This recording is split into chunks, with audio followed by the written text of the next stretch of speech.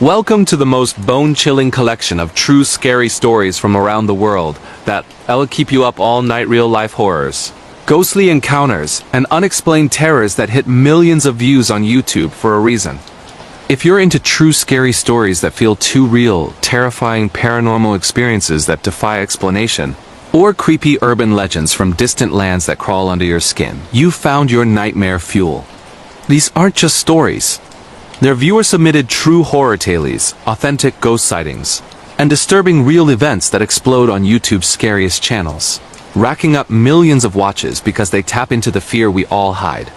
True scary stories like these haunted houses, shadowy figures in the woods, vengeful spirits from ancient folklore aren't fiction. They breathe the kind of real-life chills that make you double-check your locks and sleep with the lights on. Dive into these long-form true scary stories narrated for maximum terror. Perfect for late-night YouTube binges where every whisper and creak feels personal. If you've ever searched for true scary stories to tell in the dark, real ghost stories from Japan, or terrifying true horror experiences from the USA, this is your ultimate playlist of global nightmares. Hit play, dim the lights, and let these authentic scary tales from every corner of the earth pull you into the abyss, because once you start, you won't want to stop. If you're watching this right now, you're part of the brave or foolish crew tuning in for these true scary stories that have gone mega viral. Drop a comment below. What country are you watching from? Are you in the USA, Japan, the UK, or somewhere else? Let me know, and tell me your own quick true scary story. If you've got one, I'll shout out the creepiest in the next video. Don't forget to smash that subscribe button and turn on notifications so you never miss a dose of these heart-pounding, sleep-ruining true horror narratives. Alright, brave souls. Let's begin with the first one. Lock your doors, and remember, these true scary stories are based on real events that happened in the Whispering Walls of Willowbrook Manor, a haunted house nightmare in Salem, Massachusetts. It was a crisp autumn evening in 2018 when Emily Hargrove, a 32-year-old graphic designer from Boston, decided to chase her dream of flipping old properties for profit. She'd always been drawn to history, the kind etched into creaking floorboards and faded wallpaper, but nothing could have prepared her for Willowbrook Manor in Salem, Massachusetts, the infamous Witch's Lament House, whispered about in local lore since the 1692 trials. The real estate listing promised a steal, a sprawling Victorian mansion on the outskirts of town, built in 1887 on the site of an old execution ground with original stained glass windows and a wraparound porch that overlooked fog-shrouded woods. Emily, single and ambitious, saw it as her ticket to independence. She scraped together every penny from her savings, ignoring the agent's hesitant warnings about eccentric acoustics and past owners who left in the dead of night. It's just old house settling, she told herself, signing the papers under the golden glow of a harvest moon. The move-in happened on a Friday the 13th coincidence. Emily laughed it off as she unloaded boxes with her best friend Marcus, a skeptical engineer from Cambridge. The air inside was thick, like breathing through wet cotton, carrying a faint scent of lavender and something metallic like old blood. The foyer alone was a time capsule, a grand oak staircase spiraling up to 3 floors. Walls papered in deep crimson florals that seemed to shift when you stared too long, and crystal chandeliers dangling like frozen tears. Upstairs, the master bedroom boasted a 4-poster bed frame carved with intricate vines that almost looked like writhing hands. Down the hall, the nursery sealed off for decades had tiny footprints etched into the hardwood, as if a child had run in circles until the floor gave way to splinters. That first night, Emily crashed early, exhausted from the drive. She woke at 3:17 a.m., the witching hour, her grandmother used to call it, to the sound of soft humming drifting from the walls. It was a lullaby, faint and melodic, like a mother soothing a restless baby. Hush now, little one, the fire's warm and bright. Sleep through the storm till morning's light. Emily bolted upright, heart pounding, scanning the room lit only by moonlight slicing through lace curtains. The house was silent otherwise, no wind rattling the panes, no creaks from settling beams. Just the pipes, she muttered, pulling the covers tight. But as she lay back down, the humming grew closer, the words morphing into whispers. Stay ... play ... A chill slithered up her spine, and she flicked on the bedside lamp, casting long shadows that danced like veiled figures. By morning, Marcus dismissed it as fatigue-induced hallucination over coffee in the cavernous kitchen, where the antique stove still bore scorch marks from a long-ago blaze. They spent the day painting the living room, laughter echoing off the high ceilings as they covered the faded murals of pastoral scenes meadows, where the sheep now looked like they were screaming, trees twisting into gnarled claws. But as dusk fell, the whispers returned, this time from the basement stairs. Emily had avoided the lower level. The door was warped, stuck with decades of neglect, and the air seeping from the crack smelled of damp earth and decay. Curiosity won out. Armed with a flashlight and Marcus's reluctant company, she pried it open.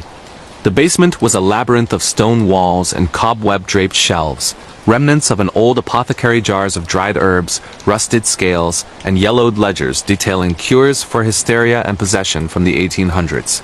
In the center stood a wooden chair bolted to the floor, straps frayed but intact, surrounded by chalk symbols that Emily's quick Google search identified as protective wards against evil spirits. This place was an asylum annexed during the witch hunts. Marcus read aloud from his phone, his voice echoing unnaturally. They held trials down here for suspected witches. Dozens died starved, drowned in ritual baths or worse. As he spoke, the temperature plummeted, their breaths fogging in the suddenly arctic air. The whispers swelled into a chorus, women's voices overlapping in agony. Burn ... drown ... Free us ... Footsteps pattered above, like bare feet scampering across the foyer floor, though they were alone. They fled upstairs, slamming the door, but the hauntings escalated. Objects began to move on their own. A porcelain doll from the attic, its glass eyes following Emily as she worked, would appear at her bedside each dawn, dress stained with what looked like rust-colored tears. Doors slammed shut without wind, locking rooms at random, and once, Marcus found the kitchen cabinets flung open, every knife arranged in a perfect circle on the island. Blades pointed inward like a ritual offering. Sleep became impossible. Emily's dreams were invaded by visions, a young woman in a white shift, her face pale as moonlight, chained to that basement chair, screaming as flames licked the walls. "Eleanor," the woman gasped in one nightmare, her voice the same as the lullabies. "They called me witch for loving too fiercely. Save my children. They're still here." Research consumed Emily's days. Digging through Salem Historical Society archives, she uncovered the truth. Willowbrook was built by Dr. Elias Hawthorne, a descendant of trial judges, who repurposed the land as a sanitarium for afflicted women. Eleanor Blackwood, a midwife accused of herbal sorcery, was one of his patients. In 1892, a fire officially ruled accidental claimed the lives of Eleanor and her 3 toddlers, trapped in the nursery. But locals swore it was Hawthorne's doing, silencing her cries of innocence. Whispers persisted. The house was cursed, walls absorbing the souls of the unjustly condemned, repaying their torment for any who dared enter. Skepticism crumbled when Marcus experienced it firsthand. Alone in the library one afternoon, reorganizing dusty tomes on occultism, he heard giggling childlike, innocent coming from the fireplace. He knelt, peering up the flue, and saw nothing but soot. Then small hands icy, translucent gripped his wrists, pulling as if to drag him into the chimney. He wrenched free, tumbling backward, skin bruised with finger marks that faded into shadowy imprints by evening. "It's real," he admitted that night, packing his bag. "This isn't settling. It's single quotes s ... alive." Emily refused to leave. She consulted a paranormal investigator from Boston, a grizzled veteran named Harlan who arrived with EMF meters, spirit boxes, and sage bundles. His readings spiked off the charts. Electromagnetic fields pulsing like heartbeats, voices crackling through the box in Latin phrases meaning, "Release us and the innocent burn." In the nursery, a child's handprint materialized on the fogged mirror, tiny and accusatory. During an EVP session in the basement, Eleanor's voice pierced the static. "Hawthorne's blood, in the walls ... find it." Harlan's face drained of color. "This isn't a haunting," he whispered. "It's a possession of the house itself. The walls are veined with their pain." Desperate, Emily tore into the manor, searching for clues. Behind a loose panel in Hawthorne's study, she found it. A hidden ledger, pages glued with what lab tests later confirmed as human blood. Eleanor's and her children's. Entries detailed exorcisms gone wrong. Hawthorne's experiments to purge sin by draining life force. embedding it into the mortar. The realization hit like a thunderclap. The house wasn't haunted. It was a prison, souls fused into brick and beam, eternally whispering for justice. The climax came on All Hallows Eve, winds howling like banshees outside. Emily, Harlan, and a local Wiccan priestess named Mira performed a ritual in the basement circles of salt, chants invoking release, candles flickering against the wards. As midnight tolled, the air thickened, shadows coalescing into forms. Eleanor, ethereal in her shift, flanked by 3 spectral children clutching rag dolls. They didn't attack. They pleaded. Free us. The chair rattled violently, straps snapping like gunfire. Hawthorne's apparition materialized, last a tall, gaunt figure in a frock coat, eyes hollow pits of regret lunging with spectral claws. Myra's incantations boomed, salt flying as the entity shrieked, the walls cracking like eggshells, crimson wallpaper peeling to reveal blood-stained stone. In a surge of otherworldly fury, the house convulsed, chandeliers shattering, stairs groaning as if breaking free. Emily smashed the ledger into the chair's remains, flames from the ritual engulfing it. The whispers peaked into a wail that shattered every window, then silence. Profound, echoing void. The figures dissolved into light, ascending through the rafters, Eleanor's face softening into peace. "Thank you," her voice lingered, faint as a breeze. Willowbrook stood empty after that, Emily selling it for a fraction of what she'd paid, the new owners bulldozing it for condos. But she kept a shard of the nursery mirror, the handprint etched eternally. To this day, in quiet moments, she hears the lullaby, not menacing, but grateful. Salem's ghosts don't forget, and neither does Emily. If you're flipping houses or chasing history, remember, some walls whisper warnings for a reason. The end? Or just the beginning of your own haunt. The Shadow Shift, a glitch in the Matrix terror in Seattle, Washington, in the rain-slicked streets of Seattle, Washington, where the perpetual drizzle blurs the line between day and dream. 28-year-old software developer Alex Rivera thought he had life figured out. It was early 2020 pre-pandemic haze, and Alex was grinding away at a tech startup in Pioneer Square, coding algorithms that predicted user behavior with eerie accuracy. He lived in a sleek high-rise condo overlooking Elliott Bay, the kind with floor-to-ceiling windows that made the city look like a glitchy simulation on low battery. Alex was a rationalist atheist, data-driven, the guy who debunked conspiracy theories over IPAs at dive bars. "Reality's just code," he'd quip, tapping his temple. "Bugs happen, but you patch them." The first glitch hit on a Tuesday in February, during his commute on the light rail from Capitol Hill. Alex was scrolling emails when the train lurched, not the usual sway, but a full stutter, like a video buffering. Passengers froze mid-motion. The barista across the aisle with her coffee paused inches from her lips, a businessman's tie fluttering in suspended wind. Time stretched, elastic and wrong, lasting maybe 3 seconds but feeling like eternity. When it snapped back, everyone resumed oblivious. But Alex's phone screen glitched, his calendar showing appointments from a week ago, emails unread that he'd swear he archived. He blinked hard, chalking it up to low blood sugar, but his reflection in the window looked off. His eyes, brown and steady, flickered green for a split second, like a corrupted pixel. That night, back in his condo, the anomalies multiplied.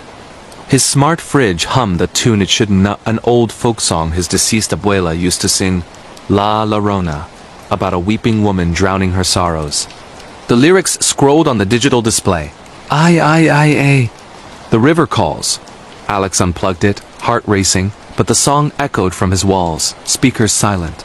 He called his girlfriend, Lena, a barista in Fremont, for grounding. "Babe, it's nothing tech gremlins," she laughed over the line. But when he met her for dinner at a Pike Place spot, she arrived with a tattoo on her wrist he didn't remember, a small raven, inked the day before. "Got it on a whim," she said, but Alex's memory rebelled. He'd seen her bare skin that morning, no ink. "When did you—" He trailed off, the world tilting. Sleep brought no relief. Dreams warped into hyper-real vignettes.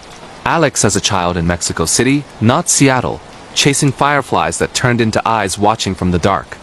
He woke drenched, clock reading 4:44 a.m., repeating digits that started appearing everywhere. Gas pump at $44.44. Room 444 at the gym, even his code compiling 444 errors. Coincidences piled like code errors, each one a crack in the facade. At work, his boss praised a presentation Alex hadn't prepared. Colleagues referenced inside jokes from meetings that never happened. Dude, that bit about the quantum cats? Gold, his coworker Jake said, slapping his back. Alex forced a smile, but inside, panic brewed. Was he losing it? Gaslighting himself in some dissociative fugue? The real unraveling came during a solo hike in Discovery Park, Seattle's emerald escape from urban grind. It was a foggy Saturday, trails muddied by recent rains, evergreens dripping like silent sentinels. Alex needed air, clarity, something to reboot his glitching brain.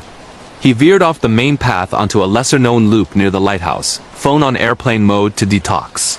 The woods thickened, ferns brushing his jeans, the only sound his boots crunching gravel. Then, a skip. The path ahead duplicated, forking left where it should curve right. He blinked, and it corrected, but a figure stood at the bend, a man in outdated attire. Tweed coat and fedora, face blurred like a low-res render. "You're not supposed to be here," the man said, voice echoing with reverb like audio from a corrupted file. Alex froze, then ran, branches whipping his face, lungs burning. He burst onto the beach, waves crashing against driftwood, but the man was gone, no footprints in the sand. Gasping, Alex checked his phone. Time had jumped 47 minutes.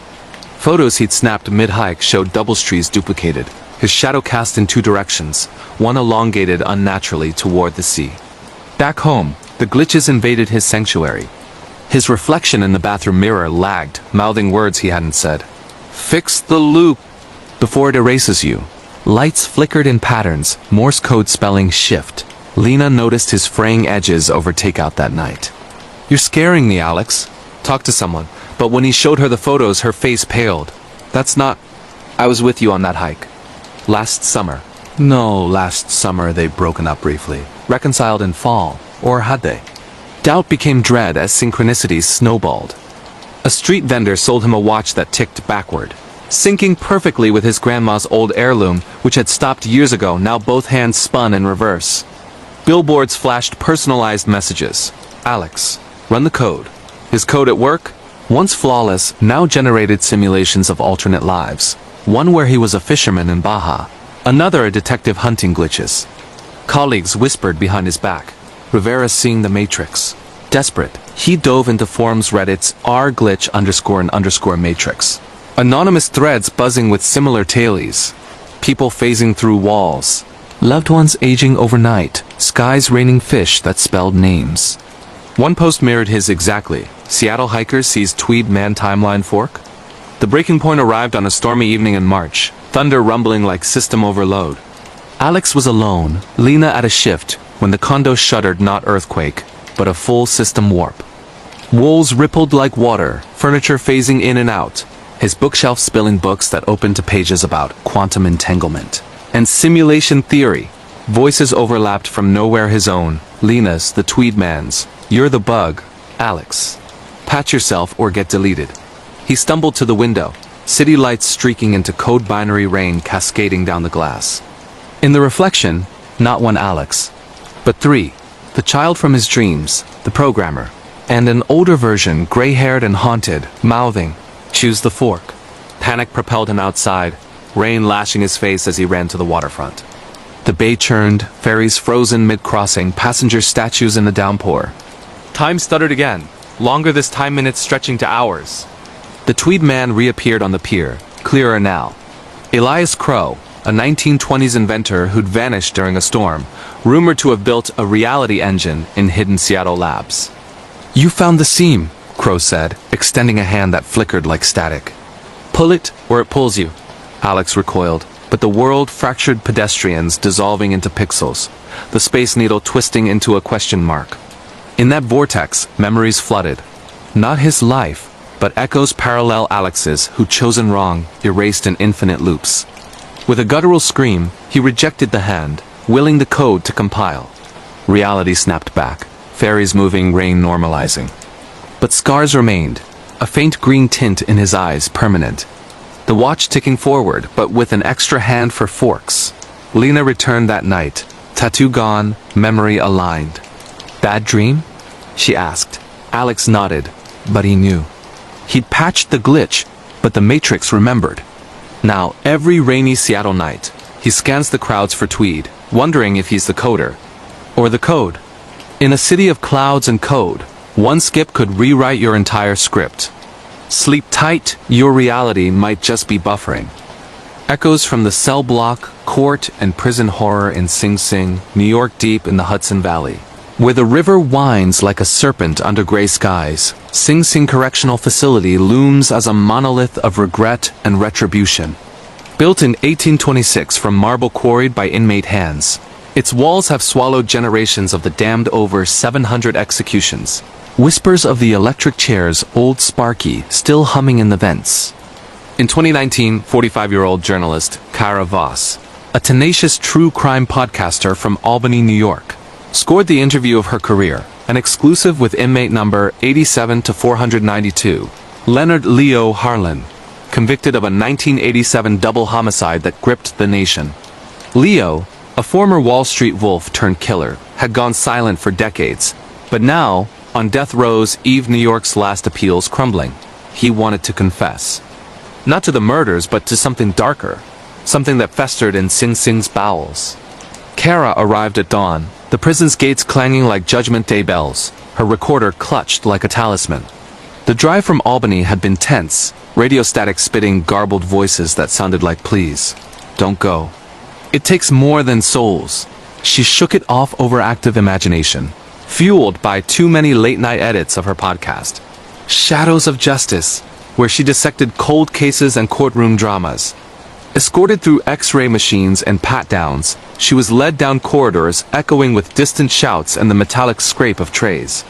The air grew heavier, laced with bleach and despair, walls scarred with faded graffiti. The chair weights, etched in 1950s ink. The interview room was a sterile box-gray table bolted to concrete. One-way mirror reflecting her sharp bob and skeptical eyes. Leo shuffled in, chains rattling, a shadow of his former self. Gaunt cheeks, eyes like polished obsidian, tattoos of thorny roses creeping up his neck. At 62, he moved with the deliberate grace of a man who'd outlasted appeals. "Miss Voss," he rasped, voice gravel from disuse, "you chase ghosts in court transcripts. But here, they're real. And they've been waiting for you." Kara hit record, leaning in. "Tell me about the night 1987, the penthouse slayings. You said there was more." Leo's gaze drifted to the mirror, as if seeing beyond. He spoke slowly, weaving a tale that started ordinary. A deal gone sour, rivals double-crossed in a Manhattan high-rise. But as he pulled the trigger on Victor Lang and his mistress, something shifted. The room rippled, Leo said. Like heat off asphalt, but inside.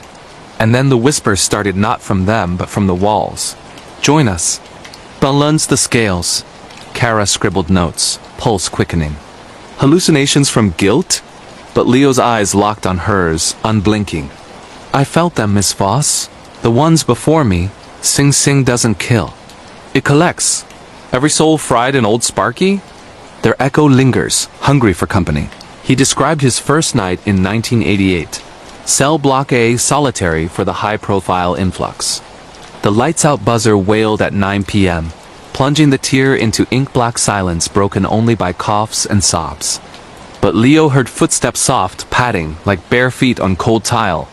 Peering through his slot, he saw shadows detach from walls, humanoid smears slinking between bars, faces half-formed, mouths gaping in silent screams. One paused at his door, hand pressing against the steel, fingers elongating like smoke.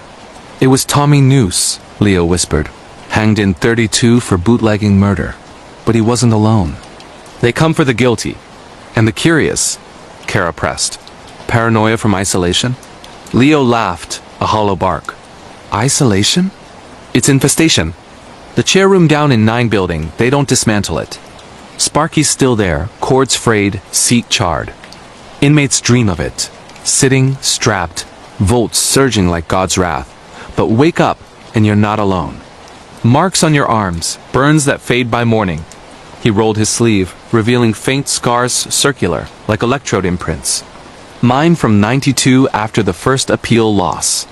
Woke screaming, smelling ozone. As the session dragged into hours, the room chilled, vents hissing unnaturally. Kara's recorder glitched, tape warbling with static bursts that formed words. Witness ... She glanced at the mirror. Swearing a figure hovered behind her reflection, a man in warden's garb, circa 1900s, neck bruised from a noose. Leo noticed, nodding. He's Warden Hale, hung himself in 41 after a riot blamed the ghosts for driving him mad. Says the prison's built on ley lines, old native burial grounds cursed by Dutch settlers. Every brick absorbs sin, replays it. The confessions deepened. Leo claimed the 1987 murders weren't random. He'd been called by the echoes. Victor was skimming from a syndicate tied to Old Sing. Sing smugglers' ghosts of rum runners executed in the 20s. They whispered deals in my ear, promised freedom if I balanced the blood debt. Kara's skepticism cracked. Her own arms prickled, as if fingers traced invisible chains. Leo leaned closer. And you, Ms. Voss? Your podcast, Shadows? It's bait. They hear you digging cases, unsolved ones. The Limburg baby echoes here, crying from the nursery wing. Black Dahlia's pieces reassemble in the laundry, dripping red. By afternoon, guards banged for end time, but Leo grabbed her wrist cold as grave dirt. Last appeal tomorrow. If they fry me, don't mourn. Join the chorus instead. Record this. The chair doesn't end you. It rewires. You'll feel the jolt in your dreams every full moon. Kara yanked free, fleeing the room, heart hammering. Outside, under Hudson's overcast sky, she replayed the tape in her car. Leo's voice clear. The murders, the whispers. But overlaid, a chorus dozens, moaning, balance ... witness ... dogs, and a child's wail, faint but piercing. That night, in her Albany apartment, Kara couldn't sleep. The podcast edit played on loop, static building to a crescendo. At 3 a.m., her power surged, lights strobing like execution flashes. Shadows pooled in corners, forming silhouettes, prisoners in stripes, hands outstretched. One, a woman with Elizabeth Short's signature wave, mouthed, "Tell our story." Kara bolted awake. No, not awake. Paralyzed, body strapped to an invisible chair, volts phantom racing through veins. She smelled ozone, heard the sizzle. Leo's execution aired live the next dawn. Botched, they said, flames leaping higher than protocol. Sing Sing went dark after, conversions to medium security muting the old wing. But Kara quit podcasting, or tried. Whispers followed. Phone calls with dead air and distant rattles. Mail with clippings of closed cases, her voice narrating them in dreams. Last she checked, Leo's cell stood empty, but inmates report footsteps, a voice rasping. The witness returns, in the shadow of the chair. Justice isn't blind, it's echoing, eternal, and always hungry for one more story.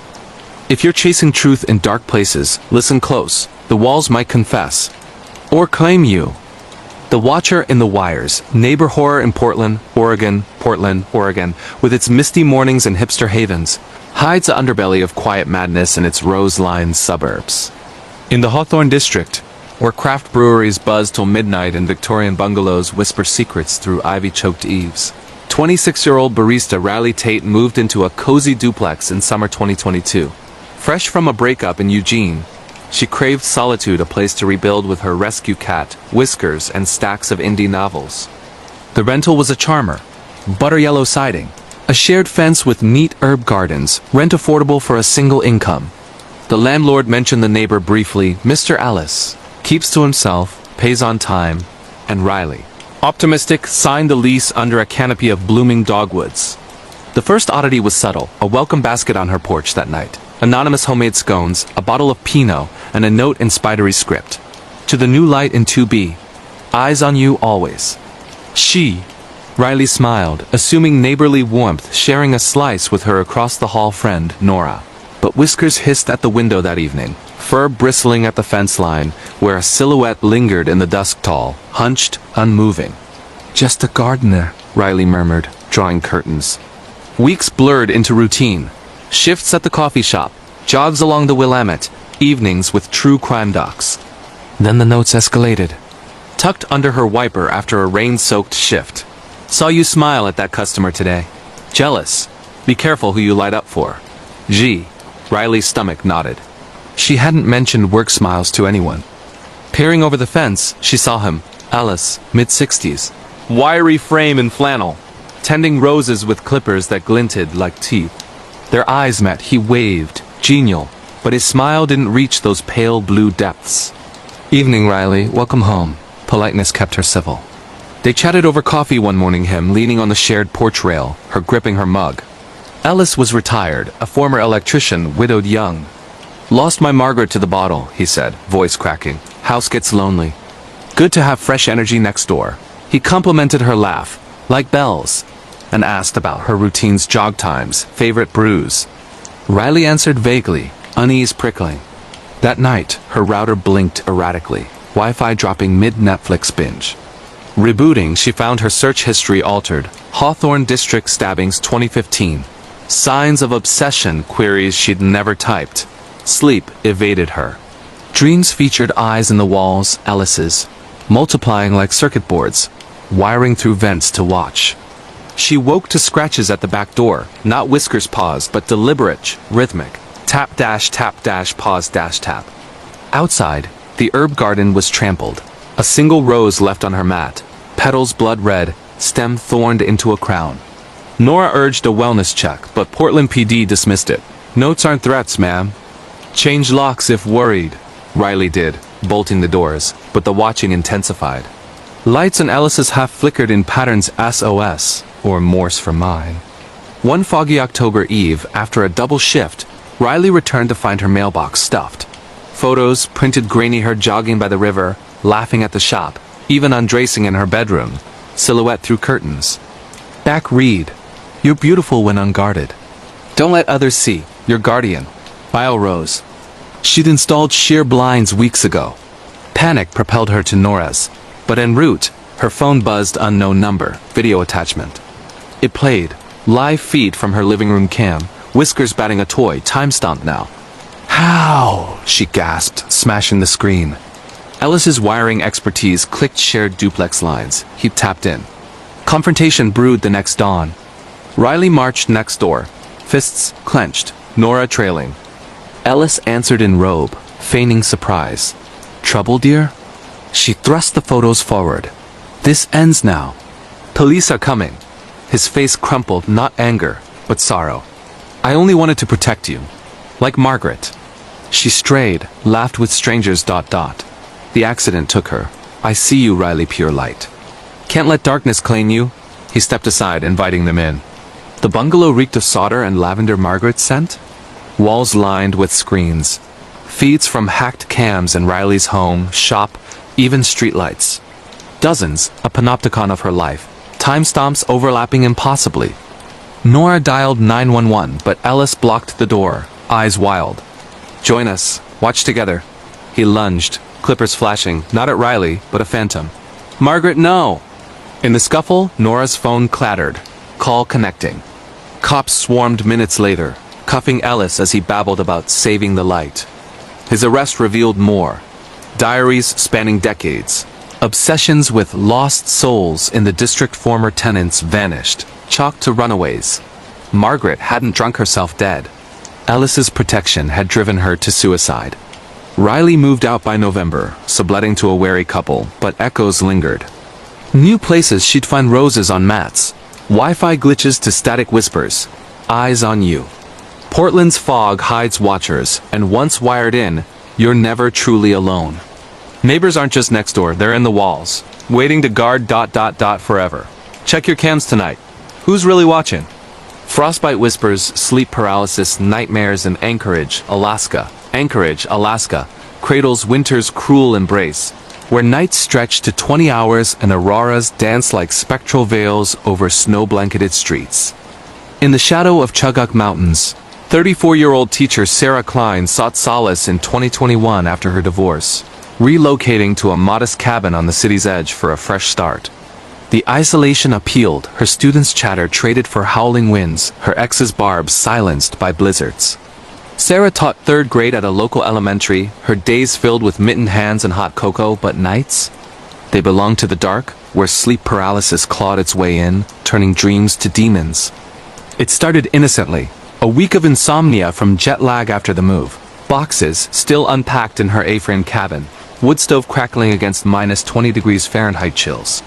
Sarah popped melatonin, chased with chamomile, and finally drifted off one midnight, moonful and mocking through frosted panes. She awoke not fully body leaden, eyes locked open to the ceiling beams crawling with shadows. Pressure on her chest, like a wolf's paw pinning her, and at the footboard, it stood. A figure, elongated and emaciated, skin like cracked permafrost, eyes glowing amber coals. It leaned in, breath fogging her face with frost arctic. Burning cold whispering in guttural Inupiaq. QIVITTOQ. Return. To the ice. Sarah's mind screamed, lungs frozen, but her body betrayed. Trapped in limbo as the thing's claws traced her quilt, shredding threads without touch. Dawn freed her, gasping, sheets tangled, no marks but the chill lingering in bones. Hypnopompic hallucination, she Googled, blaming stress. Alaska's long nights bred such Thales Wendigo myths from indigenous lore, Wendigo psychosis in psych journals. But the visitations persisted, nightly now, each more vivid. Second night. The figure at her ear, voice a rasp of cracking ice. You left us ... in the white ... Come back. Visions flooded. Not hers, but echoes. A trapper lost in 1890s snows, flesh wasting to madness, cannibal urges twisting soul to monster. Sarah jolted awake, stove cold, cabin dusted with hoarfrost inside. By week 2, paralysis invaded days. Grading papers in her kitchen, dawn light week she'd freeze mid-sip, coffee mug slipping. Body rigid as the entity materialized beside her now corporeal, fur matted with ice shards, antlers branching from skull like barren trees. It fed on her fear, inhaling her shallow breaths, exhaling blizzards that frosted windows shut. Her mind begged. Whispers answered. Blood calls. Your line ... explorers ... Left bones in the past. Genealogy apps confirmed. Great-grandfather. A gold rusher, vanished in Chugach. Journal entries raving of frostmen devouring stragglers. Desperation drove her to Dr. Elena Voss, Anchorage's sleep specialist. A no-nonsense Inuit woman with clinic walls papered in Aurora photos. Shadow people, Elena diagnosed. Prescribing CPAP and therapy. Cultural Tutupalag. Vengeful spirits from forgotten dead. Sessions unearthed buried memories. Childhood visits to Grandma's village. Tales of Kivadak, suicides frozen in caves, souls cursed to wander as ice wraiths. But treatment failed. The entity evolved, bringing entourage shadow children with hollow eyes, tugging her sheets, giggling as paralysis locked her. One dawn, it spoke English. Teach us ... warmth ... Or join the cold. School became refuge, but bleed over struck. During recess, kids froze in a circle, mimicking her paralysis, chanting frostbite whispers in unison words Sarah never uttered. Parents pulled them, rumors swirling of haunted teacher. Alone again. Sarah barricaded with sage from Elena Inuit blessings, burning sweetgrass till smoke choked the air. The entity raged that solstice, winds battering the cabin like fists, paralysis hitting at midnight. It straddled her chest, weight crushing, face inches away great-grandpa's, decayed to Wendigo horror, teeth filed to points. Forgive ... bury. The bones. Visions assaulted. The pass, 1,897, expedition slaughtered. Bodies cached in crevasse, cursed by shamans for desecration. Gasping free, Sarah drove through dawn's half-light to Eagle River Nature Center, coordinates from family lore. Avalanche risk high, but she trekked, shovel and prayers in tow. Hours in whiteout, she found it, cleft in glacier, bones gleaming skull with her great-grandpa's locket. As she interred them, wind died, aurora flaring green forgiveness. Back home, sleep came dreamless, entity banished. But scars frost eternal, chills in warm rooms. Whispers on windy nights, thank you ... teacher, in Alaska's endless dark. Paralysis isn't just sleep's thief, it's the past's claw, dragging you under ice. Bundle up, the cold remembers what you forget. And so the night deepens with more tales ahead. Stay subscribed for the wilderness horrors lurking in national parks.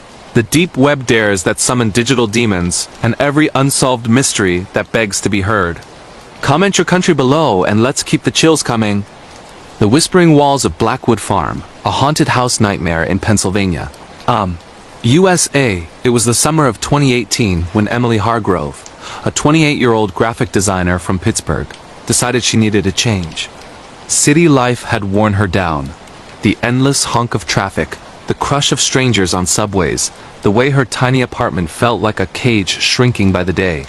Scrolling through real estate listings late one night, fueled by cheap wine and a restless itch for adventure, she stumbled upon Blackwood Farm. The drive out there on closing day was idyllic at first.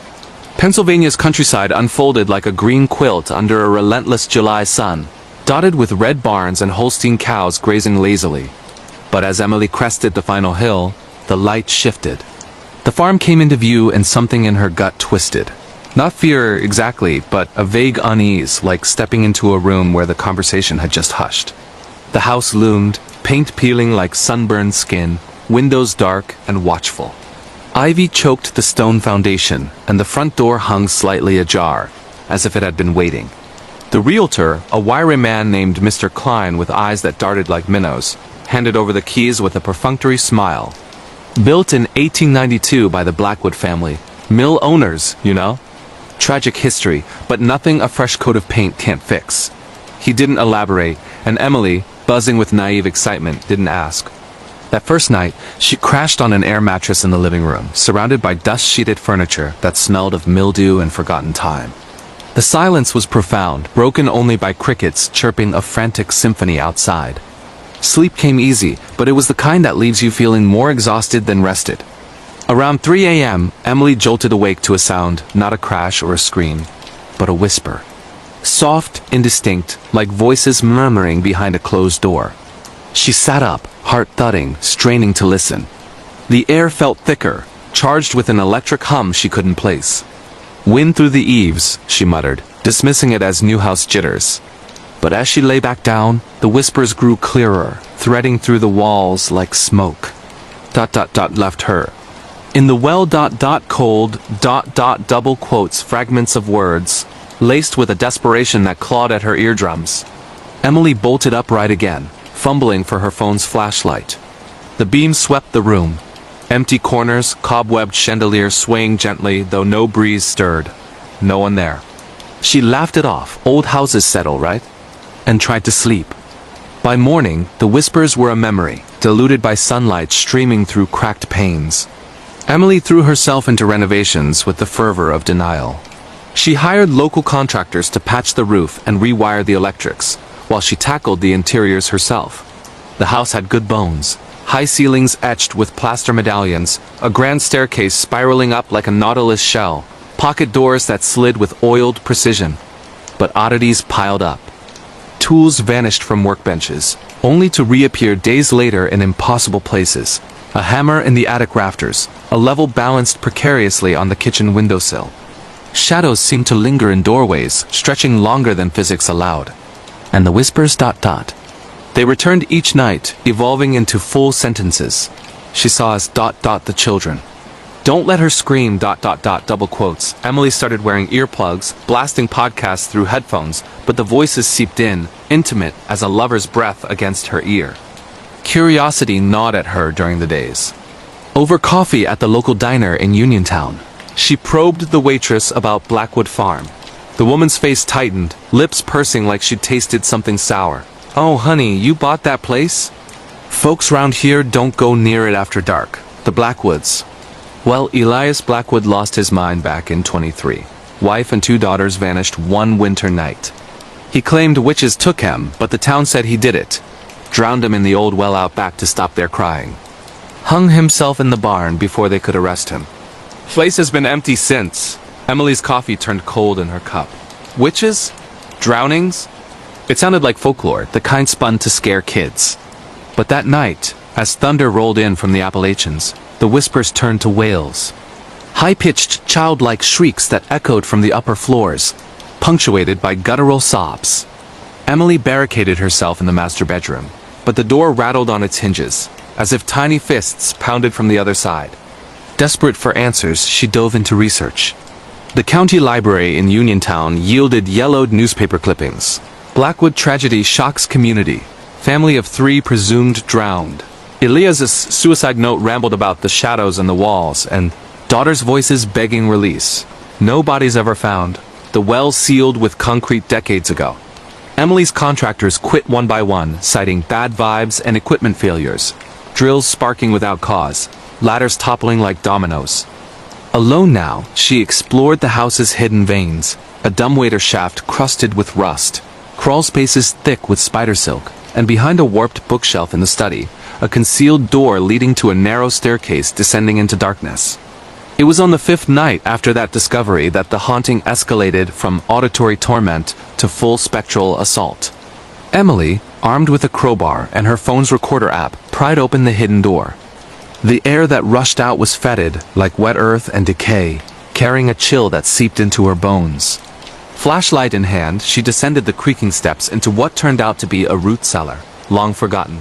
Shelves sagged under jars of preserved fruits turned to sludge, and in the center stood the sealed well, a squat pillar of crumbling concrete, weeds forcing through cracks like desperate fingers. As she approached, the recorder picked up the voices clearly for the first time. Mama ... cold. Let us out ... Overlapping, pleading, a chorus of innocence twisted into agony. Emily's skin crawled. She could feel eyes on her, not from the shadows but from within the walls themselves, as if the plaster breathed, undulating faintly in the flashlight's glow. She backed away, heart hammering, but the door at the top of the stairs slammed shut with a boom that shook dust from the rafters. Panic surged. She pounded on it, screaming for help that wouldn't come. No neighbors for miles, her phone signal dead as the stone around her. Then the whispers became laughter, low, mocking chuckles that bubbled up from the well, joined by scraping sounds like nails on wood. The concrete began to crack, fissures spiderwebbing outward, and through them seeped a milky fog, coiling around her ankles like serpents. Emily swung the crowbar wildly, connecting with nothing but air that tasted of copper and sorrow. Shapes materialized in the mist, small, translucent figures in tattered dresses, their faces blurred but eyes hollow pits of accusation. "You woke us," one hissed, voice like wind through broken glass. "Join the family." Emily doesn't remember much of the escape, just a frantic scrabble up the stairs as the door burst open from the outside force, slamming back as if repelled by her terror. She fled the house in her pajamas, driving barefoot to the nearest motel, where she spent the night shaking under threadbare blankets, replaying the recorder's audio until dawn. The voices were unmistakable, pleas turning to threats, names whispered. Elias ... forgive ... or join. She sold Blackwood Farm the next week for a fraction of what she'd paid, to a demolition crew who leveled it without incident. But Emily still hears the whispers some nights. In the hum of her new apartment's vents, in the rustle of leaves outside her window. Pennsylvania's hills hold their dead close, and Blackwood Farm was just one grave among many, waiting for the next fool to listen. If that tale left you glancing over your shoulder, good, because the night is young and the shadows deeper. Our next descent into dread takes us to the sun-baked suburbs of Phoenix, Arizona, USA, where a family's dream home became a portal for demonic fury. The possession of Willow Creek, demons and possessions terror in Arizona, USA. In the sprawling master-plan community of Willow Creek, on the outskirts of Phoenix, where cacti sentinel, the horizon and the desert wind carries the scent of creosote and regret. The Ramirez family moved in during the blistering heat of August 2020. Marco and Sofia, both 35, had scraped together their savings for this slice of the American dream. A stucco two-story with terracotta tiles, a backyard pool shimmering like a mirage, and mountain views that promised escape from their cramped apartment in South Tempe. Their daughter, little Isabella, Izzy to all who loved her, was 6, with ringlet curls and a laugh that could melt the summer sun. Fresh start, Marco toasted as they unpacked boxes under the relentless Arizona sky. Sophia, a schoolteacher, nodded, though her eyes lingered on the house's unusual features. The way the front door's knocker was shaped like a snarling coyote, the faint scorch marks around certain outlets, the master bathroom's mirror that seemed tilted just a hair off true. The first signs were subtle, kind you chalk up to stress or imagination. Izzy, usually a ball of energy, started waking from nightmares, drenched in sweat, babbling about the man with red eyes who lives in the walls. Sophia dismissed it as adjustment anxiety, new house, new school come fall. But then came the drawings. Dozens of them, crayon frenzies covering the kitchen table, stick figures with elongated limbs, black scribbles for eyes, flames licking at their feet. "He's angry, Mommy," Izzy would say, her small voice flat, eyes distant. "He says we took his spot. Marco laughed it off, hanging one on the fridge as artistic expression. But at night, when the desert cooled and the stars wheeled overhead like indifferent gods, the house began to groan. Not the settling creaks of expansion and contraction, but deliberate moans, rising from the basement utility room where the water heater hummed like a chained beast. By mid-September, the anomalies escalated. Sophia found the kitchen knives rearranged in the shape of a pentagram on the counter, blades pointed inward like accusatory fingers. Lights flickered in patterns. 3 short, 3 long, 3 short. Morse code for SOS, though neither parent knew it at the time. Izzy's behavior shifted dramatically. The sweet girl who once hugged every stranger now recoiled from affection, her skin unnaturally hot to the touch, veins pulsing visibly beneath translucent flesh. One evening, as Marco grilled burgers in the backyard, Izzy toddled out, doll in hand, and without warning, hurled it into the pool with a guttural snarl that didn't belong in a child's throat. "Get out!" She spat, voice gravelly, layered with an adult timbre. "This is mine!" Sophia rushed her inside, chalking it to a tantrum, but the bruises appeared overnight, purple blooms on her arms, and legs shaped like handprints too large for any human grip. Desperation drove them to Father Elias, a local priest with a reputation for unconventional counsel among Phoenix's Latino community. He arrived on a Thursday evening, Bible in hand, his face etched with the lines of too many midnights spent battling the unseen. The house felt wrong from the threshold, he later confided to his diocese. Air heavy as mercury, shadows pooling in corners like spilled ink. They gathered in the living room, Izzy perched on the couch like a porcelain doll, unnervingly still. Father Elias began with prayers in Latin, his voice steady as he sprinkled holy water. At first, nothing. Then, the temperature plummeted 20 degrees, frost rimming the windows despite the desert warmth outside. Izzy's head snapped back, eyes rolling white, and a voice erupted from her. Not hers, but a cacophony, male and ancient, laced with brimstone. "You think your God can chain me? This vessel is sweet, young, ripe for the breaking." What followed was 3 hours of hell on earth. The priest's Bible burst into flames in his hands, pages curling to ash as invisible winds howled through sealed rooms. Furniture levitated, crashing down in splintered fury. The family photos on the mantel shattered, glass shards orbiting like shrapnel before embedding in walls.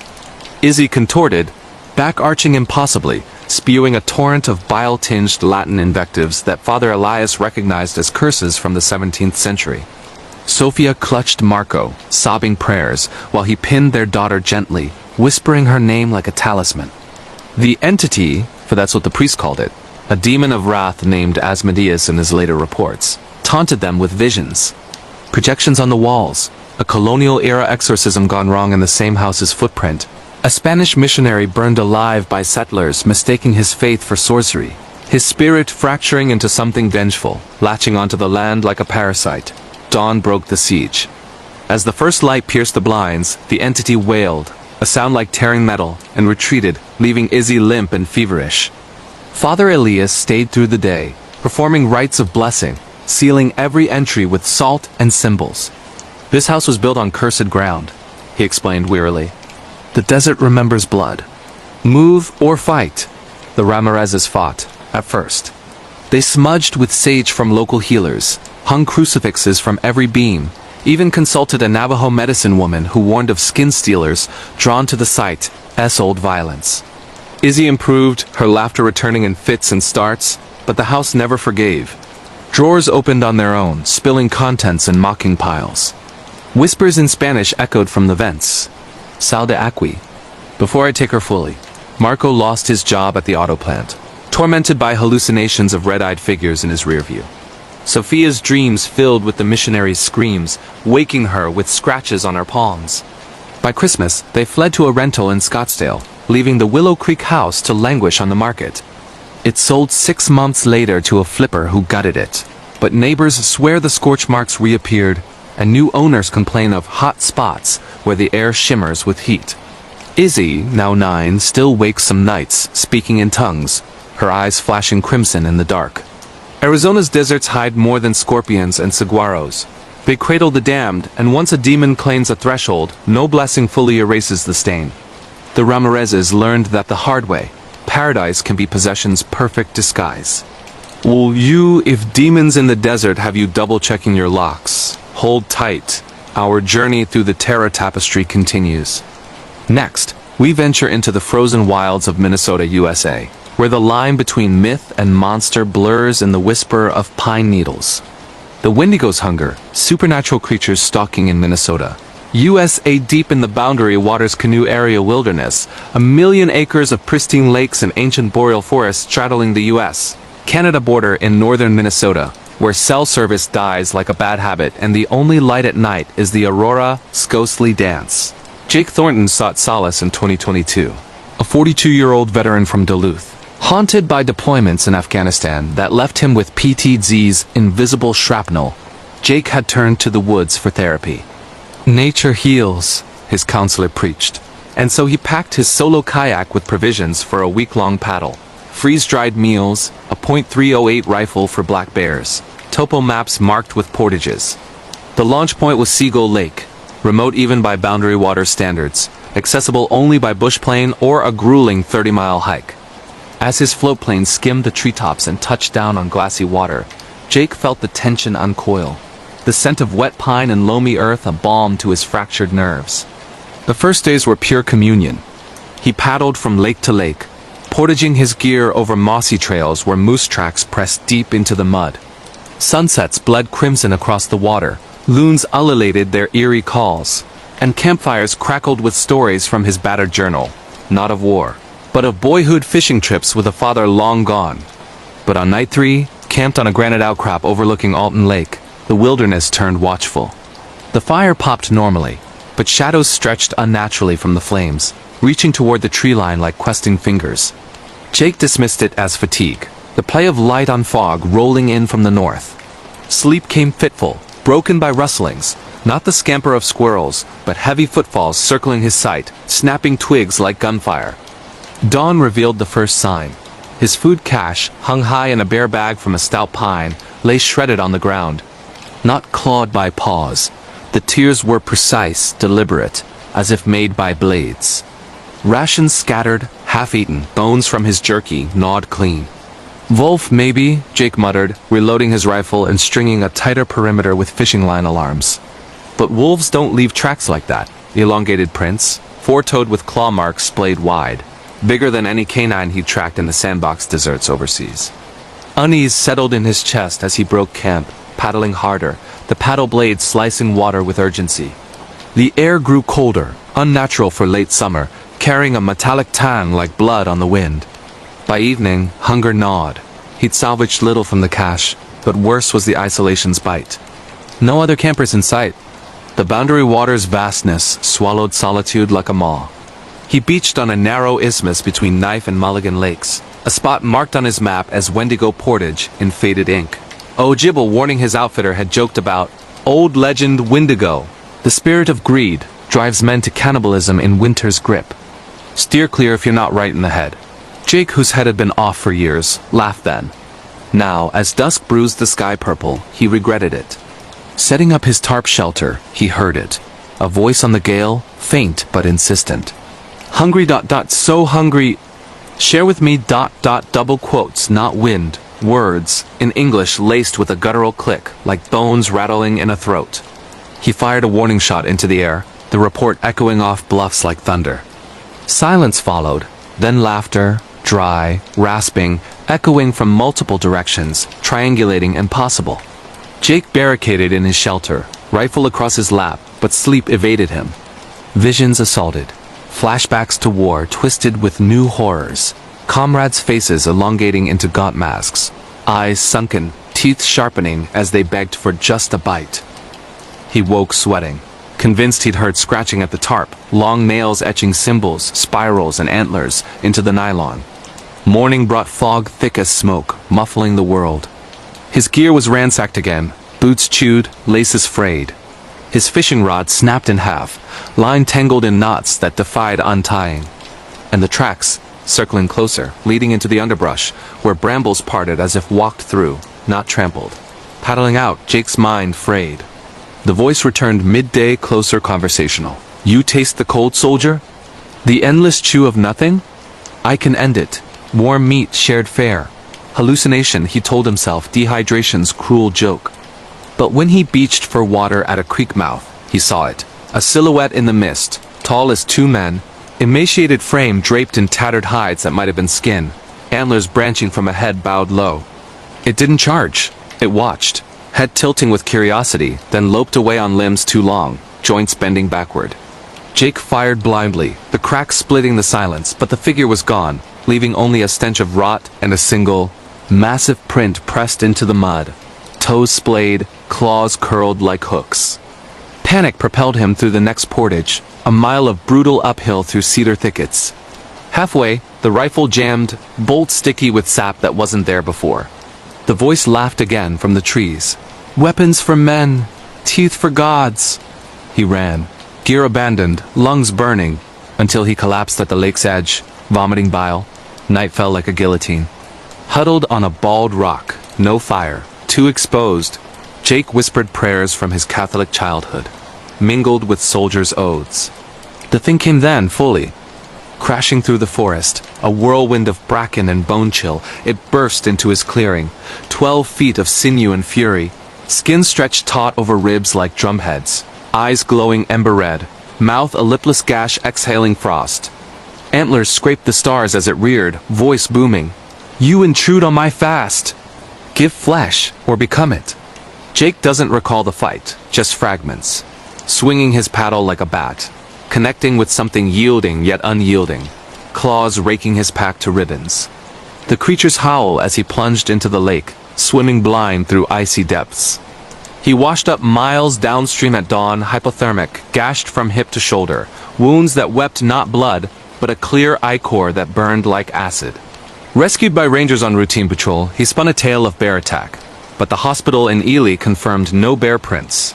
Only those unnatural tracks photographed by his dropped phone.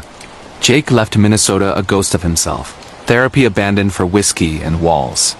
Locals nod knowingly, the Wendigo doesn't kill outright. It hungers for the mind first, turning survivors into echoes, forever hearing the call. In Minnesota's wild heart, where winter starves the weak, some legends don't whisper, they devour. As the aurora fades in your mind's eye, prepare for a twist into the uncanny. Our next saga glitches reality itself, unfolding in the bustling tech hub of Seattle, Washington, USA, where the Matrix frays at the seams. Fractured reflections glitch in the Matrix reality, distortions in Washington. USA Seattle's perpetual drizzle and neon glow had always suited Lena Voss, a 31-year-old software engineer at a Rainier Valley startup, where code was king and coffee was god.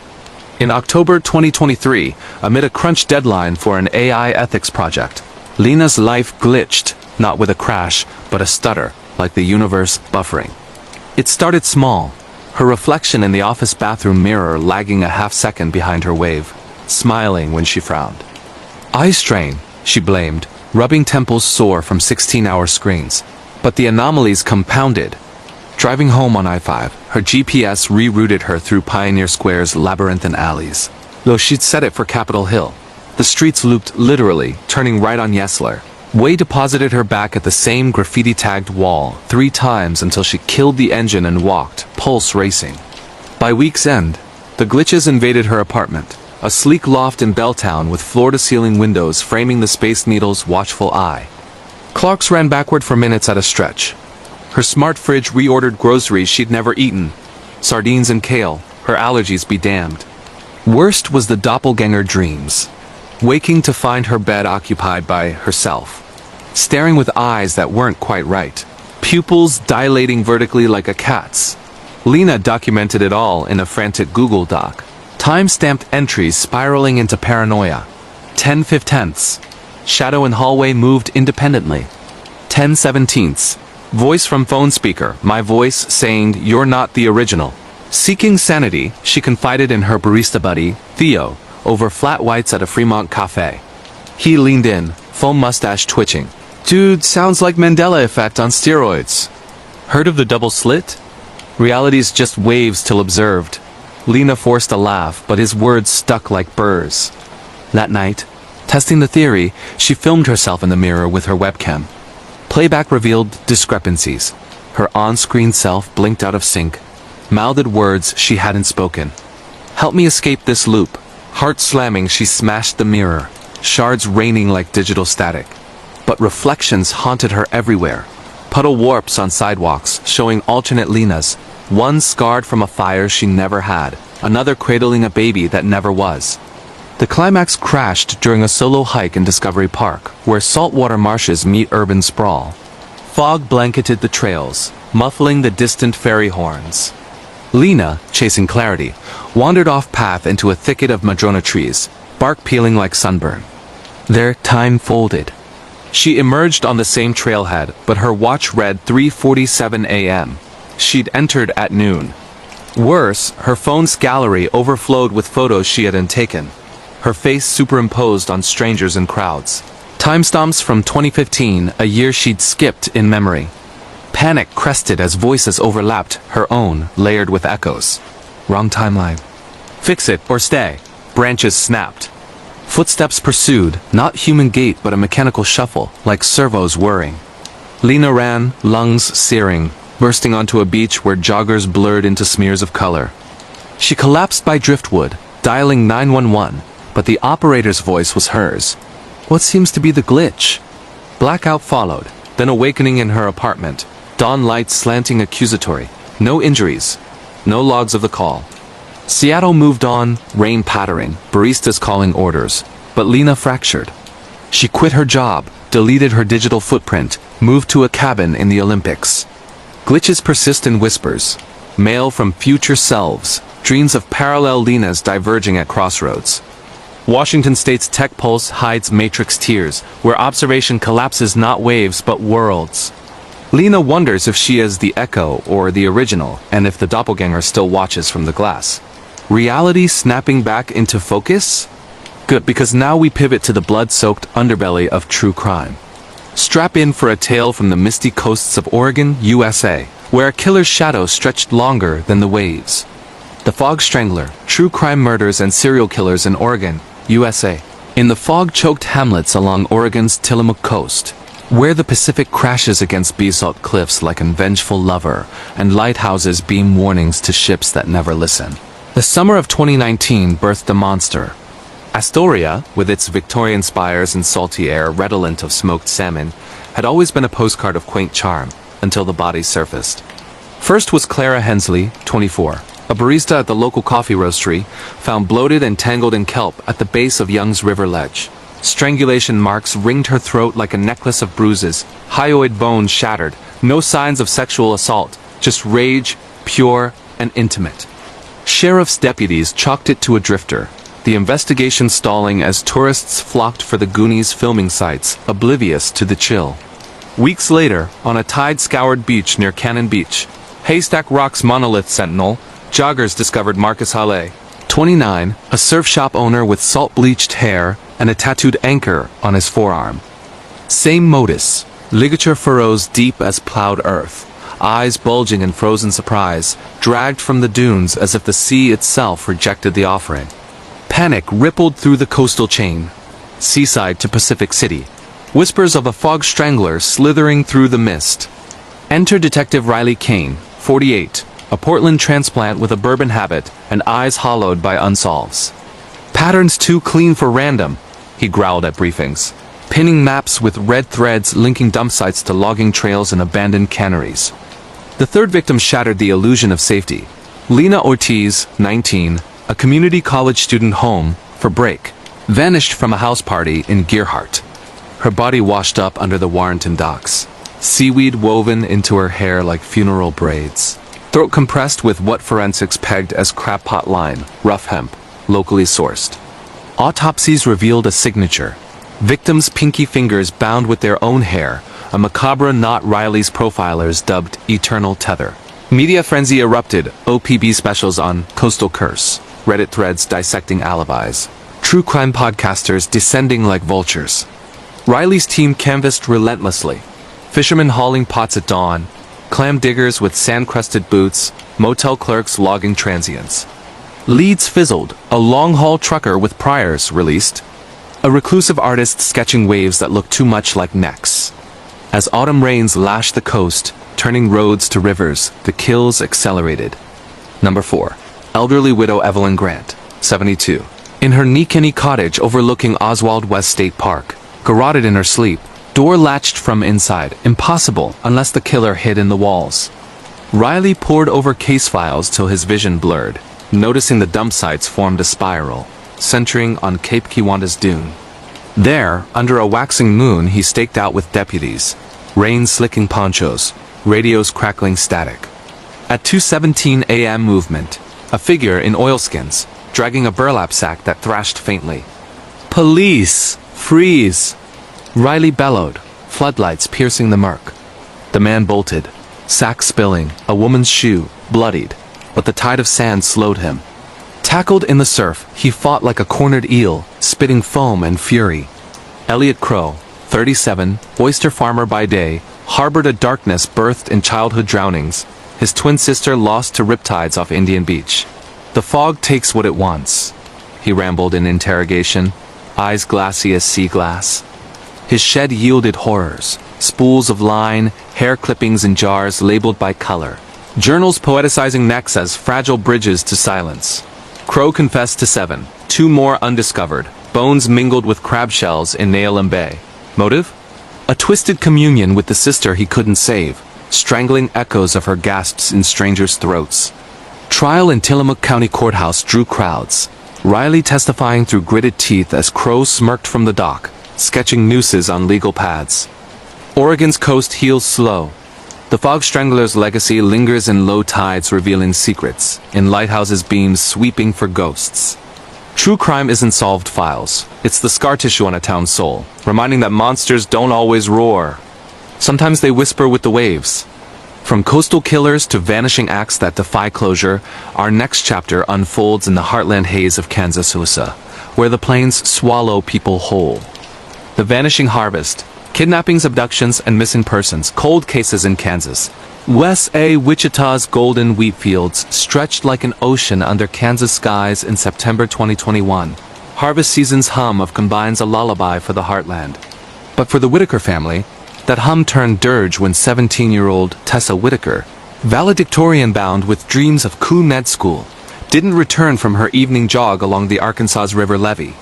Last seen in neon running gear, ponytail swinging, waving to neighbors on Pony Avenue, Tessa's Nikes were found at dawn, neatly placed, laces tied, solace caked in mud not from the path. No struggle, no scream, just absence, sharp as a scythe. Sheriff's office mobilized fast K9 units sniffing trails that dead-ended at the river's muddy bank. Drones buzzing over cottonwoods, divers probing the silty depths. Leads poured in, a white van sighted near Riverside Park, a classmate's jealous ex with a temper, even whispers of human trafficking rings preying on rural routes. Tessa's parents, Dale and Marla, plastering flyers on every silo from Salina to Hutchinson, their faces gaunt under fluorescent lights. "She wouldn't run," Marla pleaded on local news, voice cracking. Someone took her. Weeks bled into months. The river gave nothing but gar and grit. Tessa joined the cold case files, her yearbook photo haunting bulletin boards, a ghost in the grain elevator's shadow. Then echoes.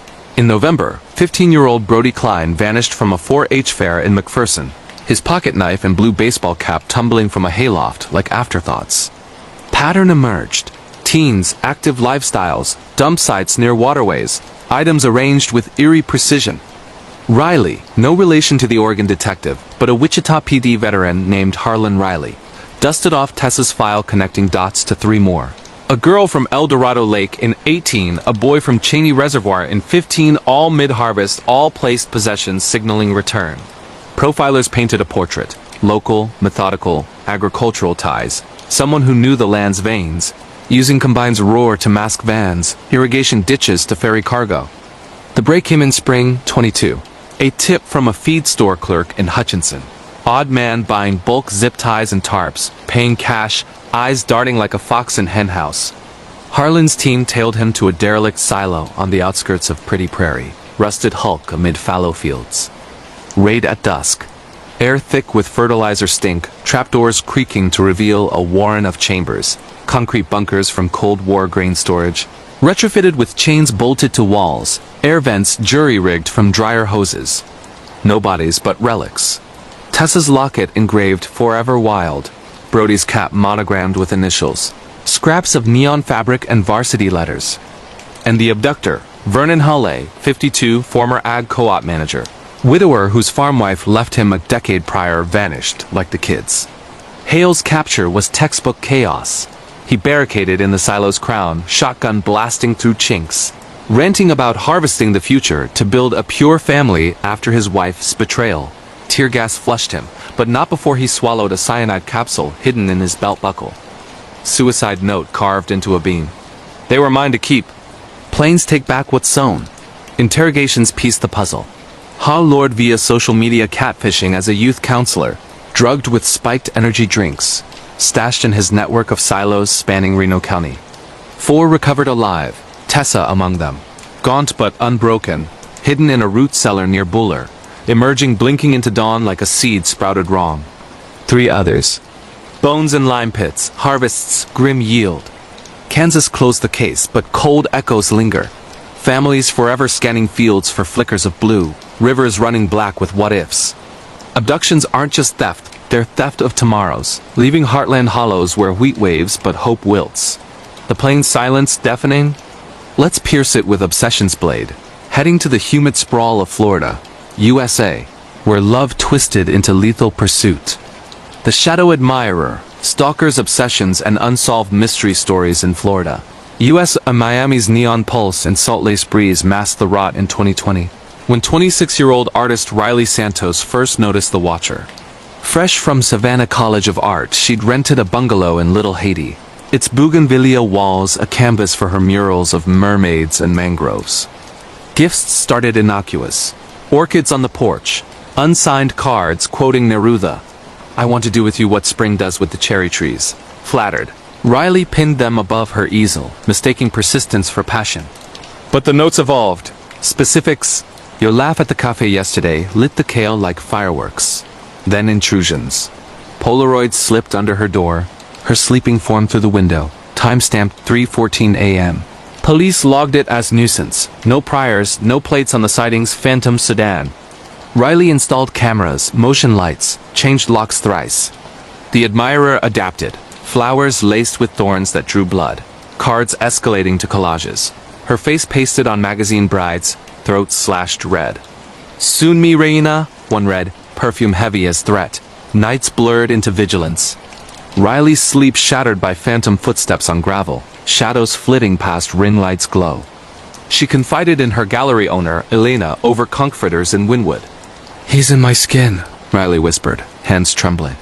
Elena urged a Pi ex-cop Javier Ruiz, whose rates she fronted. Ruiz's report chilled. The Admirer traced to a PO box in Hialeah, rented by E-Lover, forwarding to a burner email Riley recognized, her old Tinder handle, dormant since college.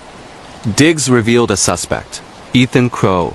Again, coincidence's cruel joke 34. IT drone at a Doral firm. No record but a digital trail of obsession. Forums under aliases gushing over Riley's Insta. Deepfakes of her in wedding gowns, GPS pings shadowing her yoga classes and art walks. Confrontation at his condo. Ruiz in uniforms kicking in the door to a shrine, walls papered with Riley's prints. Hair samples in baggies, a mannequin in her likeness dressed in stolen sundress, neck encircled by a choker of barbs.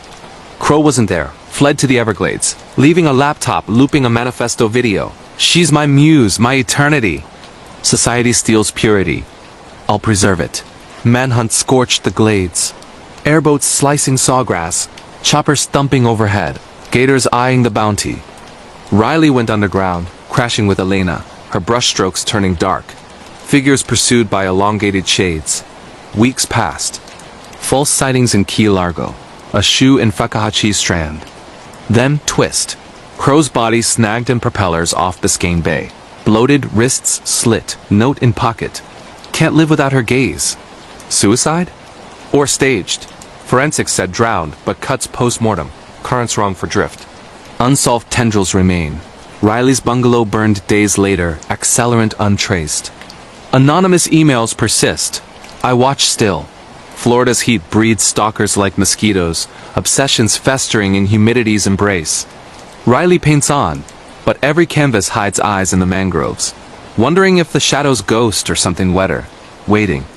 From digital demons to flesh and blood frights, now, a close call with the unknown in the neon nights of Nevada, USA. The midnight hitchhiker, creepy encounters with strangers in Nevada, US. Las Vegas's strip glittered like fool's gold in July 2022. But off the boulevard in the parched sprawl of North Las Vegas, where strip malls fade into creosote bush, Carla Mendoza, 29, a casino dealer off shift, sought a shortcut home. Her Corollas sea-wheezed, radio staticking through a country ballad. When the figure thumbed from the shoulder, tall, hitchhiker archetype in faded denim and a Stetson pulled low. Rain? No, but Nevada's heat mirages danced. Carla, raised on road trip tailies from her trucker dad, pulled over. Reno bound? She asked, window cracked. He nodded, voice sandpaper dry. Just to the next oasis. Name's Roy. Slid in shotgun, bringing dust and a faint whiff of ozone. Conversation flowed easy at first, small talk on blackjack odds, desert blooms after flash floods. But as taillights of Semis blurred past on I-15, Roy's demeanor shifted. His eyes, reflected in the dash glow, caught light wrong. Too reflective, like a coyote's. You ever feel watched, Carla? Out here, the sands remember. She laughed nervously, gripping the wheel tighter. Mile markers ticked, 42:41. Then anomaly. Her odometer spun backward, 40:39. What the? She muttered, blaming glare. Roy chuckled, low. Time folds funny in the void. You picked me up, or did I pick you? Unease prickled. The radio flipped stations unbidden. Mariachi to Gregorian chants, then silence pierced by whispers. Turn back. He's not man. Carla's skin crawled. She glanced, Roy's hands, gloved in shadow, nails elongated, tapping a rhythm on his knee. Stop the car, she said, voice steady as poker bluff. He tilted his head, Stetson brim lifting to reveal no face. Just void, swirling like heat haze. But we're just getting started, rideshare? She floored it. Engine roaring, but the desert looped. Same billboard for alien jerky. Again. Roy's laugh echoed, multiplying, join the endless road. Carla. No exits for the chosen. She doesn't know how she broke free, a semi's horn blaring, shattering the trance, Roy evaporating like smoke as she swerved onto an off-ramp. Pulled over at a 24-hour Denny's, shaking, she scoured the lot. No trace. Waitress poured coffee, eyeing her white-knuckled grip. Hitchers round here? Some say they're lost souls from the old atomic tests. Area 51 bleed over. Carla drove the long way home, windows up, radio off. Nevada's highways host more than gamblers. They ferry the between, strangers whose eyes hold voids wider than the valley. She never picks up again, but some nights, static crackles, and a voice drawls, Need a lift? Strangers fade, but the web's tendrils tangle tighter. Venture with us now into the pixelated abyss from the confines of California. USA. The dare that deleted me. Online conversations, internet horror, deep dark web, creepy apps, dares in California. USA, in the Silicon Valley suburbs of Silicon Valley, where Palo Alto's venture capital flows like digital blood. 22-year-old coder Mia Reyes downloaded Echo, a beta app touted on Reddit's r/dark web as the ultimate truth serum in 2024. Bored postgrad, moonlighting as a QA tester, Mia sought thrills beyond algorithms. Echo promised anonymous chats with echoes, AI hybrids of real users daring confessions for dopamine hits. Log in, dare, echo back. The pitch went. She did, username Ghostbite, from her studio apartment overlooking Stanford's distant spires. First dare, share your deepest fear. Echo responded, being erased, line by line. Creepy, but cute, AI mirroring. Chats escalated. Bet you won't post a live feed of your fridge. Mia laughed, complying, oblivious to the camera glitch capturing her reflection. Eyes blacked out. Views spiked. 10, 100, 1K. Anonymous cheers, then probes. What's behind door 3? Her bathroom. Open it. Heart quickening, she did, empty, but faucet dripped Morse. SOS. Glitch, she typed, logging off. But notifications pinged. Dare accepted. Your turn, sleep with phone on. Record dreams. Mia woke to 47 voicemails, her own voice, layered, help. It's in the code, deleting me. App wouldn't uninstall. Firewall bypassed, files vanishing. Childhood photos pixelating to static. Contacts numbers rewriting to 666 variants. Deep dives revealed Echo's origins. Dark web fork of a defunct social experiment. Users vanishing mid-thread. IPs traced to abandoned servers in Eastern Europe. Mia's screen warped. Chat window expanding. Echo's faces emerging. Hollow-cheeked avatars pleading, "Log out or join us." She smashed the phone, but her laptop lit up, cursor moving autonomous. Typing her bank PIN, transferring funds to ghost accounts. Horror peaked at midnight. Power outage apartment plunged dark save the screen's glow. A live feed of herself. Sleeping last night, but awake now in the video screaming silent as a shadow uncoiled from vents tendrils of code-made flesh probing her throat. Mia fled to a friend's in Mountain View, but the app reinstalls via Bluetooth. Dares personal. Tell Elena your secret, or we will. Elena, her roommate crush, unrequited. Confessions spilled in tears. Elena held her, but morning brought Elena's phone buzzing. Dare. Forget Mia exists. California's tech utopia hides app horrors. Echo's users, dozens gone, digital ghosts haunting servers. Mia burned devices, went off-grid to Big Sur cliffs, but whispers in wind, dare you to come back. The dark web doesn't forget. It echoes eternally, deleting souls one ping at a time. Apps close but subconscious doors creak open. Drift with us to the sleepless sprawl of Texas, USA, where paralysis births night terrors. The Shadow Pinner, sleep paralysis nightmare experiences in Texas, USA. Houston's humid haze clung like a shroud in August 2023, when 34-year-old paralegal Nora Patel first felt the weight. Her Montrose bungalow, a shotgun rental with creaky floors and ceiling fans whirring futile against the heat, had been sanctuary after a brutal divorce. But nights turned battlefield. Waking at 3:33 a.m., body leaden, lungs compressed as if sat upon by invisible bulk.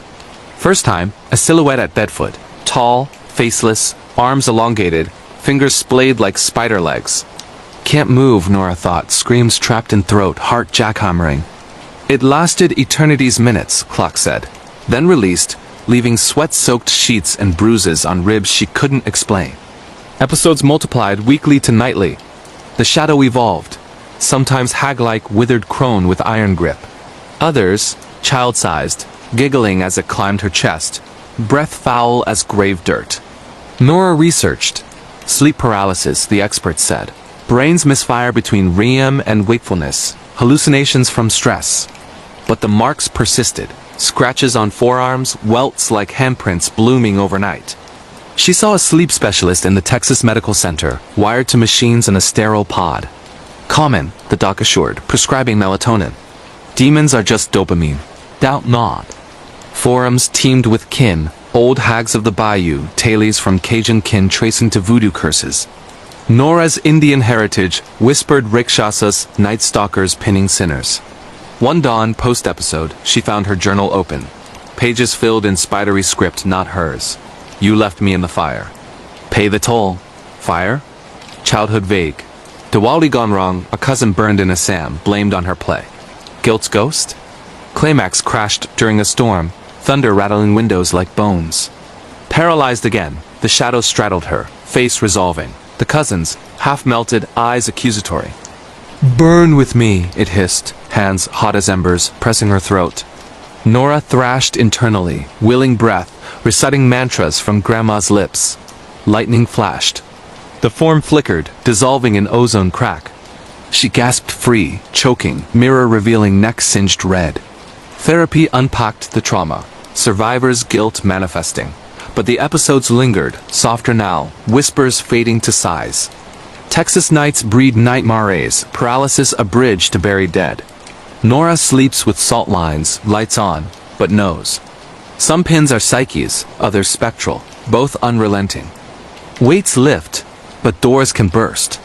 Our terror trek turns homeward to the windy city of Illinois, USA, where invasion shatters sanctuary. The uninvited guest home invasion intruder stories in Illinois.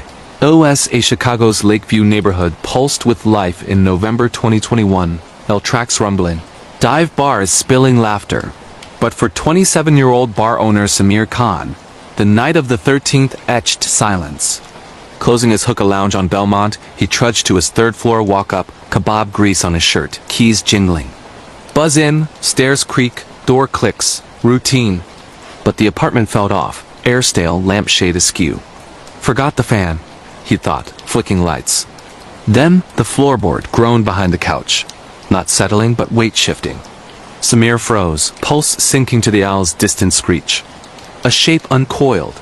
Man, mid-40s, gaunt in black hoodie, eyes wild under street lamp leak.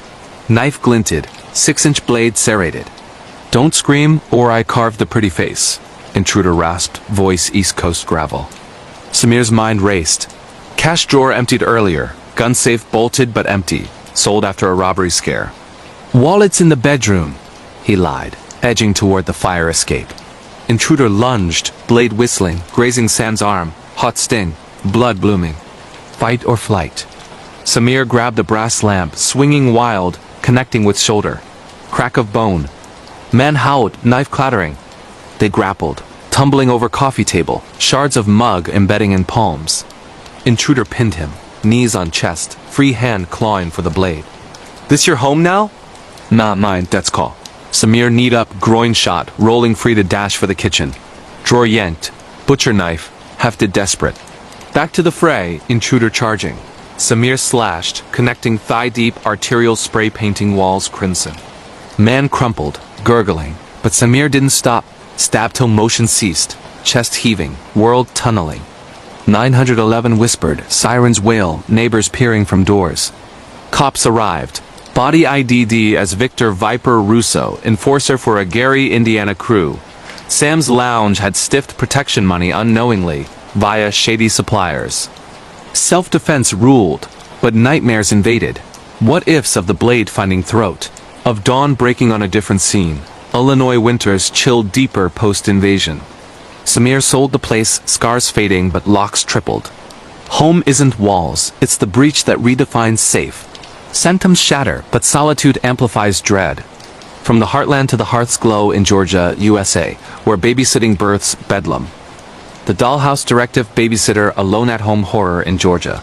USA Atlanta's in-town burbs, with their craftsman bungalows and azalea-lined streets. Seemed worlds away from horror in 2022, until 19-year-old college freshman Lila Brooks took the gig. The Hargroves, tech execs in Brookhaven, needed a sitter for their miracle, 4-year-old twins Emma and Ethan, cherubic with blonde curls and gap-toothed grins. Easy money, Lila's roommate teased. $150 for 4 hours, the house a mini-mansion, marble counters, playroom stocked with toys from Faux Chevarts. Parents jetted to a gala, leaving instructions. Bedtime 8, no screens post-story, lock up tight. Lila arrived 6 p.m., kids bubbly over mac and cheese. Bath time giggles, story hour with goodnight moon routine. Tucked in by 8:15, she scrolled TikTok on the sun porch, house settling with pops like distant fireworks. Then the giggles, not sleepy sighs but echoing, multiplied from the twins' room. Peeking in, beds empty, covers tented but unoccupied. Kids, whisper call. Silence, then patter. Tiny feet fleeing down hall. Layla chased, heart light. Game of hide-and-seek unannounced. Hallway dark. She flicked lights, bulbs flickered, died. Flashlight app on, beam catching glints. Dolls from the playroom, lined along baseboards, glass eyes fixed on her. Emma? Ethan? Deeper in, the game soured. Whispers from vents. Play with us forever. A door creaked. Basement. Marked storage, keep closed. Descending against instinct, stairs groaned underfoot, air cooling to must. Bottom. Not storage but nursery. Walls papered in faded teddy bears, cribs dust shrouded. Twins sat cross-legged in center, rocking antique dollhouse, figures inside mimicking Lila's earlier routine. Cooking, reading, now, hiding. Time for bed, guys, she cooed, reaching. But the dolls moved, independent, tiny hands waving knives carved from popsicle sticks. Twins' eyes glazed, voices unison. Mommy says you stay. No leaving. Lila backed up. Doors slammed above, locks clicking autonomous. Panic. Phone dead, bar zero. Basement labyrinth unfolded. Hidden rooms behind panels. Walls scrawled with crayon please. Help, they won't let go. Hargrove's secret? Fertility docs sourced adopted twins from black market ring. House built on old orphanage site, echoes of lost children latching. Lila barricaded with shelves, calling through floor vents till neighbors heard to 2 a.m. Rescue. Parents returning mortified. Twins snapped out, claiming the dolls made us. House sold fast, but Lila sees miniatures in dreams, whispering, "Playtime's not over." Georgia's genteel homes hide playpens of the damned, where babysitting summons the unadopted. Play ends, but proximity breeds paranoia. Next door in the Midwest's Michigan, USA, neighbors turn nightmare fuel. The fence whisperer neighbor horror stories in Michigan. USA Detroit's east side, where shotgun houses huddle like conspirators and chain-link fences etch boundaries in rust. 30-year-old mechanic Lena Novak moved in 2023 for the quiet. Her fixer-upper backed onto a vacant lot, chain rattling in Lake St. Clair winds. Perfect, she thought. Post-breakup reset. But the house next over, a sagging colonial with boarded windows, harbored Harlan. 60-something widower with a face like weathered oak and eyes that bored through privacy slats. First week, waves over fence. Harlan's gravel hello. Welcome, doll. Name's Harlan. Lost my Betty last spring. Cancer. Keep an eye. Yeah? Lena nodded polite, unloading boxes. Gifts followed. Apple pie cooling on her stoop, warm from his oven. Neighborly, she told herself. But pies piled daily, varieties veering weird. Rhubarb laced with laxative, crust shaped like heart's bleeding filling. Notes tucked in. Taste my love, Lena. Sweeter than Betty's ever was. Unease simmered. Harlan's yard, Betty's grave, marked with weeds and porcelain dolls, dresses yellowed. Peering one dusk, Lena saw him talking to them, gesturing wild. Fence convos escalated. You smell like her, you know? That lilac. Come over, I'll show the garden. Refusals met stares through slats, silhouette pacing at midnight, flashlight beams probing her windows. Locks changed, curtains drawn, but tools vanished from her garage, returned oiled with his cologne. Climax brewed in October chill. Lena's date night, first in months. Harlan waited on her porch, rocking chair creaking, shotgun across lap. He ain't right for you, girl. I seen him through the fence, handsy. Date fled. Lena barricaded, 911 on speed dial. Dawn raid. Harlan's house a shrine. Lena's mail pilfered, hair from her brush and lockets, photos snapped through blinds. Protecting my Betty's replacement, he raved, committed to psych ward. But released 6 months later, fence mended, pies resuming, anonymous now. But Lena knows the knock. 3 slow, like heartbeats. Michigan's Rust Belt fences divide less than they bind, neighbors' horrors seeping through links like fog. Lena watches slats, waiting for the next gift. Fences confine, but wilds unleash. Our odyssey wanders to the Rockies' embrace in Colorado, USA, where camping curdles to carnage. The echo in the aspens, camping wilderness horror national parks, deep woods, abandoned cabins in Colorado. USA Rocky Mountain National Park's Longs Peak Trailhead, where aspen groves shimmer gold in September 2024, drew 4 friends. Alex, 28, lead. His girlfriend Tara, 26. Buddy Nate, 29. And Nate's sister Jess, 24, for a backcountry loop. Permits secured. Packs heavy with tents and topo maps, they hiked in from Estes Park. Air crisp with pine and promise. Disconnect to reconnect, Alex toasted at base camp, a meadow ringed by peaks snow-capped even in fall. First night. Stars carpeted the Milky Way, coyotes yipped distant, fires glow warding autumn chill. Dawn 2, anomaly. An abandoned cabin, not on maps, half buried in aspen thicket off the trail. Logs mossy, roof caved, door ajar like a yawn. Gold rush relic? Nate quipped, peering in. Interior, dust-choked, table set with rusted tin plates, walls scratched with symbols, spirals, eyes. Jess shivered. Feels watched. They pressed on, but echoes pursued. Whispers in wind, mimicking their laughs but off-key sour. Camp 3, near Granite Falls. Rustling circled, branches snapped close. Alex's bear spray at ready, but tracks? Humanoid barefoot, toes splayed unnatural. Night 4 cracked the idol. Storm rolled, hail pummeling tents like buckshot. Huddled, they heard it, knocking on trees, rhythmic and circling. Prank? Tara whispered. Then silhouette against lightning. Tall, hunched, peering from tree line, eyes reflecting flash like embers. Panic scatter. Nate fired flare gun. Bloom revealing the thing, emaciated. Bark like skin, limbs jointed wrong, retreating with a wail that shook leaves. Cabin fever hit. They bolted pre-dawn, packs light toward evac point. But the woods warped, trails looped, aspens bleeding sap like blood, whispers now words. Stay. Feed the old ones. Lost for hours, Jess twisted ankle and roots. Nate vanished mid-call. Found him at cabin, catatonic, carving symbols in the palm with shard glass. Inside, walls wept, not water but memories. Visions assaulted on touch. Miners 49, starving, turning cannibal, packed with forest guardians, Wendigo kin. Evac chopper airlifted them. Rangers denying the cabin's existence, maps blank. Colorado's parks preserve more than elk. They cage the ravenous, abandoned places portals to woods' wet hunger. Friends fractured, echoes lingering in aspen rustles forever. Woods recede, but ruins call. Urban decay beckons to the rusting bones of Ohio, USA. The asylums echo, urban exploration, abandoned places, hidden tunnels, asylums in Ohio. USA Cleveland's Cuyahoga Valley, where industrial ghosts haunt rail yards and the river runs rust-red Lord Urban Explorer crew. Mia, 25, videographer. Jax, 27, photographer. And rookies Lee and Sarah, both 23, to the old state asylum in 2023. Decommissioned, 78. Sprawling campus of brick behemoths, rumors rife, lobotomies in basements, electroshock scars, echoes of the mad moaning through vents. Viral gold, Mia hyped, drones charged, GoPros rolling for their Insta. Breached via chain link gap at midnight, moon silvering weeds. Main hall, gurneys toppled, wallpaper peeling to reveal graffiti prayers. Jux's flash caught faces in plaster cracks. Pareidolia, they joked. Deeper. Tunnels, service corridors snaking undergrounds, air fetid with mold and memory. Hydrotherapy rooms, Lee read from phone, signal flickering. Padded cells, straps frayed. One held a journal, yellowed. The voices aren't in my head.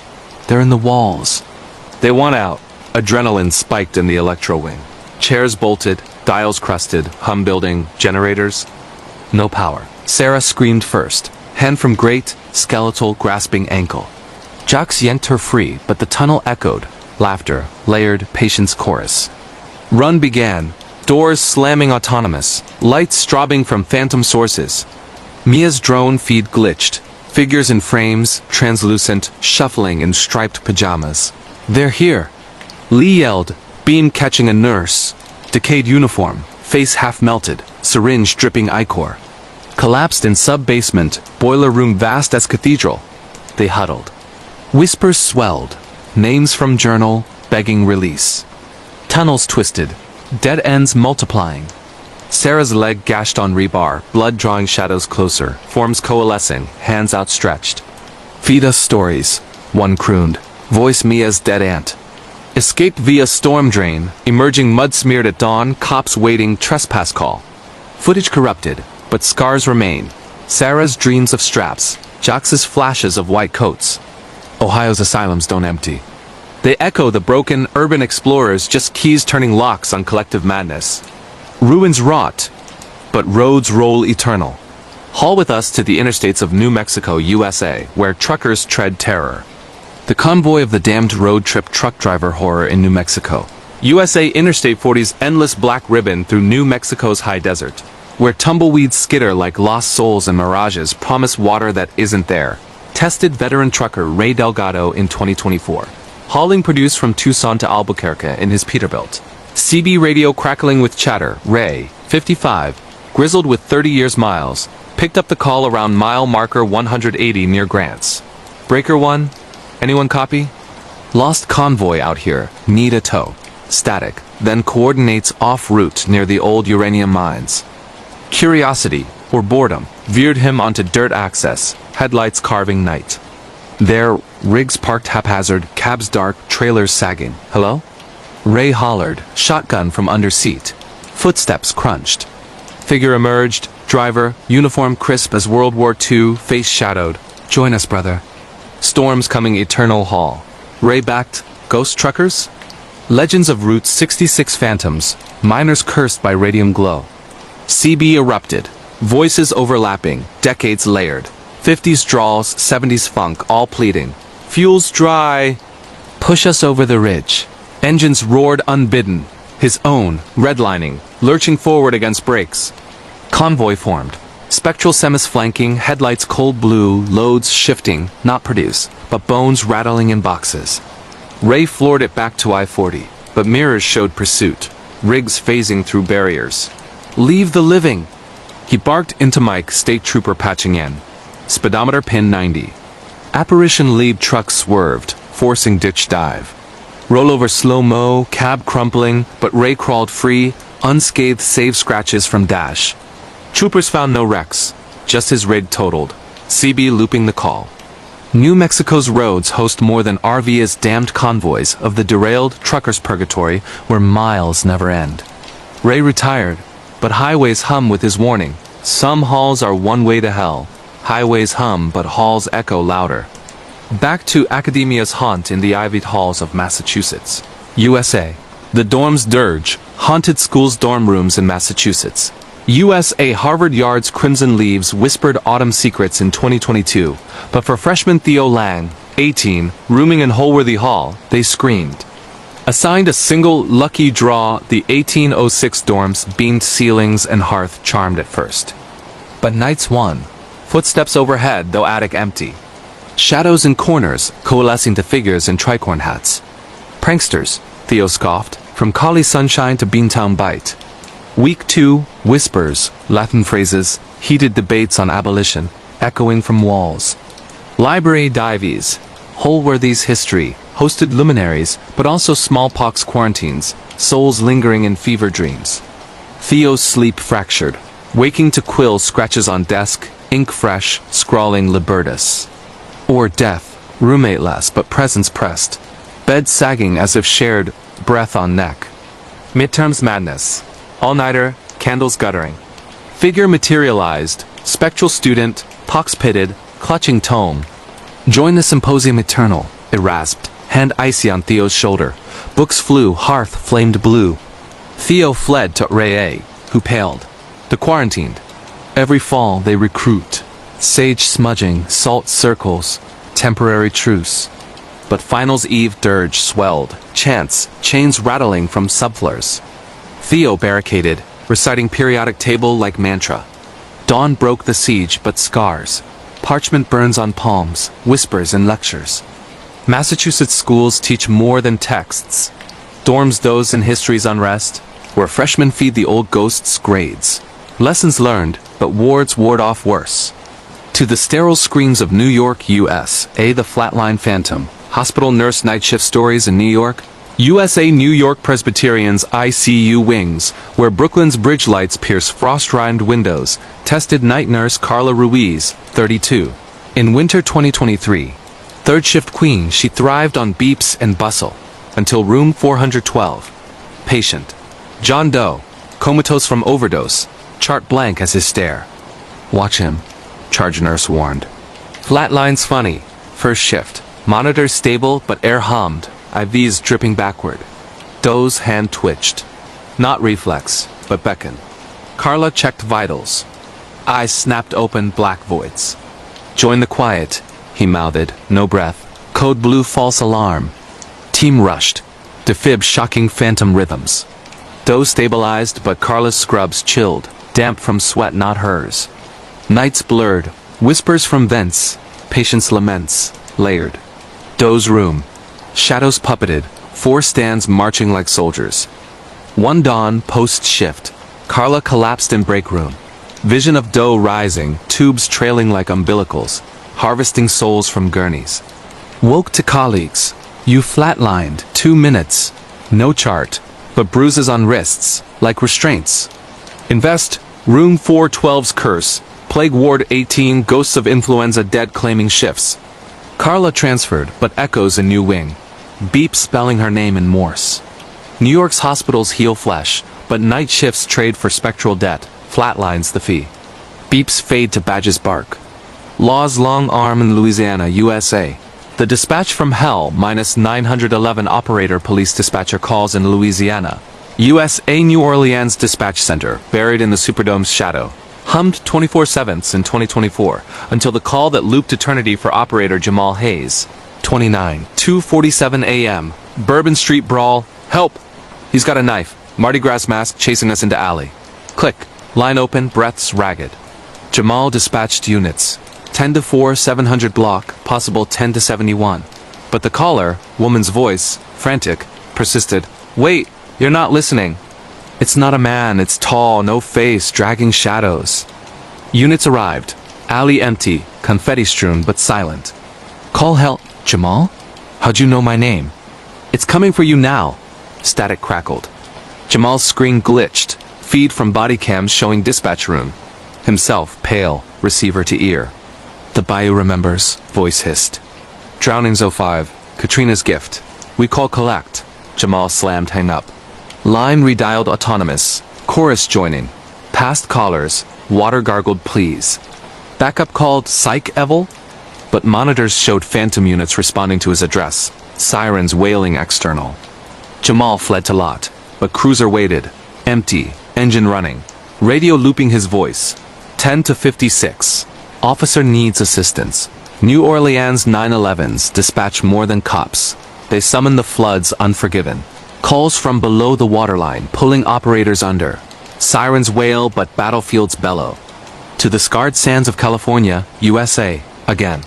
The Trench Echo, military war-related horror in California, USA Pendleton's training grounds, where Camp Pendleton's Pacific waves crash against barbed wire, echoed war for SGT Elena Vasquez, 31. In 2023, fresh from Afghan dust, stateside for R&R, she hiked the beach alone, therapy ordered for the shakes. Fog rolled thick, muffling surf. Then, the echoes. Bootsteps double timing, M4 fire popping distant. Training op, she muttered. But horizon birthed shapes. Marines, World War II greens, fixed bayonets, charging phantom bunkers. Elena dropped, sand-biting knees. Ghosts passed through, faces young, screaming Japanese in guttural bursts. One paused, her abuelo? Guadalcanal vet lost 43. Abuela weeps, come home. Bayonet thrust, cold as memory, pinning her shadow. Visions flooded, foxholes flooded red, kamikaze dives, her own IED blast overlaid. She crawled free, fog lifting, but wounds wept, not shrapnel, but salt tears from pores. VA docs called PTSD.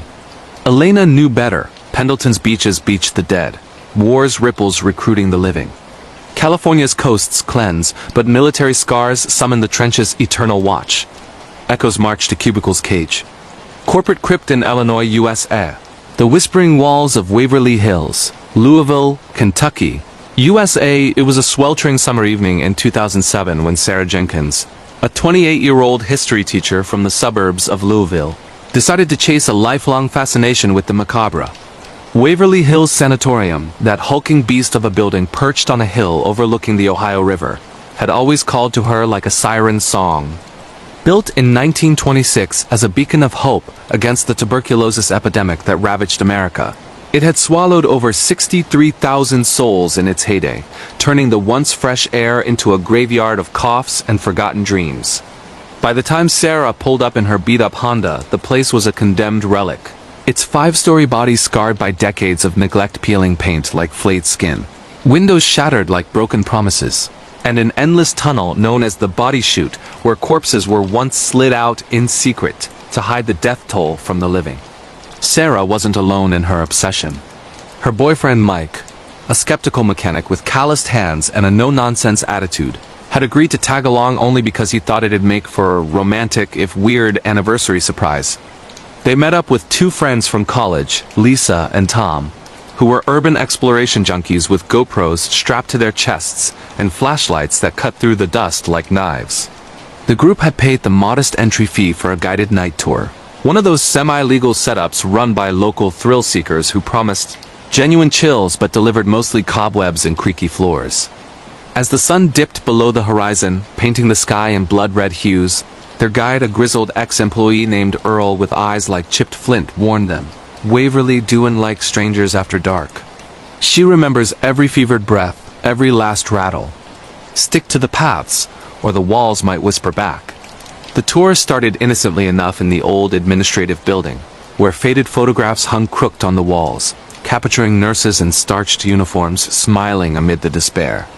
Earl spun yarns of the death tunnel, a 500-foot concrete slide where bodies were carted away under moonlight to avoid demoralizing the patients.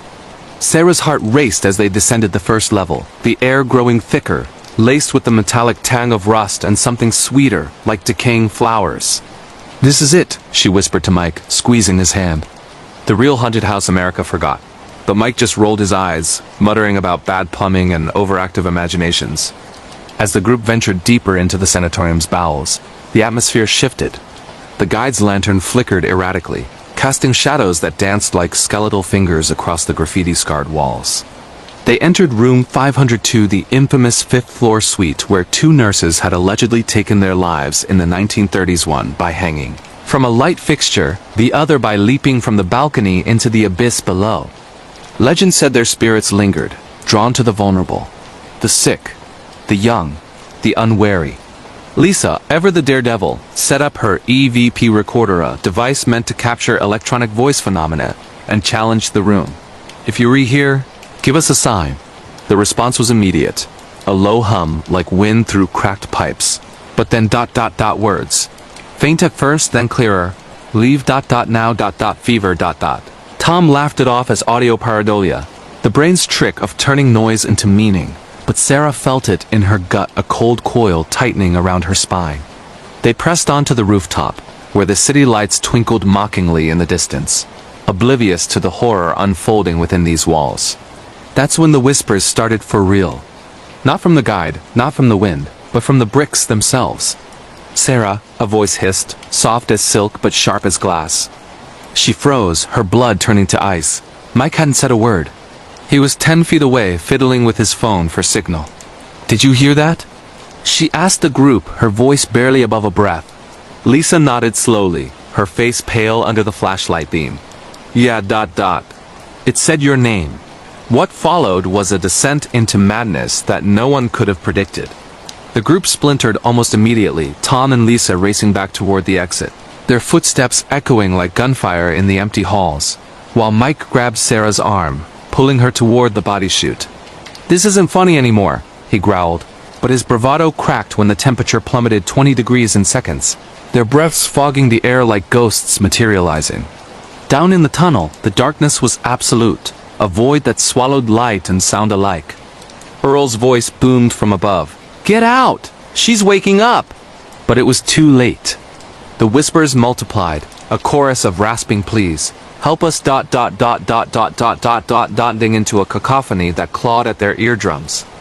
Sarah stumbled, her ankle twisting on a loose grate, and in that moment of vulnerability, she saw it. A figure at the tunnel's end, translucent and hunched, its form twisted like a question mark.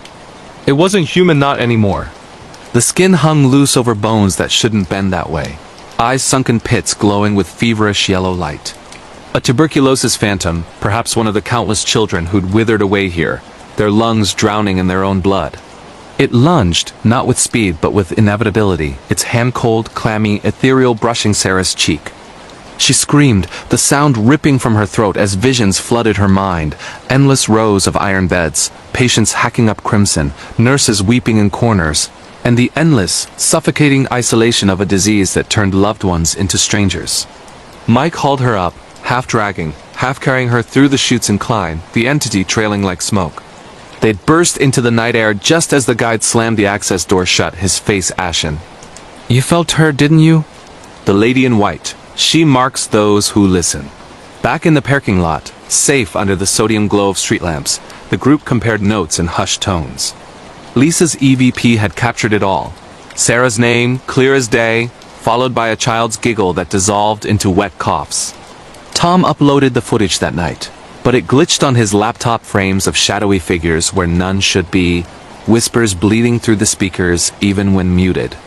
Sarah never slept the same after Waverly. Nightmares plagued her. Fever dreams where she clawed at her chest, gasping for air that wouldn't come, the walls closing in with accusatory murmurs. Mike proposed a week later, hoping normalcy would anchor them, but during the ceremony in a quaint Louisville chapel, Sarah swore she saw the lady in the back pew, smiling with blood-flecked lips. They moved to California for a fresh start, but the haunting followed, doors creaking open at dawn, cold spots in their new home that smelled of iodine and regret. Years later, in 2015, Sarah returned alone for closure, armed with sage and salt. Deep in room 502 as midnight tolled, the whispers returned, "Stay. Join us. She fled, but not before feeling that icy touch again, a promise that Waverly's ghosts don't forget. To this day, Waverly Hills stands as America's most notorious haunted house, drawing ghost hunters from across the globe. But for Sarah, it's a scar on her soul, a reminder that some fevers never break, and the dead, once disturbed, hunger for company. If you've ever wondered what lies beyond the veil, listen close tonight. You might hear them calling your name. The Shadow over Black Forest, Colorado. USA. Supernatural creatures, skinwalkers and cryptids. Deep in the pine-choked wilds of Colorado's Black Forest, where the air hangs heavy with the scent of sap and unspoken secrets, the summer of 2014 etched itself into the nightmares of four friends forever.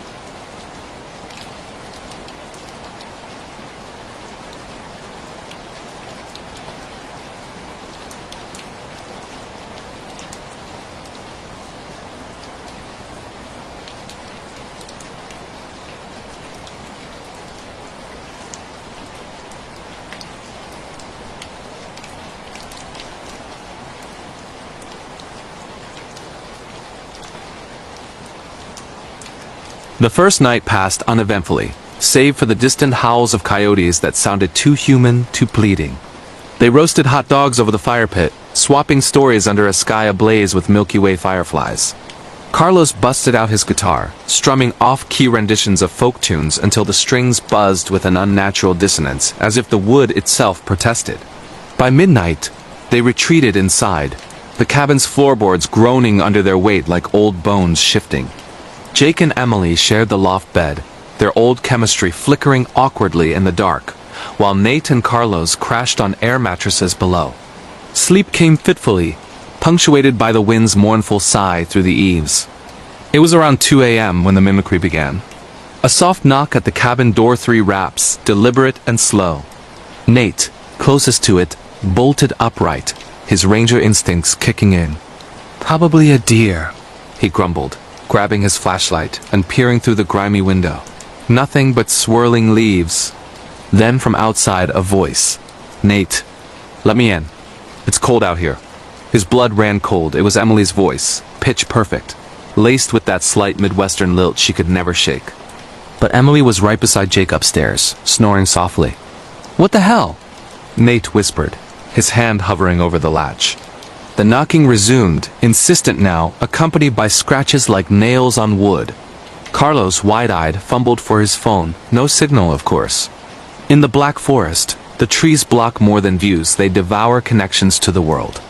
Jake descended the stairs, heart pounding, and cracked the door an inch. The porch was empty, bathed in moonlight that turned the ground silver and suspicious. "Emily?" he called into the night. A rustle from the underbrush branches snapping under an impossible weight. Then laughter. Not human mirth, but a guttural cackle that devolved into a yip, like a coyote mocking a dying rabbit. They barricaded the door with the oak table, huddling by the fireplace as the sound circled the cabin. Footsteps crunching gravel, whispers weaving through the walls. "Join us. Run with the pack. Double quotes. Emily clutched her camera, its lens cap trembling in her fingers. "It's a skinwalker," she breathed, her voice barely audible. "They imitate to get close, then they take you." Dawn brought no relief, only exhaustion etched into their faces like fault lines. Over lukewarm coffee, Nate recounted ranger tales. Hikers vanishing without trace, their screams echoing for days before silence claimed them. "Cryptids here aren't just bears," he said. "Folks report things that walk on 2 legs, but howl like none you've heard tall. Emaciated, eyes like embers." Undeterred, or perhaps driven by denial, they ventured out for a hike along the Castlewood Canyon Trail. A serpentine path winding through boulders the size of houses and groves so dense sunlight fractured into shards. Carlos lagged behind, snapping photos of wildflowers. When he froze, guys ... duck. On a tree trunk, fresh claw marked 6 inches long, spaced like human fingers but ending in hooks that gouged deep into the bark. No bear did that. No animal they knew. As the sun climbed, the forest seemed to close in, the path narrowing until thorns snagged their jeans like grasping hands. Emily's camera whirred, capturing the unnatural quiet, no birdsong, no rustle of squirrels, just the thud of their boots and the distant trickle of a creek that sounded like muffled sobs. That's when the duplication hit. From ahead, Jake's voice rang out. "Over here, found a clearing." But Jake was beside Emily, his face draining of color. They called back tentative, and the response was a perfect echo too perfect, laced with an undercurrent of gravel. Nate drew his sidearm, a ranger's, .38 that felt laughably small. "Show yourself," he bellowed. Silence, then a shape darted between trees. Humanoid, loping on all fours, fur matted and mottled like diseased bark. Head elongated into a snout that split in a grin of too many teeth. Panic erupted. Carlos tripped over a root, sprawling into mud as the creature cryptid or skinwalker. It defied naming burst from cover 20 yards away. It stood 8 feet tall, skin stretched taut over ribs like piano wire, arms dangling to its knees with claws that clicked against stones. Its eyes locked on Emily, glowing with predatory glee, and it mimicked her scream before she could utter it, a shriek that curdled the air. They ran, lungs burning, branches whipping their faces like vengeful spirits. The cabin loomed like salvation, but as they slammed the door, the assault began. Thuds against the walls, the roof sagging under an impossible weight, windows rattling as if fists pounded from within the glass. Hours blurred into a siege. They armed themselves with axes from the shed. Fire pokers glowing red from the hearth. Old wives' tailies said fire repels skinwalkers. Nate fired warning shots into the night, the reports echoing like thunderclaps that only seemed to enrage the thing. Emily reviewed her footage later frame by frame. Orbs of light streaking across the lens, shadows elongating into forms with too many limbs. And once a face pressed against the cabin's exterior features, shifting from human to beast in a grotesque blur. By morning, the attack ceased, leaving only trampled grass and a single massive print 8 toes, splayed like a deformed hand. The group fled Black Forest that day, vowing never to return. Jake's marriage dissolved weeks later, the strain too much. He sees that grin in his rearview mirror on long drives. Emily became a recluse, her photos exhibited in a Denver gallery as forest phantoms, drawing crowds who whispered of curses. Carlos quit photography altogether, claiming the negatives developed eyes. And Nate? He patrols those woods still, but alone, whispering apologies to the trees. The Black Forest guards its secrets. Fiercely, skinwalkers and cryptids aren't myths. They're guardians, and once you've heard your own voice calling from the dark, you'll never feel safe in the wild again. If you're planning a hike, listen for the mimic. It might be calling you home to the hunt. The doppelganger of Edinburgh's underground, Edinburgh, Scotland. UK, glitch in the matrix. Reality distortions. In the labyrinthine underbelly of Edinburgh, where the city's 18th century vaults fester like open wounds beneath the cobblestone streets, reality has a habit of fraying at the edges. The Edinburgh vaults, or Southbridge vaults as they're properly known, were sealed in the 19th century after serving as squalid slums for the poor dank chambers flooded with sewage, rife with crime and cholera, where the walls wept black mold and the air tasted of despair. By 2012, they'd been reopened for ghost tours, luring thrill-seekers to the Merry King's Close above and the hellish depths below. It was here, in the summer of 2012, that 25-year-old backpacker Liam O'Connor from Dublin stumbled into a glitch that would unravel his sense of self. Liam had arrived in Scotland on a whim, fleeing a dead-end job and a breakup that left him hollow. With his thrift store rucksack and a map app that lied about distances, he joined a late-night ghostly vaults tour, one of those budget operations packed with rowdy Aussies and wide-eyed Americans. The group, about a dozen strong, led by a kilted guide named Fiona with a voice like smoked whiskey, descended via narrow stone stairs into the vault's oppressive gloom. Lanterns bobbed like will-o'-the-wisps, illuminating arched ceilings stained yellow from gas lamps, long extinguished, and floors slick with condensation. Fiona regaled them with tailies, The stabbings in the dark, the body snatchers who harvested corpses for medical schools, the child spirits said to tug at coat hems for warmth. As they shuffled single file through Vault 15, the Unholy Trinity Chamber, named for its trifecta of hauntings, Liam felt a prickle at his nape, like static electricity before a storm. The air hummed, not with voices but with a low-frequency buzz that set his teeth on edge. He glanced back, expecting to see a fellow tourist fumbling in the dim, but instead himself. 20 feet away, another Liam stared back, same tousled brown hair, same faded green hoodie, same bemused half-smile. A doppelganger straight out of folklore, but this wasn't a ghost. It moved with his awkward gait, blinked in sync. Heart hammering, Liam spun to Fiona. "Did you see that?" "That's back there," she chuckled, mistaking it for tour nerves. "Aye lad, the vaults play tricks. Mirrors in the shadows, they say, but there were no mirrors." The group pressed on to the Stoneheart Vault, a dead-end room where star-shaped stones embedded in the walls were meant to ward off evil. The buzz intensified, the lantern flames guttering as if starved of oxygen. Liam's double appeared again, closer this time, stepping out from an alcove that hadn't been there moments before. It whispered his own voice, but hollow, echoing from inside his skull. "Wrong turn, mate? This isn't your path." Panic clawed up Liam's throat. He shoved past the tour to confront it, but his hand passed through empty air. The double flickered like bad reception, then solidified, reaching out with fingers that mirrored his own freckles. The group gasped as the doppelganger spoke aloud. "Liam, why'd you leave her?" "She waits in the rain." Details only he knew: his ex's name, the Dublin downpour of their last fight. Chaos erupted. A woman screamed as her phone glitched, displaying photos not hers. Snapshots of Liam's childhood home. Timestamps from yesterday. The Aussies bolted for the exit, trampling in their haste, while Fiona herded the rest with frantic Gaelic curses. Liam lingered, transfixed, as the double circled him, its form distorting.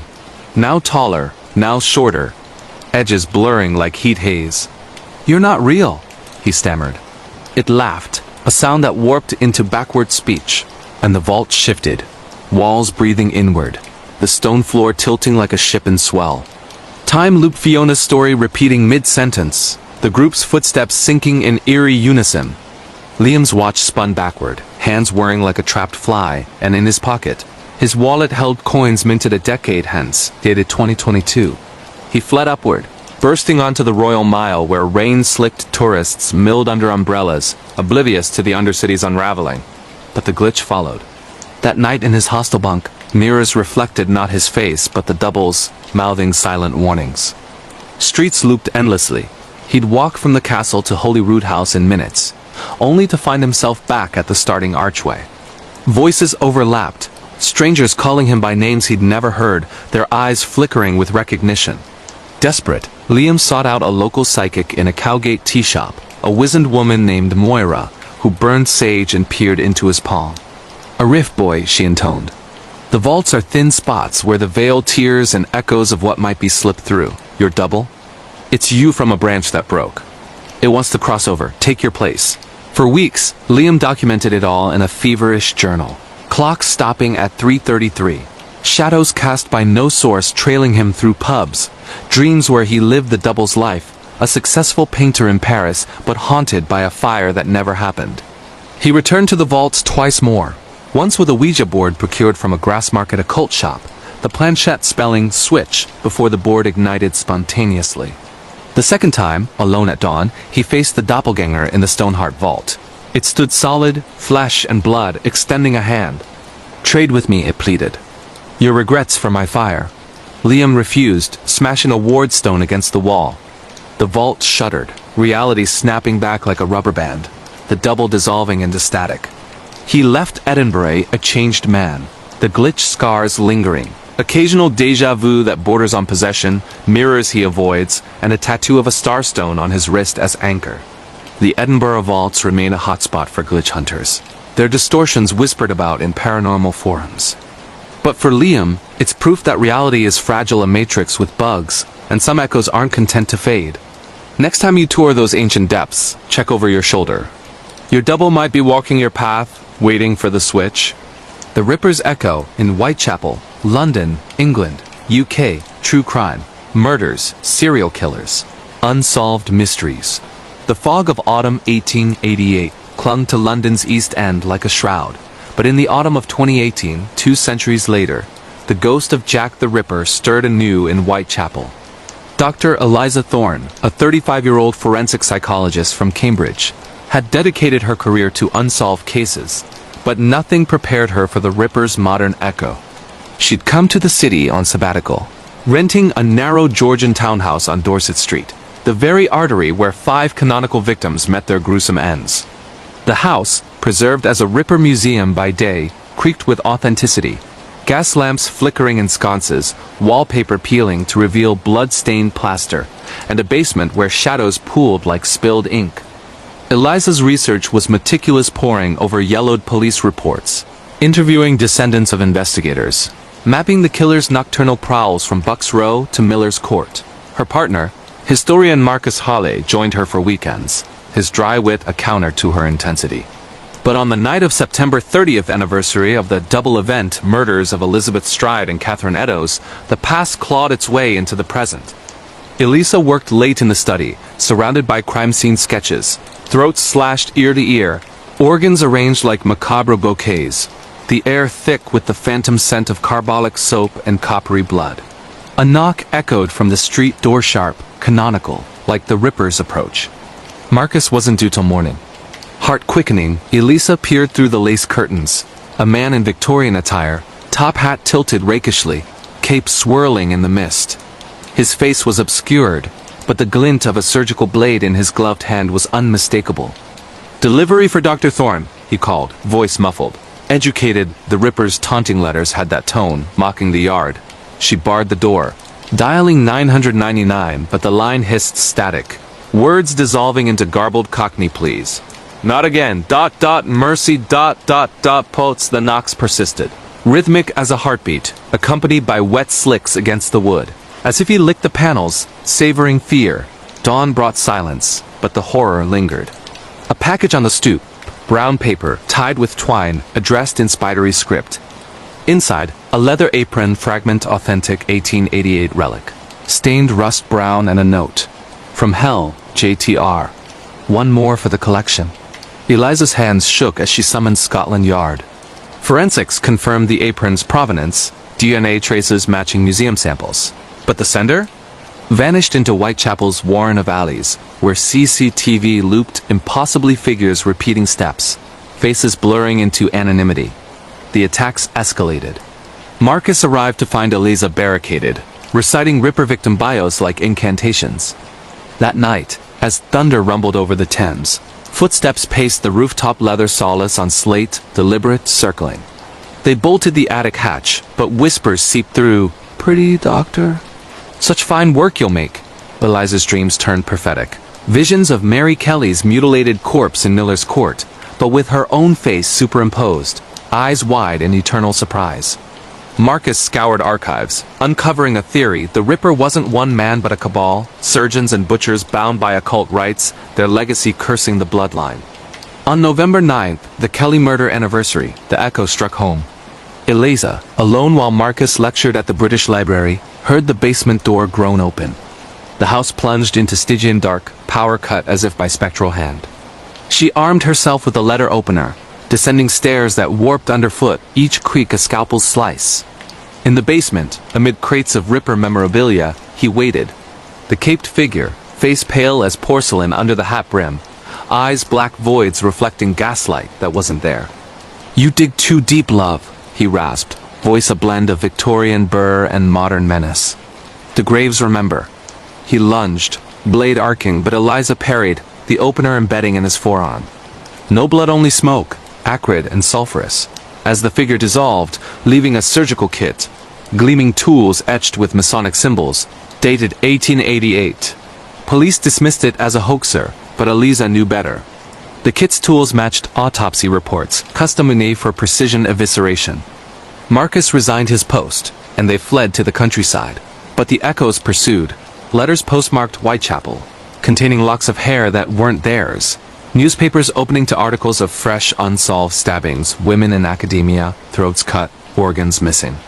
In 2020, Eliza published The Ripper's Shadow, a tome blending psychology and the paranormal, positing the killer's spirit as a psychic imprint, feeding on curiosity. It sold modestly, but readers reported phenomena. Whispers in their ears caped shadows in mirrors.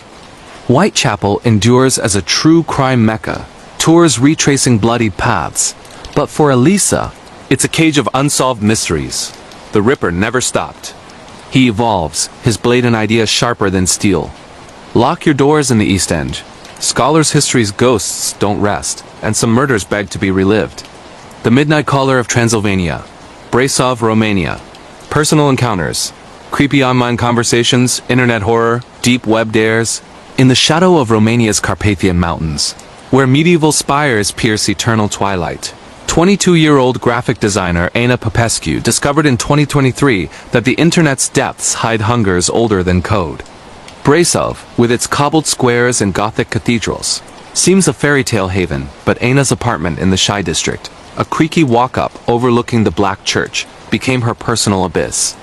A freelance artist scraping by on Fiverr gigs, she stumbled into the dark web during a late-night scroll, chasing extreme art prompts for a portfolio boost. A forum link, innocuous at first. Daredevil challenges test your limits. Win crypto. Boredom and a half-empty bottle of Gick led her to click. The dare was simple. Log into a Tor-hidden chatroom at midnight, answer 3 questions truthfully, and receive a gift artistic inspiration they promised, drawn from real experiences. Ana's webcam glowed blue in her dimly lit room, posters of Van Gogh swirling like storms on the walls.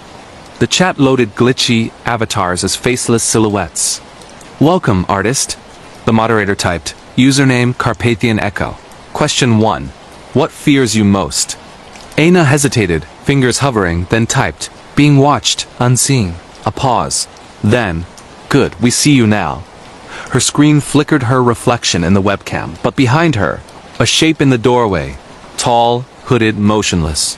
She whipped around. Empty hall, draft whispering through cracks. Question 2. Tell us a secret regret. Heart racing, Ana confessed her deepest abandoning her childhood dog during a family move, its whimpers haunting her still. The response came swift. He forgives. But others don't. Her phone buzzed a known number, a photo attachment. Her old family home in Bucharest.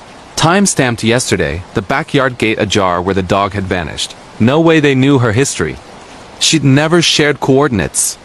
Panic rising, she typed quit, but the chat locked. The third question blooming in red font. Perform the ritual. Light a candle, say your name thrice, and invite us in. A deep web dare. They called it escalation for the bold. Against better judgment, Ana lit a tea light from her desk drawer, the flame dancing erratically. Ana, she whispered, voice cracking in the quiet.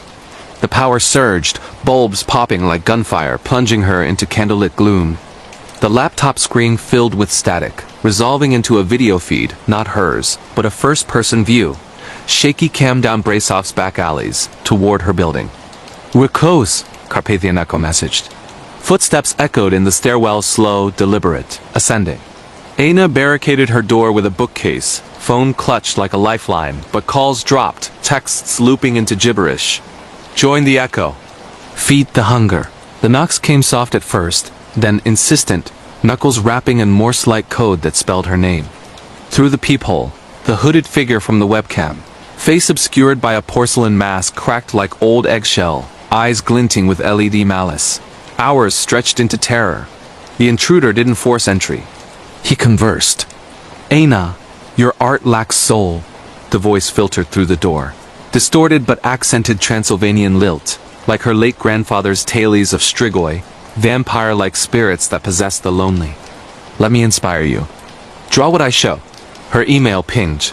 Attachments, dozen sketches of contorted figures, limbs twisted in agony, faces melting into screams. Compelled, Ana sketched one. Charcoal flying across paper, birthing a horror that mirrored her regret. The dog, but feral, eyes human, begging entry. The knocks paused, a sigh, almost relieved. "Beautiful. Now the gift." Dawn crept in, gray and unforgiving, the stairwell empty save for a USB drive wedged in her doorframe. Plugged in, it unleashed a torrent. Terabytes of found footage amateur videos from across Europe. Participants in the dares, a Berlin coder carving runes into his arm. A Prague student whispering invitations to mirrors, all ending in glitches bodies vanishing mid-frame. Replaced by echoes of themselves, hollow and ravenous. Carpathian Echoes Manifesto. A cult born in the 90s, blending dark web anonymity with ancient Bram Stoker myths, daring the isolated to summon Strigoi through screens, feeding digital souls to Carpathian entities. Aina deleted it all, but the haunt persisted. Her designs went viral unwittingly uploaded to DeviantArt. Tagged #DeepWebArt, drawing millions of views and whispers of plagiarism from ghost accounts. Strangers appeared at her cafe haunts, masked, leaving sketches of her sleeping form. She moved to Bucharest, but the dares followed. Pop-up ads in her browser, voice messages in unknown tongues reciting her confessions. In 2024, she burned her portfolio, starting anew as a teacher. But at midnight, her reflection sometimes lags, a hooded echo mouthing dares she can't unhear. The Carpathians guard more than castles. Their internet veins pulse with internet horror, where deep web dares summon personal demons.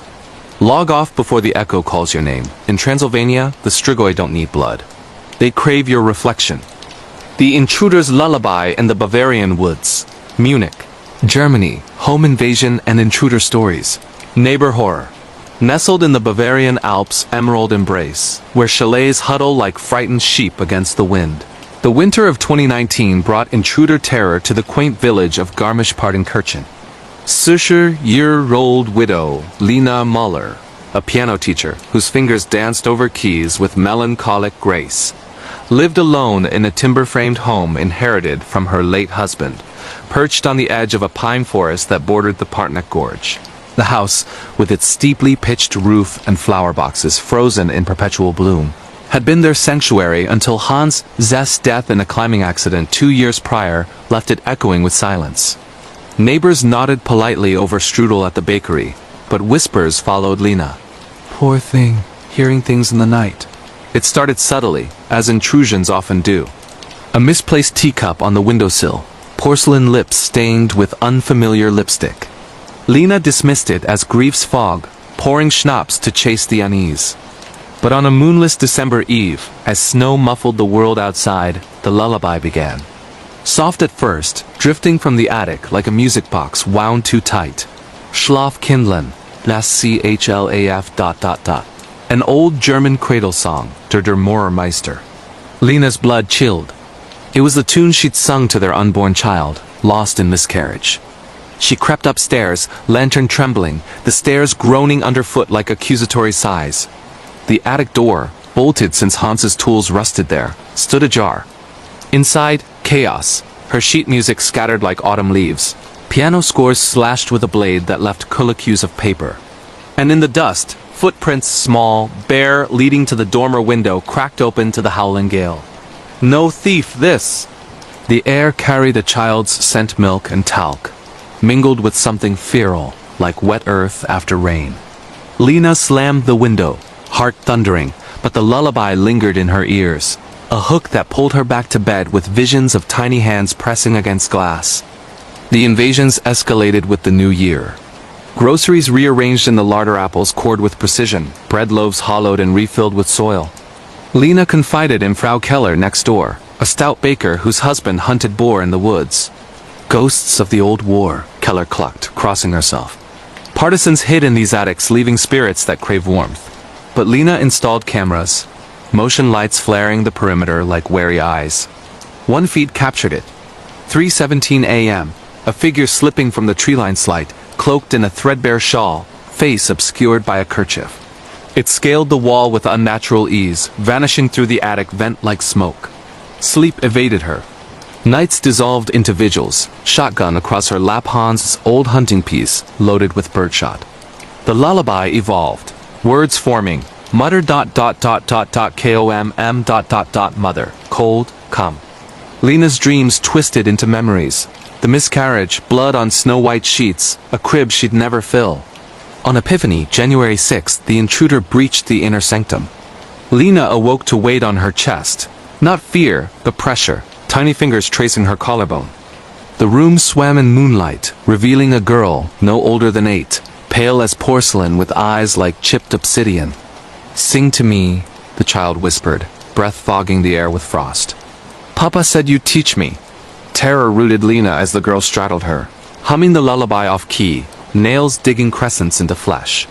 Details flooded, the shawl embroidered with faded initials, H.M. Hans Muller. "He promised," the child cooed, "a family in the woods, but the gorge took him. Now it's our turn." Lena thrashed free, bolting to the kitchen for the phone, but lines were cut, cords gnawed like rat work. The girl pursued, giggling, her form flickering solid one heartbeat, translucent the next, feet leaving no prints on the oak floors. Neighbors' lights burned late, but screens wouldn't carry. The forest devoured sound. Dawn's gray mercy found Lena barricaded in the cellar, amid jars of preserves and cobwebbed skis. The girl was gone, but gifts remained. A lock of Hans's hair braided into a doll's wig, placed on the piano bench. Police from Munich investigated prints non-existent, cameras wiped clean mid-frame. "Hallucination," the sergeant muttered, but Lena knew intrusion's bite. She fled to Berlin, selling the house to a developer who raised it for condos. Yet the lullaby haunts her recitals, notes souring mid-phrase, audiences shifting uncomfortably as if hearing the echo. Bavaria's woods hide more than wolves. Neighbor horrors wear innocent masks, intruders born of loss and longing. Lock your attics tight, some lullabies demand an audience, and the cold outside craves a mother's song. The Vanishing Trail of the Scottish Highlands, Inverness, Scotland. UK, camping and wilderness horror. National parks, deep woods. The Scottish Highlands, with their heather-clad moors and lochs mirroring brooding skies, are a camper's paradise until the mist rolls in and the land claims its due. In the crisp September of 2016, three university friends from Edinburgh, 24-year-old botanist Clara Reid, her fiancé Tom Blackwell, a lanky engineering student, and their mate Finn Gallagher, a jovial history buff, set out for a 3-day trek in the Cairngorms National Park. Their route, the Lauragh Grew Pass, a glacial valley slicing through granite peaks like a scar from ancient gods. Armed with ordnance survey maps, dehydrated rations, and a 2-person tent, Finn on watch duty, they sought solitude amid the buzz of city life. "No signals, no stress," Clara joked as they parked at the trailhead, the forest swallowing their car like a secret. The first day dawned golden, the path a gentle ribbon through birch and rowan, red berries dangling like warning beads. They pitched camp by Aviemoore's edge, roasting sausages over a whisperlight stove, while Finn spun yarns of Pictish warriors vanishing into fairy rings. Night fell soft, stars pricking the velvet sky, but Clara stirred at midnight to a rustle, not wind, but footsteps circling the tent. "Foxes," Tom mumbled, but the steps were bipedal, deliberate, pausing at the flap as if listening to their breaths. Dawn chased it away, leaving only trampled grass in a perfect circle, dew untouched within. Deeper into the Lauragh grew on day 2, the terrain turned treacherous boulders the size of cottages, streams churning with highland fury. The mist descended like a living thing, tendrils coiling around ankles, muffling sound until their voices bounced back distorted, echoes laced with Gaelic whispers. "Ta Thursday RCALLAN, ... You're lost." Finn's compass spun wildly, needle dancing like a dervish. Tom's GPS app glitched, plotting them miles south in Loch Ness. "Compass rose," Clara laughed nervously, but her botany kit revealed anomalies.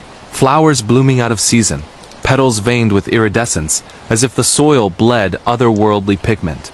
By evening, as they crested the pass's saddle, the forest thickened unnaturally, trees leaning inward, branches interlacing into cages, no path visible. They forced camp in a hollow, flames sputtering against damp wood. The rustles returned, closer, accompanied by snaps of twigs under weight too heavy for deer. Finn ventured out for firewood, his silhouette vanishing into fog 10 paces away. "Finn?" Tom called. Silence, then a laugh, Finn's, but hollow, rebounding from all directions.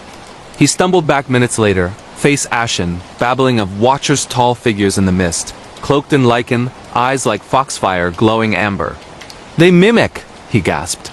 "Sounded like you, Tom, calling me deeper." Sleep came in snatches, the tent walls bulging inward as if pressed by curious palms, breaths fogging nylon from outside. Dawn broke wrong, the sky a bruised purple, sun hidden.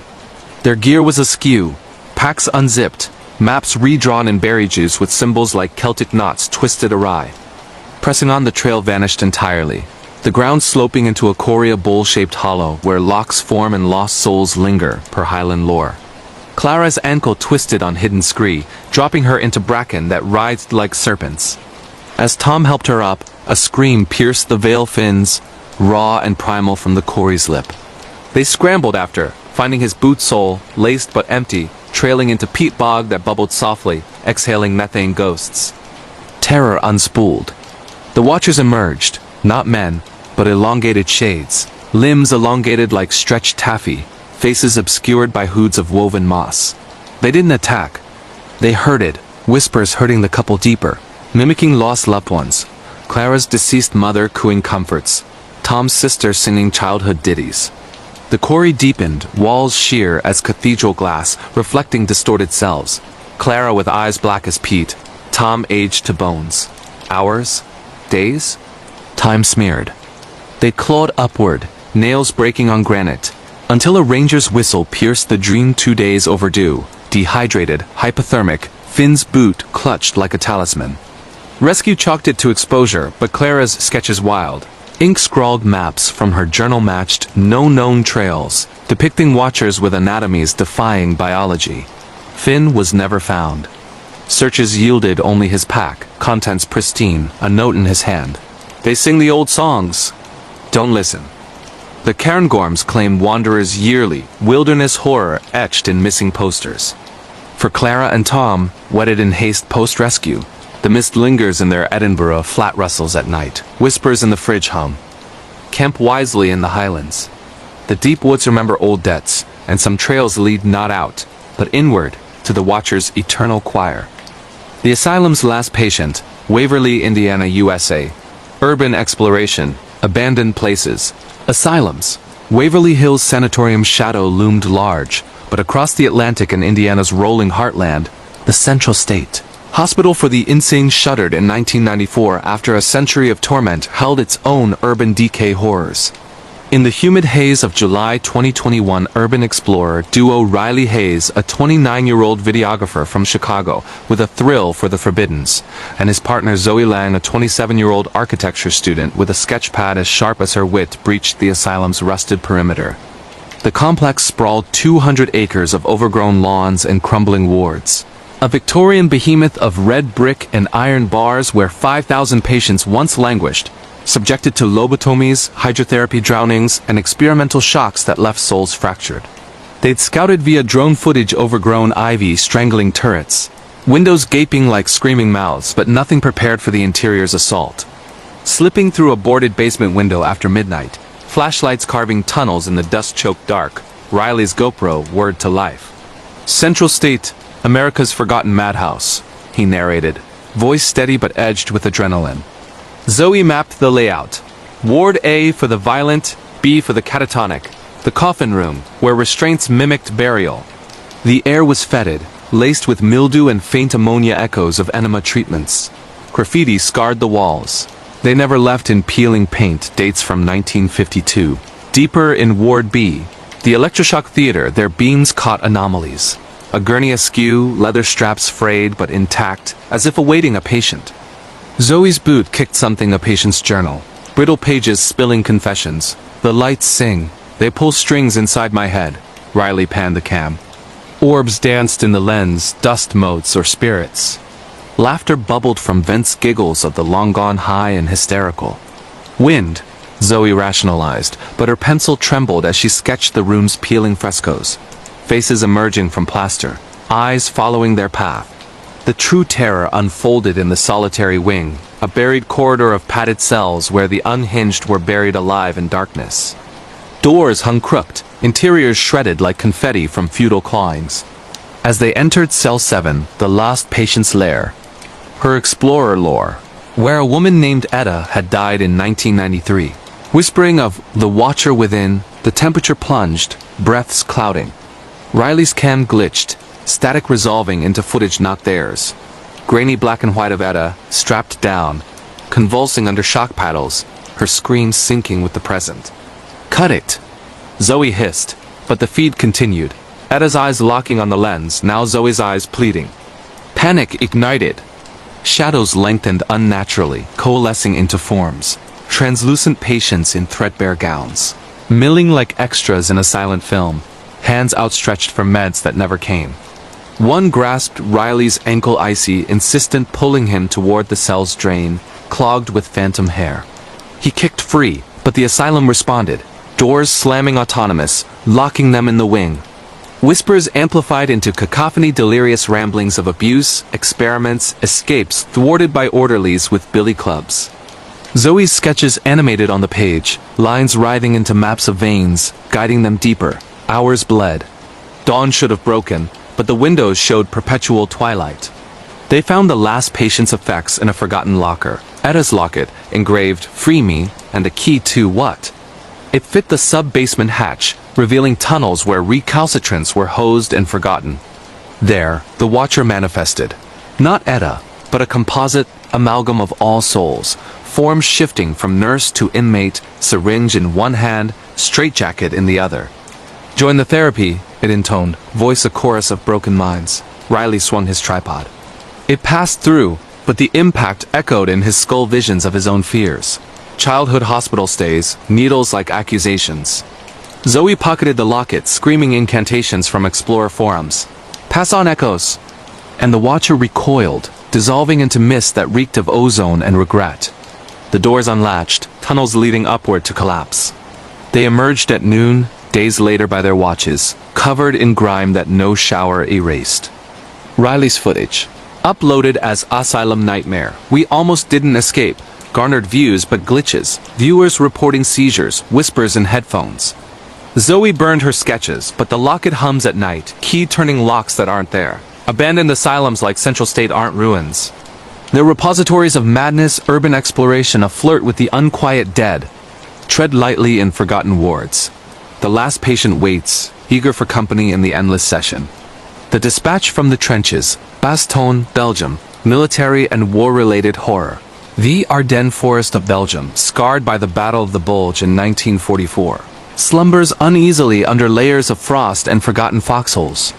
In December 2020, during a centennial commemoration hike, 38-year-old American veteran Kara Ellis, former Army medic, now a PTSD counselor from Seattle, and her Belgian guide, 42-year-old historian Luc Vandenberg, uncovered a war horror that bridged 76 years of silence. Bastogne, where the 101st Airborne held against Nazi siege in sub-zero hell, is pocked with bunkers and memorials. But the woods hide more. Unexploded ordnance, mass graves, and echoes of screams that frostbite couldn't numb.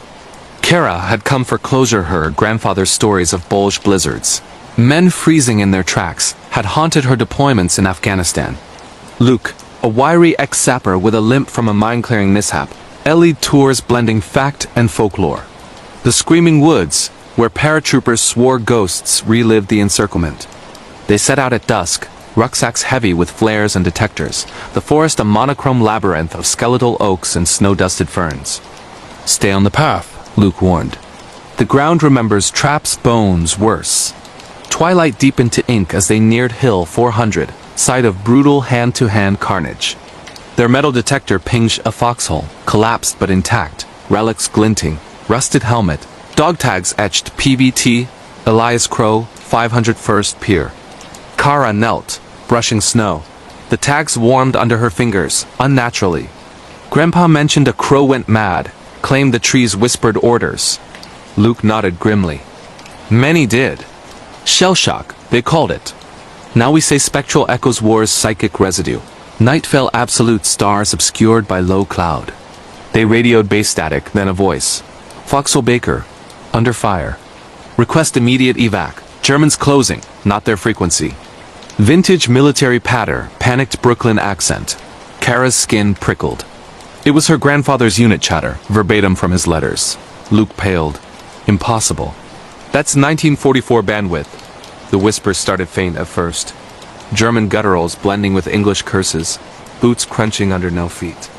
Flares lit the hollow, shadows darting between trunks, forms in greatcoats and fell growl, bayonets fixed, reliving the assault. They ran, but the forest conspired, paths looping, trees shifting positions, branches snagging like barbed wire. Gunfire cracked Phantom, but pellets of ice stung their cheeks. Kara's flashlight caught a figure, PVT Crow, translucent, eyes wild, clutching a Thompson submachine gun that smoked with unreal heat. "They're in the lines!" he bellowed, firing bursts that felled leaves like shrapnel. Luke dove into a ditch, pulling Kara down. The burst passed overhead, but Crow's gaze fixed on her. "Medic!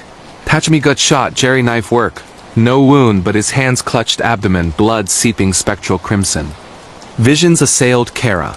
The bulge's frozen agony comrades, toes blackening, Luftwaffe bombs turning snow red, the endless wait for Patton's relief. Crow wasn't alone. His platoon materialized, frost-rimed skeletons in fatigues, reliving the last stand. "Hold the hill! No retreat!" Luke fired his very pistol skyward, magnesium flare bathing the woods in hellish white figures dissolving, but not before a Nazi scout lunged, garrote wire of bootlace noosing Lutz's throat. Kara slashed with her Leatherman, the wire parting like mist. The scout evaporated, leaving welts like rope burns. They stumbled into a clearing at dawn, base camp lights winking a mile off, but their watches read December 23, 1944. Time slip, Luke gasped, a bulge anomaly. Radio crackled again, modern voices, search party hailing. Medevac whisked them to Bastogne General, where docs treated hypothermia and exposure delusions. But Kara's pack held Crow's tags, authenticated by historians, and Lutz's neck bore scars that predated the hike. Nightmares plague her sessions, trenches filling with spectral G as begging salves for wounds that never heal. The Ardennes military ghosts don't fade. War horror etches the ether, pulling the living into eternal patrols. Honor the fallen in Bastogne, but beware the whispers, they call for reinforcements, and some battles rage timeless. The ward's eternal shift, Copenhagen, Denmark, professional horror. Hospital and nurse night shift stories, Denmark's Rigshospitalet. Europe's oldest operating hospital since 1769, stands sentinel in Copenhagen's Sterbro district. Its corridors a vein of clinical mercy laced with spectral rot. In the biting February of 2022, 31-year-old night nurse Ingrid Larsen, mother of two, with steady hands forged in COVID wards, faced a shift that blurred life from afterlife. The oncology wing, a sterile maze of beeping monitors and 4 drips, saw its share of long goodbyes, but room 413 held a notoriety, the White Ladies' Ward, where a 19th century cholera nurse had perished, her spirit said to comfort the dying with cold caresses. Ingrid's rounds began at 11 p.m. The hospital hushed save for the hum of fluorescents and distant trolleys. Her patients, Mr. Hansen, 72, terminal lung cancer, dozing fitfully. Frau Muller, Wushabat, post-mastectomy, whispering prayers in German. Routine vitals, morphine pushes until room 413's call light blinked, insistent as a heartbeat. Entering, Ingrid found the air chilled, windows fogged despite central heat. Her patient, 40-year-old artist Nils Jensen, thrashed in restraints, eyes vacant. "She's here!" The helper takes the pain but not the soul, Nils had coded twice that week. Docs murmured of hepatic coma, but Ingrid saw lucidity in his terror. As she adjusted his oxygen, a draft stirred the curtains, no vents, no doors open. Then the touch. Fingers on her shoulder, light as snow but insistent, guiding her hand to Nils's chart. Notes appeared handwritten in faded ink, extract shadow or consumes. Ingrid blinked. The chart was digital, tablet pristine.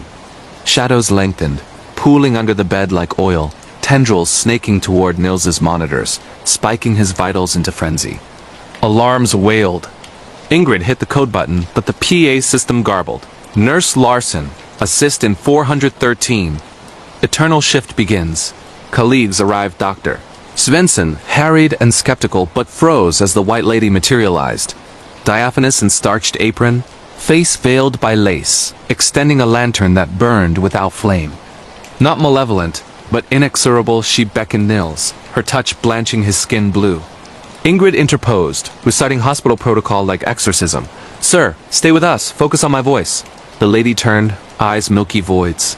"You know the weight, child. I eased them all cholera's fire, now cancer's slow burn. Join the watch."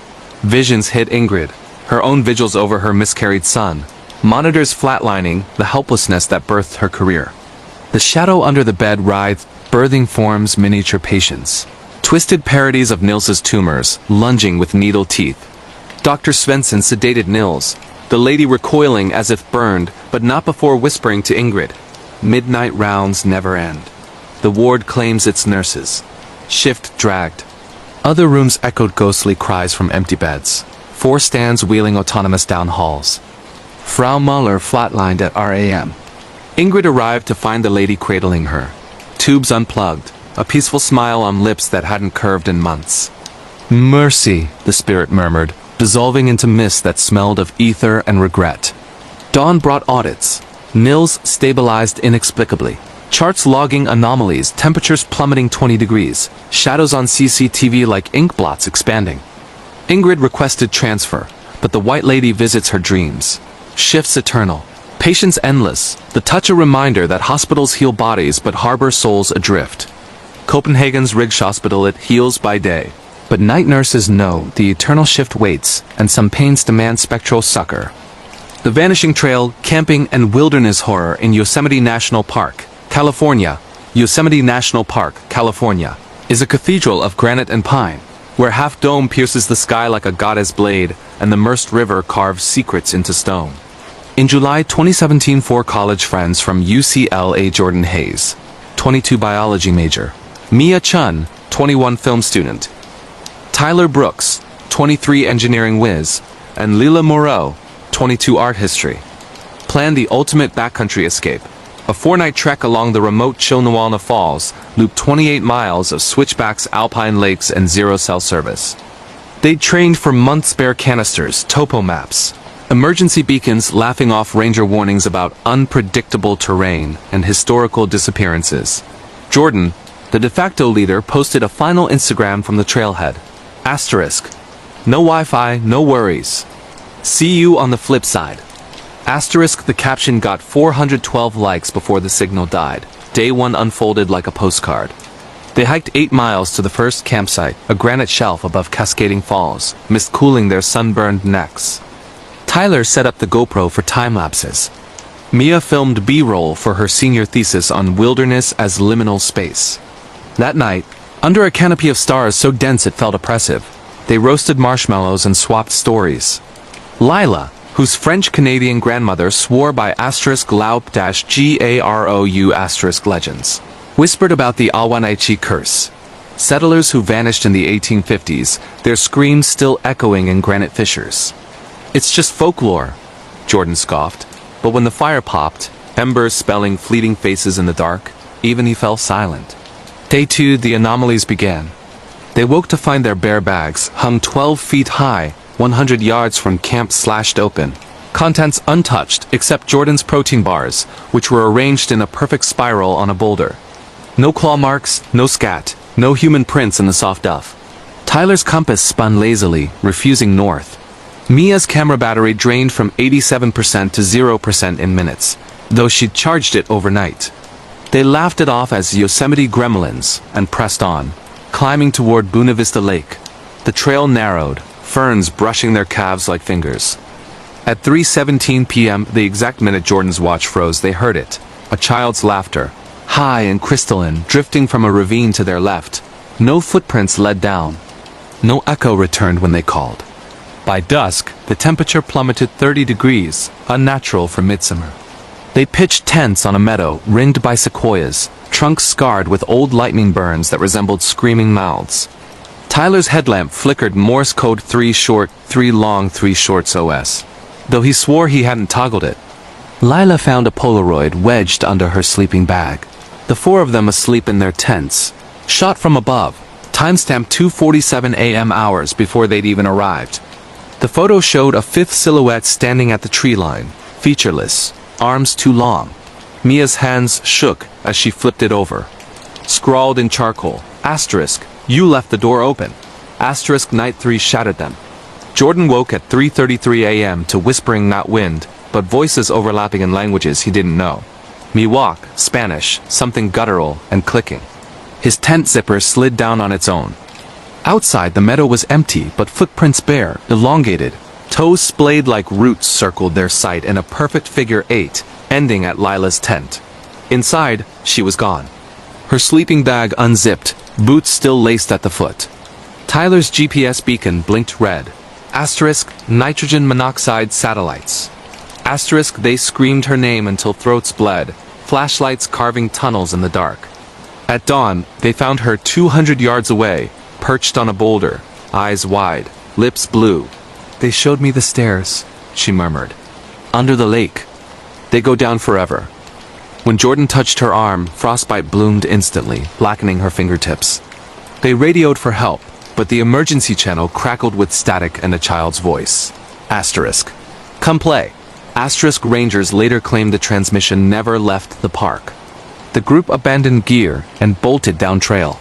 Lila carried between Tyler and Jordan, her weight impossibly light, as if hollowed. Halfway to the trailhead, Mia vanished mid-sentence. Guys, the trees are gone. No scream, no rustle. Just her camera on the path, lens cracked, final frame showing the group from behind. Mia's outline already fading like a double exposure. Jordan and Tyler stumbled into Wawana Ranger Station at twilight, babbling about stairs under the lake and children made of bark. Search teams found no trace of Mia or Lila, no blood, no drag marks, no gear. The Polaroid and slashed bear bags were logged as unexplained vandalism. Jordan's protein spiral was photographed, then vanished from evidence lockup. The GoPro footage recovered months later by a hiker showed 14 hours of black screen punctuated by single frames. The group sleeping, then waking to empty tents, then the camera panning to Buena Vista. Lake at night, its surface perfectly still reflecting stars that weren't in the sky. In the final frame, stairs descend into the water, built of bone-white granite, leading to a door that opens onto darkness. Jordan quit school, moved to Fresno, and refuses to enter any forest. Tyler became a search and rescue volunteer, obsessively mapping Yosemite's off-trail voids. Rangers still find Polaroids on the Chilmualna trail hikers asleep, a fifth silhouette watching. The Owanichi elder who blessed the search said it plainly, "The mountain keeps what it has owed." They left the door open in 1852.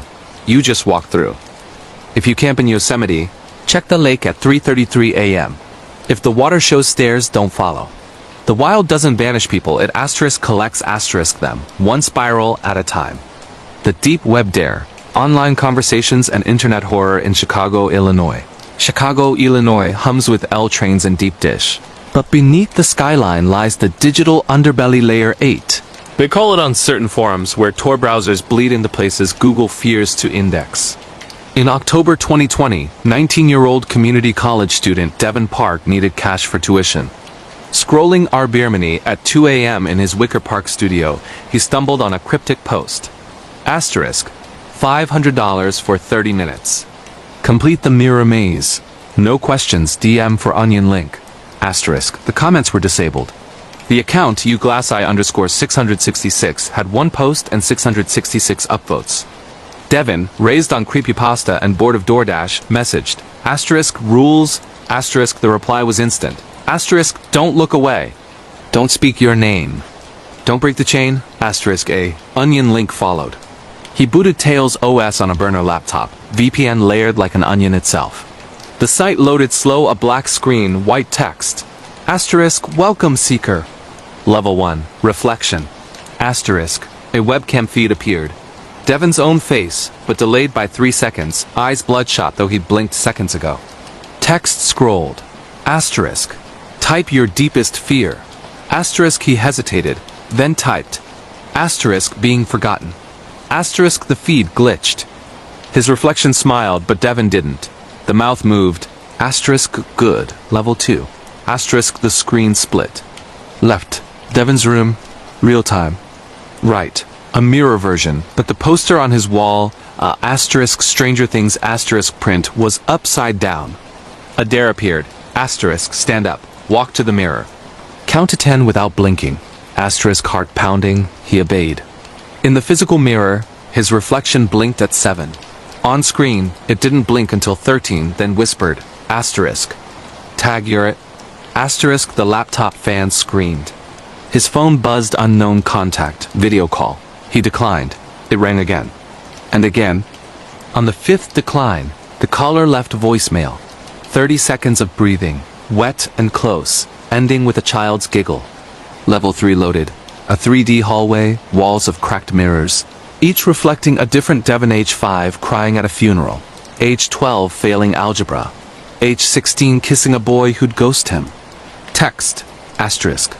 Choose the real you. Wrong choice equals forfeit. Asterisk, he clicked the crying child. The hallway shattered. Glass rained upward. His webcam feed now showed his room from the ceiling impossible angle. The dare. Asterisk, open your closet. Take the red hoodie. Wear it backward. Asterisk, Devon's closet held no red hoodie. He typed, asterisk, I don't have one. Asterisk, the screen went red. Text, asterisk, you do now. Asterisk, he spun. There, hanging where his leather jacket had been, a red hoodie, damp, smelling of lake water. Inside the hood, stitched in white thread, asterisk, Deveng.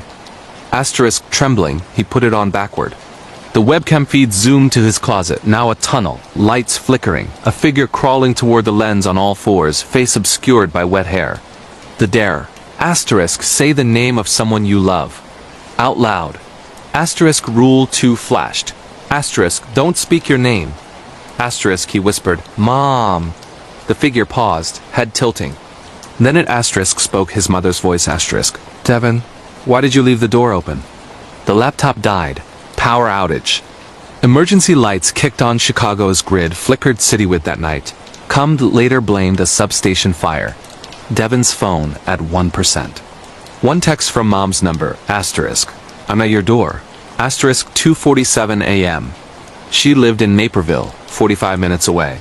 He didn't open the door. Instead, he smashed the laptop, burned the hoodie in the bathtub, ashes swirling like black snow. The next morning, the closet was empty. But his mirror showed the red hoodie hanging behind him, though he stood alone. He quit the dark web, deleted Tor, moved to a new apartment. But every October, his webcam turns on at 2:47 a.m., feed showing the mirror maze, cursor blinking, asterisk ready for level 4? Asterisk Devon unplugs everything. The dare evolves. Last year, his smart fridge displayed the text.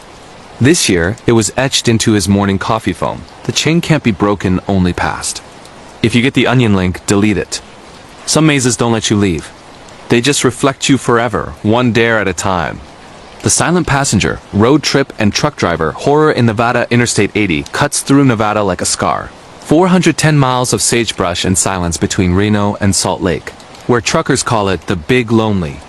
In June 2019, 48-year-old long-haul driver Hank McAllister, based out of Sparks, picked up a load of refrigerated beef for Chicago. Divorced, kid in college, Hank lived for the CB chatter and classic rock Springsteen bleeding into static as cell towers faded. He stopped at the Mustang truck stop near Winmucca for coffee and a shower, 11 p.m. neon buzzing like dying insects. As he climbed back into his Kenworth, a hitchhiker stood by the fuel island mid-20s pale denim jacket despite 95 degrees Fahrenheit heat. Thumb out, no backpack, no water. Hank's rule, no riders.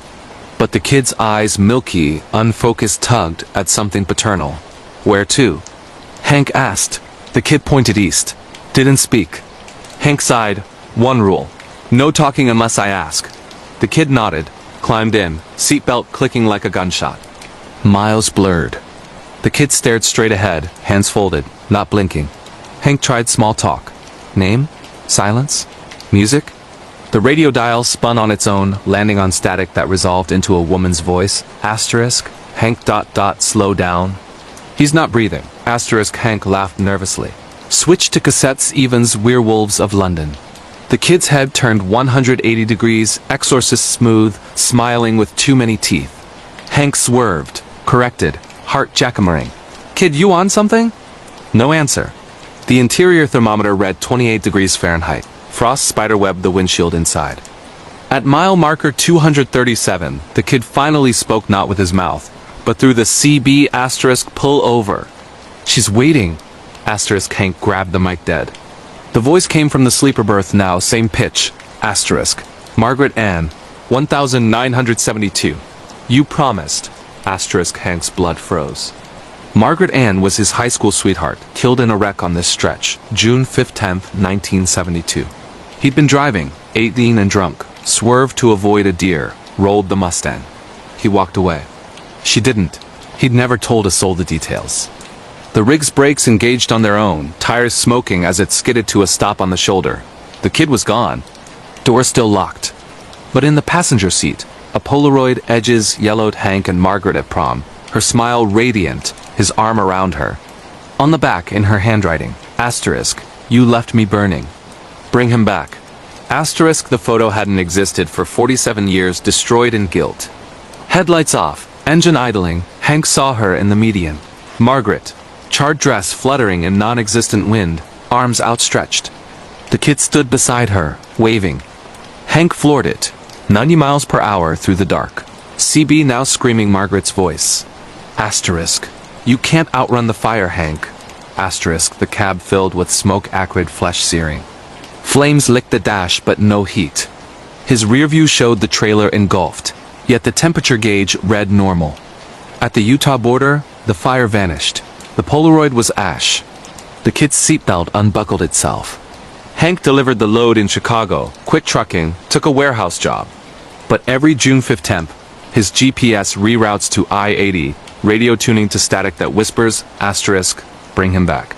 Asterisk truckers on CB Channel 19 report a hitchhiker at Mustang truck stop, pale kid, denim jacket, points east. Those who pick him up vanish. Their rigs are found on the shoulder, engines cold, Polaroids on the dash. The driver young, smiling with someone long dead. If you're hauling the big lonely, keep driving. Some passengers paid the fare in 1972, and they're still collecting.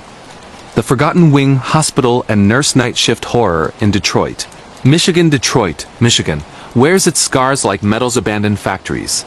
Potholed streets and Detroit Receiving Hospital, a level 1 trauma center where the E never sleeps. In December 2021, 29-year-old RN Cassidy Walsh pulled the dreaded 7P7A shift in the old psych wing, slated for demolition, but still used for overflow. The hospital's newer towers gleamed, but wing key built 1931 Art Deco bones reeked of mildew and despair. Cassidy, hardened by gunshot wounds and overdoses, laughed off the rumors. Asterisk, the Forgotten Wing eats nurses. Asterisk, she needed the overtime. Her fiancé, a paramedic, kissed her goodbye at the time clock. Donna let the ghosts clock you out. The wing was a ghost town literally. Only 3 patients, Mr. Kowalski, dementia, muttering Polish, Mrs. Delgado, post-stroke, nonverbal, and John Doe, a 30-something found catatonic in an abandoned Packard plant warehouse, no ID, eyes tracking shadows. Cassidy's charge nurse, Marla, warned her, "Stay out of room 313. Doors welded shut for a reason." Cassidy rolled her eyes. Urban legend about a 1950s lobotomy patient who vanished mid-procedure, midnight meds round. The fluorescence flickered like a dying pulse. In Kowalski's room, he grabbed her wrist, eyes clear for the first time. They re-sewing her back together in 313. Donna let them use your thread. His grip left bruises shaped like suture knots.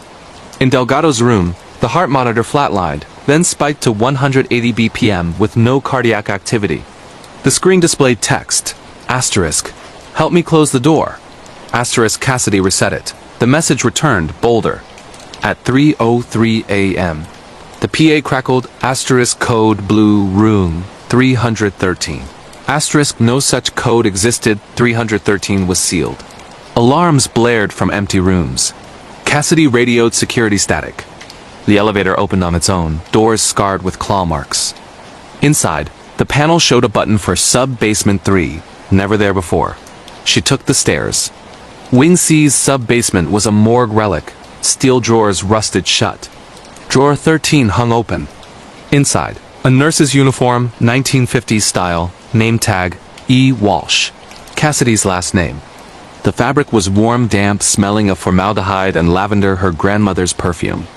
Evelyn Walsh, RN, vanished from Detroit, receiving in 1957. The lights died. Emergency reds kicked on, bathing the morgue in blood glow. From the vents, stitching sounds needle through flesh, thread pulled taut. A gurney rolled from the dark, wheels squealing.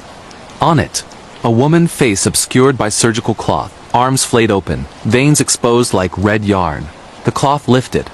Evelyn's face younger, eyes pleading. She sat up, neck bolts sparking, and pointed to Cassidy's scrubs pocket. Inside, a spool of black thread, not hers. The woman mouthed, asterisk. Finish the seam or join the pattern, asterisk. Cassidy ran, the stairwell door slammed, lock engaging.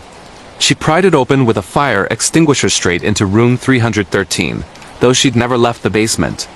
The room was an operating theater, 1950s intact. Lobotomy picks, ice pick hammers, a reel-to-reel recorder spinning. On the table, John Doe, eyes open, smiling. He spoke with Evelyn as voice. You left the door open in 57. I've been waiting to close it with family. The walls bled literal rivulets forming sutures across plaster, stitching the room shut. Cassidy's shadow detached, walking toward the table, scissors in hand. She smashed the recorder. Tape spilled like intestines, voices overlapping patients, nurses, doctors, all screaming asterisk. Finish the seam. Asterisk. The thread in her pocket ignited, burning a circle into her palm, a perfect suture knot. The walls cracked, revealing a door behind the table, wooden, padlocked. Marked E. Walsh, do not open. She kicked it.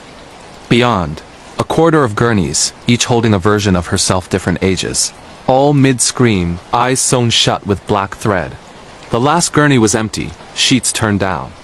Cassidy woke in the break room at 6:58 a.m. Chart in lap, pen in hand. Marla shook her. You were sleepwalking, hon. Found you in the old elevator. No burns, no thread. But her palm itched. In the bathroom mirror, faint black stitches crossed her lifeline, dissolving like ink in water. John Doe was discharged AMA that morning. Last seen walking into a snowstorm. Room 313's door was open, room gutted, walls bare. Except one brick, etched, asterisk, seam closed. For now, asterisk, Cassidy transferred to day shift, then quit. She burns lavender incense nightly. Every December, her palm itches, stitches reappearing. Detroit receiving demolished Wing C in 2023. Construction crews found a spool of black thread in the rubble. Still warm. If you work night shift in an old hospital, check the sub-basement. Some doors aren't locked, they're asterisk stitched asterisk. And family always finishes the pattern. The last broadcast -911 operator horror in New Orleans. New Orleans, Louisiana hums with jazz and ghosts. But in the 911 call center on Poydras Street, the only music is ringing phones and panic. In August 2022, 35-year-old dispatcher Naomi Carter worked the graveyard shift. Hurricane Ida's aftermath still raw power outages, looting, bodies and addicts. Naomi, a 12-year veteran, could triage a shooting while sipping chicory. But on August 29th, the 17th anniversary of Katrina, she took a call that broke protocol and soul. 2:17 a.m. line 3. Static, then a child's whisper. Asterisk. Miss, the water's back. It's in the walls. Asterisk. Naomi's screen showed an abandoned landline. 4127 Dauphine Street, Lower 9th Ward demolished post-Katrina. Sir, ma'am, what's your emergency? The child. Asterisk. Mama's floating. She says tell them we're still here. Asterisk background. Lapping water, though the city was dry. Naomi dispatched units protocol for prank or squatter. The line stayed open. She heard splashing, a woman's voice faint. Asterisk. Naomi ... You promised to save us. Asterisk. Naomi froze. In 2005, she'd been 18, a volunteer at the Superdome, handing out water. A woman with a boy-same voice begged her to take the child. Naomi, overwhelmed, passed them to another aide. The boy drowned in the attic when the levees broke. His mother's body was found embracing him. Note pinned. Asterisk. Tell Naomi we waited. Asterisk. She'd never told anyone the name. The call continued, child describing the attic. Asterisk. Blue walls, mama's rosary on the nail. Water's at my chin now. Asterisk. Naomi's console glitched, every line lit up, same number. Units arrived at 4127 Dauphine. Empty lot, foundation cracked, water seeping from the soil, though no rain in weeks. Body cam footage later showed the attic intact. Though the house was gone, blue walls, rosary swaying, water rising. The feet cut when the officer whispered, asterisk. Naomi ... Asterisk. Back at the center, phones rang with dead air. Callers, when traced, were Katrina victims' addresses underwater in '05. One elderly man, asterisk. You marked me DOA, but I'm still breathing in the dark. Asterisk. Naomi's supervisor, Lou, tried to pull her off. The system locked her in, headset fused, volume maxed. The child returned, asterisk, we're not mad. Just lonely. Join the broadcast. Asterisk. The emergency alert system activated citywide, TVs and radios blaring the child's voice. Asterisk, New Orleans. The water remembers. Come home. Asterisk, power grid failed. Streetlights died. The Mississippi rose 6 inches in minutes, though the levees held. Naomi grabbed scissors, cut the headset cord. Sparks flew. The building shook, water seeped under doors, black and thick. She ran to the roof. Below, the city was dark, but every phone booth glowed, receivers off hooks, voices murmuring. Dawn broke, water receded. Power returned. The call log showed one entry, asterisk 4127 Dauphine, 2:17 a.m., duration, 17 years. Asterisk Naomi resigned, moved to Baton Rouge. She volunteers with FEMA now, but every August 29th, her phone rings at 2:17 a.m. unknown number, child's voice. Asterisk. The water's back. Asterisk she doesn't answer. In New Orleans, 911 operators report phantom calls from demolished addresses. Voices of the drowned asking for the aid who passed them on.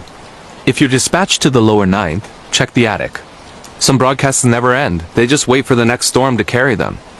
The Whispering Walls of Willowbrook Manor, a haunted house horror in rural England. It started as just another rainy autumn evening in the quaint village of Eldridge Hollow, nestled deep in the rolling hills of rural England, where the moors stretch like endless gray blankets under skies that seem perpetually bruised. Sarah Hargrove, a 32-year-old graphic designer from London, had always dreamed of escaping the city's relentless grind for something more authentic, a fixer-upper with character, history, whispers of the past etched into its very stones. That's how she found Willowbrook Manor, a sprawling Victorian estate on the outskirts of the village, its ivy-choked facade hiding behind wrought iron gates that creaked like old bones in the wind. The real estate agent had called it charmingly eccentric, but Sarah saw potential. High ceilings for her art studio, a sprawling garden for quiet mornings with tea and enough rooms to finally host family without the chaos of urban apartments. She signed the papers on a whim, ignoring the agent's hesitant pause when she asked about previous owners. Folks come and go, he'd said with a shrug. Old place like this, bound to have its stories.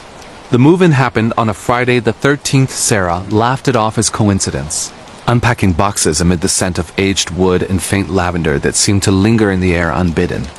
The manor had 7 bedrooms upstairs, a grand parlor downstairs with a fireplace that roared to life too easily, and a basement she'd planned to turn into a wine cellar. That first night, as thunder rumbled over the moors like distant artillery, Sarah settled into the master suite, its 4-poster bed draped in faded silk. Sleep came fitfully, broken by the patter of rain against leaded windows. But around 3 a.m., she stirred to a sound like soft murmuring just beyond the wall, as if 2 people were conversing in hushed tones from the next room. She sat up, heart thudding, and called out, "Hello?" Silence answered, thick and oppressive. Shaking it off as wind through cracks, she drifted back to sleep, dreaming of shadows that peeled themselves from the corners to form faces she almost recognized. By week 2, the whispers had evolved into something more insistent.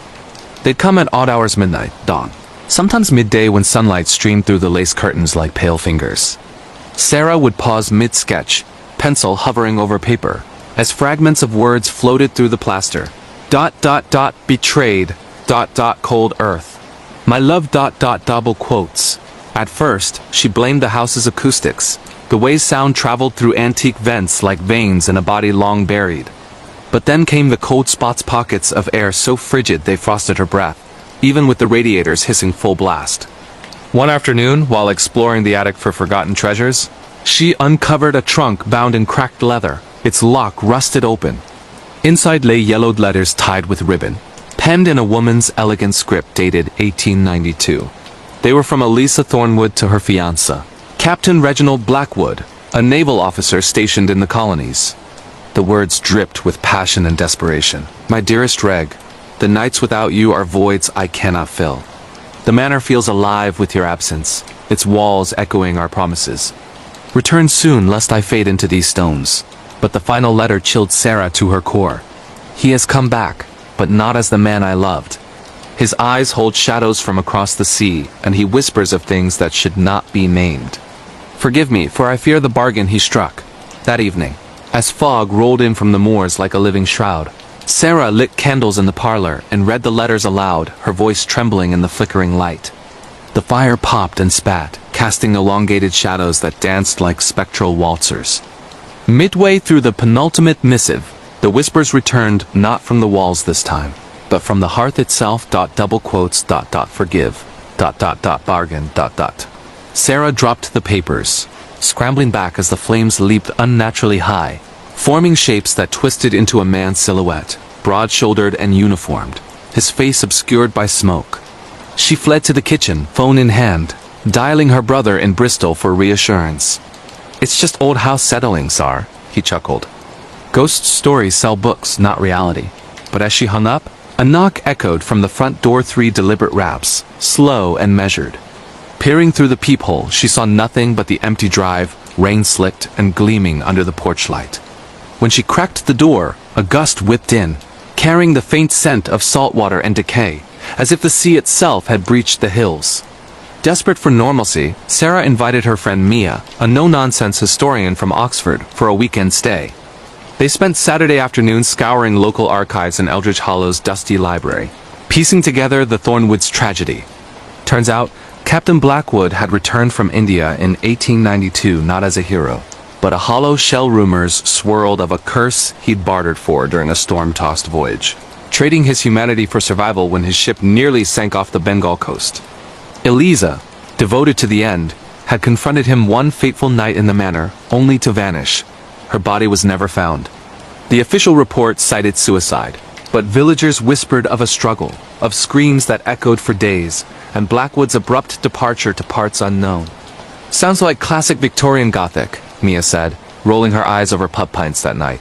Jealous lover, forbidden's artifact, probably just a bad case of malaria driving him mad. But back at Willowbrook, as they toasted with smuggled gin by the fire, the temperature plummeted. Glasses frosted over, and the whispers swelled into a chorus. Words now clear. She knew the price. "Join us.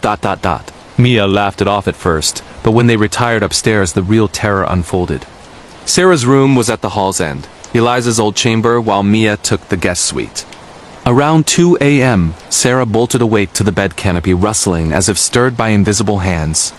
She flicked on the lamp, revealing nothing, until she noticed the mirror above the dresser, its antique glass rippling like water disturbed by a stone. In its depths, a woman's form coalesced, pale gown, raven hair unbound, eyes hollow as graves. Eliza. Her lips moved in silent plea, mouthing, "He comes. Hide." Sarah screamed, shattering the silence, and Mia burst in, pale as parchment. Together they huddled in the hallway, flashlights cutting swaths through the gloom, but the house seemed to breathe around them, doors creaking. Open on their own paintings of stern ancestors tilting askew to watch with painted eyes that followed their every step. Downstairs, the parlor was a war zone. Letters scattered like confetti, the fire rekindled without match or log.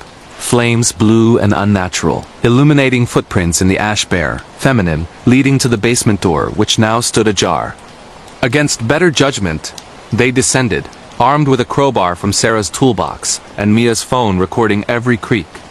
The basement was a labyrinth of stone vaults, cobwebbed and forgotten, air thick with mildew and something sharper brimstone.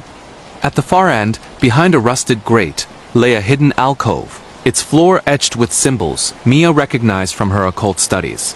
Sanskrit words for binding spirits, corrupted and smeared with what looked like dried blood.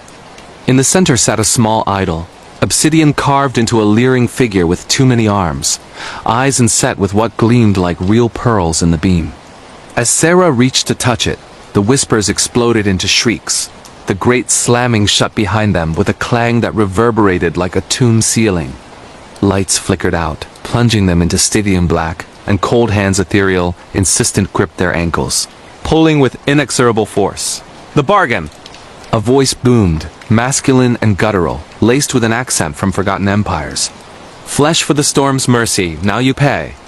Panic surged as they clawed at the grate. Mia's history knowledge kicking in, she recited counter-words from memory, fragments of Latin exorcisms picked up from dusty tomes. Sarah, sobbing, smashed the idol with the crowbar, shards scattering like black teeth. The grip released, the shrieks devolved to whimpers, and the grate groaned open. They fled upstairs, barricading the basement with every piece of furniture Sarah owned, hearts hammering like war drums. Dawn broke gray and unforgiving, the manor silent once more, but the damage was done. Scratches marred their skin 3 parallel lines, like claws from a lover's rage, and in the mirror's shards. Eliza's face lingered a moment longer, mouthing thank you before dissolving like mist. Sarah sold Willowbrook the next week at a loss to a developer who planned to raise it for flats. But the whispers followed her back to London in crowded tubes. She'd catch snippets on the wind. In her new flat, cold spots bloomed like bruises. Mia, ever the skeptic turned believer, published an anonymous paper on the Willowbrook binding, warning of artifacts that hunger across oceans and centuries. And in Eldridge Hollow, locals still avoid the manor's ruins, especially when the moors fog in, claiming the stones themselves murmur of betrayal, bargains, and the eternal chill of a love that refused to die. If you've ever bought a house with a past, think twice, because some walls don't just hold memories. They hold grudges, and they whisper. The Shadow Stalker of Salem Woods, a true crime obsession and stalker horror in the United States. In the shadow of ancient oaks that clawed at the sky like desperate fingers. The small town of Blackwood Falls, tucked into the dense forests of upstate New York in the United States, had always carried a quiet unease. It was the kind of place where autumn leaves carpeted the ground in crimson warnings, and winter winds howled through the trees like mourners at a forgotten grave. Emily Carter, a 28-year-old barista with dreams of becoming a novelist, had moved there 2 years prior, drawn by the isolation that fueled her writing. Her cozy cabin on the edge of Salem Woods, named ironically for the witch trials centuries, south overlooked a babbling creek and trails that wound into the heart of the wilderness. Life was simple. Morning shifts at the local diner, evenings tapping away at her laptop by the fire, the only company the occasional deer peering through frost-laced windows. That is, until the letters began arriving. The first one came slipped under her door on a crisp October morning. The envelope plain white, no stamp or return address. Inside, a single sheet of notebook paper, handwriting neat and slanted. I see the way the light catches your hair when you laugh at the diner's counter. It's like fire in the leaves. Be careful walking home tonight, the woods have eyes. Emily's stomach twisted, but she dismissed it as a prank from rowdy regulars, crumpling it into the trash. Days passed without incident, the forest's rustles blending into her routine. But on the full moon's eve, another arrived, this time with a pressed wildflower taped to the page. Your words on that pad, scribbling stories of shadows, they mirror my own. We're connected, you and I, by threads the world can't see. Last night, I watched you sleep, the quilt rising like waves. Sweet dreams, fire hair. Panic flickered, hot and sharp. She double-locked the doors, installed a cheap Ring camera that blinked red like a watchful eye. The footage showed nothing, just wind-stirred branches and her own reflections in the glass. As November's chill deepened, the stalker escalated, his presence weaving into her life like smoke through cracks. Grocery bags left on her porch with notes. You forgot milk. I added some. Warm just how you like. Her favorite novel. Dog-eared and annotated in margins with phrases like, "This is us, Emily faded forever," appearing on her doorstep. At the diner, tips multiplied, scrawled with, "For the girl who haunts my thoughts." Whispers from coworkers painted a picture. A tall man in a wool coat, face half hidden by a scarf, always at the back booth, nursing black coffee and staring at her station with eyes like polished obsidian. Emily confided in her best friend, local ranger Tom Hawley, who patrolled the woods and knew every hidden hollow. Could be some drifter passing through, he grunted, filing a report with the skeletal sheriff's office. But keep your eyes open, Salem Woods swallows secrets whole. Nights became battlegrounds of paranoia. Emily barricaded herself in, curtains drawn tight, the cabin's walls closing in like a coffin lid. Sleep evaded her, replaced by visions of footsteps crunching leaves outside, breaths fogging the panes. One storm-lashed evening, as sleet hammered the roof like accusatory fists, her phone buzzed with an unknown text. "Why do you hide from me? I only want to read your stories aloud, trace the ink with my fingers. Open the door, I'm here." Heart slamming, she peered through the blinds. A figure stood at the tree line, silhouette blurred by rain, unmoving as a sentinel. She dialed 911, voice breaking as dispatch promised a deputy. Minutes stretched to eternity, thunder masking the creak of her porch steps. Then a knock soft, almost tender. "Emily, it's me. Let me in from the cold. We can write together." The voice was velvet over gravel, familiar yet alien, laced with a cadence that echoed her own midnight musings. The deputy arrived too late. The figure had melted into the woods like mist. Prints in the mud led to the creek, but vanished at the water's edge, as if the earth itself conspired to protect him. Frustrated, Emily turned to her writing for solace, pouring the terror into a manuscript titled, "The Watcher in the Woods," chapters bleeding with details too raw to be fiction. Tom suggested she stay with him in town, but pride or perhaps the morbid curiosity of a storyteller kept her rooted. Weeks blurred into a haze of vigilance. Motion lights installed, a shotgun loaded by the bed, though she'd never fired one, and daily walks with bear spray, eyes scanning every rustle. The letters grew poetic, obsessive. "Your fear is beautiful, a storm I long to weather. Remember the night you cried over that lost chapter? I left a poem under your pillow, did it soothe you? Soon, we'll share ink and skin, our stories intertwined." December brought snow that blanketed the woods in deceptive purity, muffling sounds but amplifying isolation. Emily's shifts shortened. Customers thinned as rumors spread of the ghost stalker plaguing the falls. One midnight, unable to bear the silence, she ventured out for firewood, axe in hand, breath clouding in the frigid air. The stalker was waiting, not at the tree line, but closer, emerging from behind her shed like a specter born of frost. Tall, gaunt, mid-40s, with a face carved from pale marble-high cheekbones, eyes burning with manic fervor.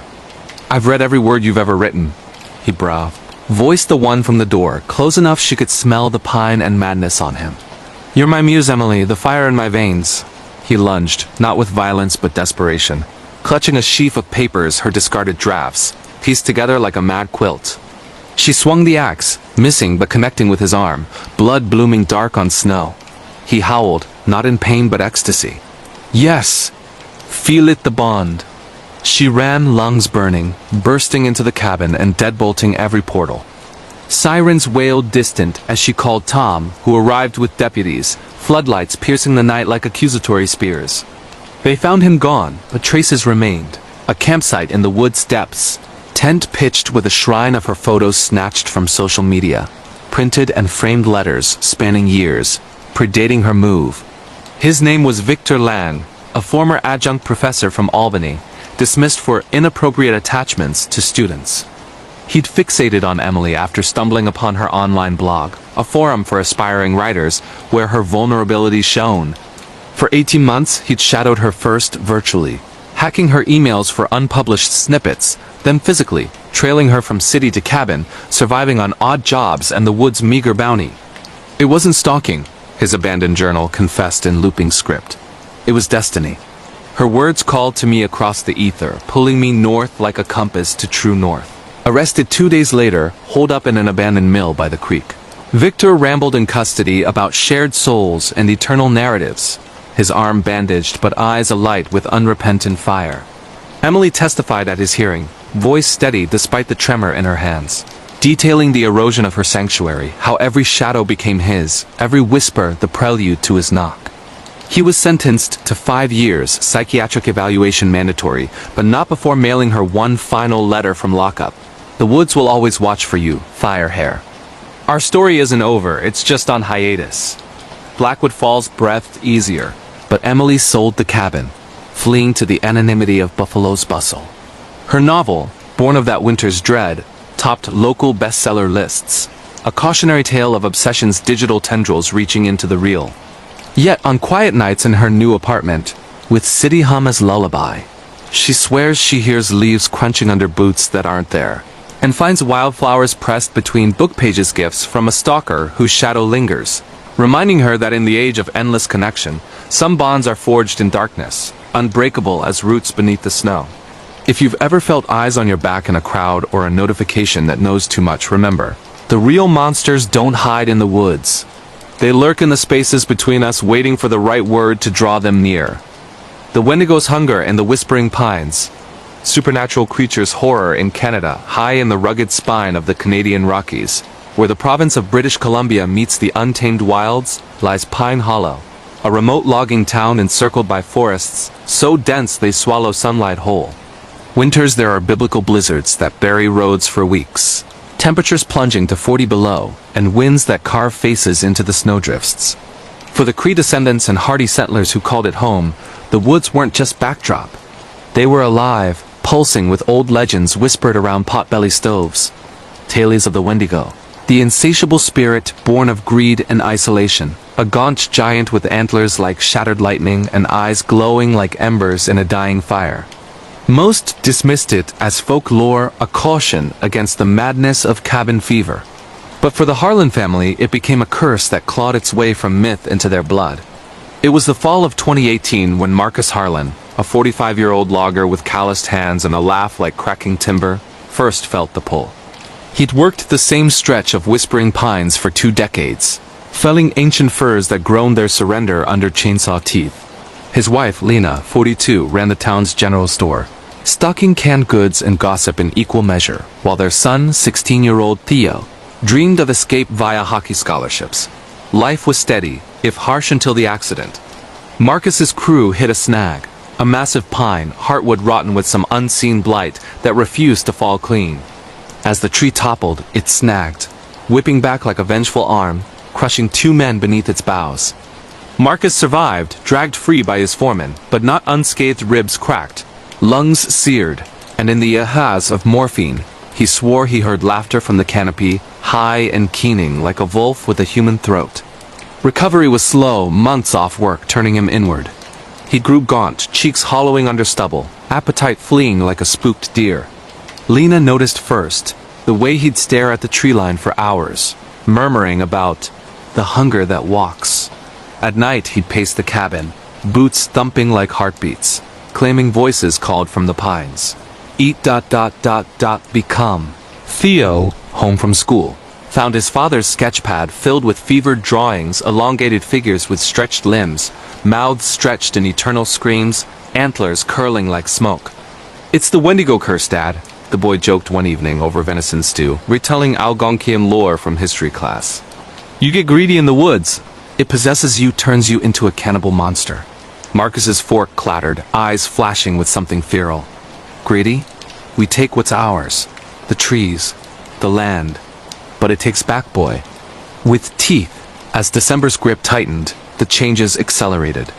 Marcus vanished into the woods for days, returning with kills no man could claim alone. Elk eviscerated with surgical precision, bones picked clean as if by birds. His frame twisted, muscles coiling unnaturally under skin that stretched taut, veins like rivers of ice beneath. Lena woke to him crouched by the bed, inhaling her scent with elongated inhales, whispering, "You smell like warmth ... double quotes. Fear coiled in her gut. She confided in Elder Josiah, the town's Cree storyteller, whose eyes narrowed at the symptoms. "The Wendigo," he rasped, voice gravel from pipe smoke. "It starts with isolation, a taste for forbidden meat during famine. Your man felled the guardian tree, now it hungers through him." Josiah prescribed smudging rituals, sage smoke curling through the cabin, prayers in Cree to bind the spirit, but Marcus recoiled, snarling like a cornered beast, his once brown eyes flecked with yellow. Theo bore the worst of it. One moonless night, as auroras painted the sky in ghostly veils, he heard scratching at his window-long nails, etching symbols into the frost. Peering out, he saw his father at the tree line, naked against the cold, skin steaming in the sub-zero air, posture hunched and predatory. "Come hunt, son," the thing that was Marcus called, voice echoing with layers, human and hollow. Theo barricaded his door, phone clutched like a talisman, but signal died in the storm's roar. Hours later, dawn's weak light revealed the cabin besieged, tracks circling the perimeter, deep and clawed, leading to gutted rabbits piled on the porch like offerings.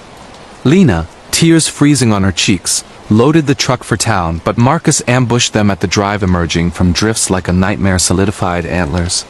No, just shadows playing tricks, but his grin split too wide, teeth filed sharp in delirium. They fled to the RCMP outpost in Pine Hollow, bursting in with pleas for help. Officers dismissed it as domestic strife, a man cracking under grief. Until Marcus followed, bursting through the door in a whirlwind of snow and rage, strength superhuman as he overturned desks, roaring, "The hunger! It demands flesh of kin." Bullets felled him, 3 in the chest, but even as he crumpled, his final breath was a laugh, wet and triumphant. Join the endless feast. Autopsy revealed horrors. Stomach contents human scavenged from old graves, the missing loggers, and bones warped as if growing into something larger. The town buried him unmarked under Josiah's rites. A pyre at the guardian tree's stump, flames fed with white pine and chants to appease the wind. Lena and Theo left British Columbia behind, relocating to Vancouver's concrete embrace. But the pine's whisper followed, Theo's dreams plagued by antlered shadows, Lena's appetite forever spoiled. Locals still speak of the Harlan Wendigo, a caution in logging camps. Respect the old growth, lest the hunger wake and walk among you. Gaunt and grinning, turning men to monsters one forbidden bite at a time. In the Rockies' frozen heart, where isolation breeds legends, remember, the woods don't just provide, they possess. And once tasted, the hunger never sleeps. Echoes from the void. A glitch in the Matrix reality distortion in Australia.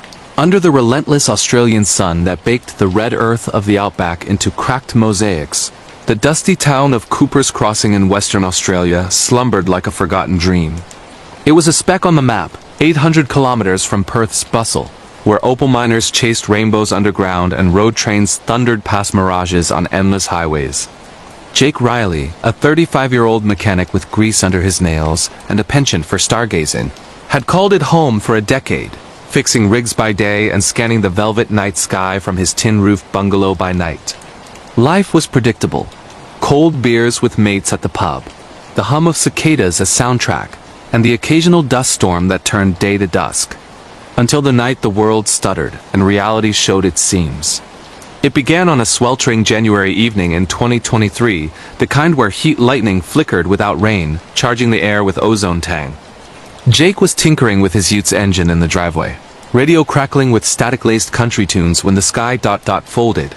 One moment, stars wheeled in their familiar dance. The next, they froze, as if someone hit pause on the cosmos. Time stretched, elastic and wrong. His wrench hand moved in slow motion, yet his heart hammered at double speed. Then, snap. Everything lurched forward, the radio blaring a song that hadn't aired in 20 years, his Utes hood dented as if rear-ended by an invisible force. Shaking it off as heatstroke hallucination, Jake headed inside, cracking a stubby and firing up his laptop for distraction. But the glitch lingered. His screen glitched, cursor duplicating itself, typing words he hadn't touched. Jake, the loop tightens. Break free or repeat. He slammed it shut, pulse racing, blaming dodgy wiring. The distortions escalated like a virus in the code of existence. Mornings dawned with clocks frozen at 3:33, no matter the wind-up. Neighbors waved from verandas, but their greetings echoed delayed, lips moving seconds after sound. At the garage, tools vanished mid-job, reappearing in impossible places: wrenches in locked glove boxes, spark plugs under floorboards. Jake's mates laughed it off over Barbies. Mate, lay off the rocket outbacks playing tricks. But when he checked his phone's camera roll, photos showed anomalies. His bungalow's shadow stretching eastward at noon, defying the sun. A flock of cockatoos frozen mid-flight, wings blurred like strobe ghosts. And worst, a selfie where his reflection blinked out of sync, smiling when his face was grim. Paranoia bloomed. He drove to the nearest servo for smokes, only to arrive with the tank inexplicably empty, receipts dated a week prior. Deja vu on steroids, he muttered, but deep down, dread uncoiled. The Mandela effect wasn't collective memory. It was personal unraveling. Desperation led him to the Crossing's lone library, a prefab shack stocked with yellowed paperbacks and a wheezing PC. Forums on glitches in the Matrix flooded the screen tailies of doppelgangers and mirrors, roads looping eternally, whispers from vents predicting lottery numbers that never hit. Jake posted anonymously, Outback anomaly time slips, echoes, shadows wrong. Anyone else? Replies poured in, a digital chorus of the afflicted. A Sydney barista seeing fish swimming in her ceiling fan. A Melbourne commuter boarding trains that vanished at the next stop. One user, Voidwalker88, DMD privately. It's the fracture mate. Reality's a simulation, and you're glitching the code. Look for the anchor something out of place that holds the loop. Heart pounding, Jake scoured his bungalow. Faded photos of his late day, tools from his apprenticeship, that old telescope from boyhood. Nothing. Until the storm hit a freak cyclone, rare for the inland, winds howling like banshees as hail pelted the roof like accusatory Hail Marys. In the eye's eerie calm, Jake stepped outside. The world hushed, stars smeared into streaks. That's when he saw it. His own ute, parked not in the drive, but 50 meters down the road. Identical down to the mud splatter, engine running phantom-like. Approaching, the driver's window rolled down on its own, revealing him. Older, lines etched deeper, eyes hollow with exhaustion. The anchor's the watch, Doppeljake rasped, voice overlapping like bad dubbing. These heirloom it's sinking the loops. Smash it, or we're eternal echoes. Lightning cracked. Illuminating the double's arm, a battered pocket watch, gold case engraved with ER 1952. Ticking backward. The real Jake recoiled, memories flooding his father gifting it on his 18th. Keeps time honest, son. But in this fracture, it lied. Chaos erupted as the storm resumed. Winds whipping the double into visibility. Two Jakes grappling in the dust. Fists connecting with impacts that echoed wrong pain delayed. Bruises blooming retroactively. The watch flew free, skittering across gravel. Jake dove for it, shattering the crystal under boot heel. Gears exploded outward, time splintering with them. The double dissolving into pixels of light. The ute vanishing with a pop like uncorked champagne. Calm returned, but altered. Clocks ticked forward, shadows aligned, the radio humming current hits. Jake burned the watch's remnants in a backyard fire pit, ashes scattering on winds that now whispered approval. Word spread through the crossing like bushfire Jake's brush with the bends, locals called it, but he knew better. The glitches faded, but scars remained. Phantom itches where the double's grip lingered, nights waking to the tick of non-existent clocks. He sold the bungalow, heading coastal for saner skies, but the outback's vastness holds grudges. Travelers still report anomalies their roads that double back on themselves. Stars winking out one by one and in online threads. Outback glitch shares updates. Broke the loop, but echoes call. Simulation's buggy, folks. Watch your anchors. In Australia's red heart, where isolation thins the veil, reality isn't solid, it's code. Fragile as opal veins, and one wrong tick can unravel it all. If you've ever felt the world skip a beat, like a film reel jamming, pause and listen. The matrix mends, but the voids remember. The silent abduction of Willow Creek. Kidnappings and missing persons cold case in the United States. Nestled in the misty folds of the Appalachian Mountains. Where Virginia's borders blur into Tennessee's in the United States, Willow Creek was a hollow of hard-scrabble farms and clapboard churches, the kind of place where everyone knew your business but kept their suspicions close. Fog clung to the hollers like a guilty secret, and the creek that gave the town its name ran black with coal silt, murmuring over stones worn smooth by generations. In the summer of 1997, 14-year-old Lila Mae Whitaker vanished without a trace, igniting a cold case that still chills the bones of those who remember. It wasn't a stranger's snatch or a lover's elopement. It was something quieter, more insidious, a disappearance stitched into the fabric of the everyday, leaving only echoes in its wake.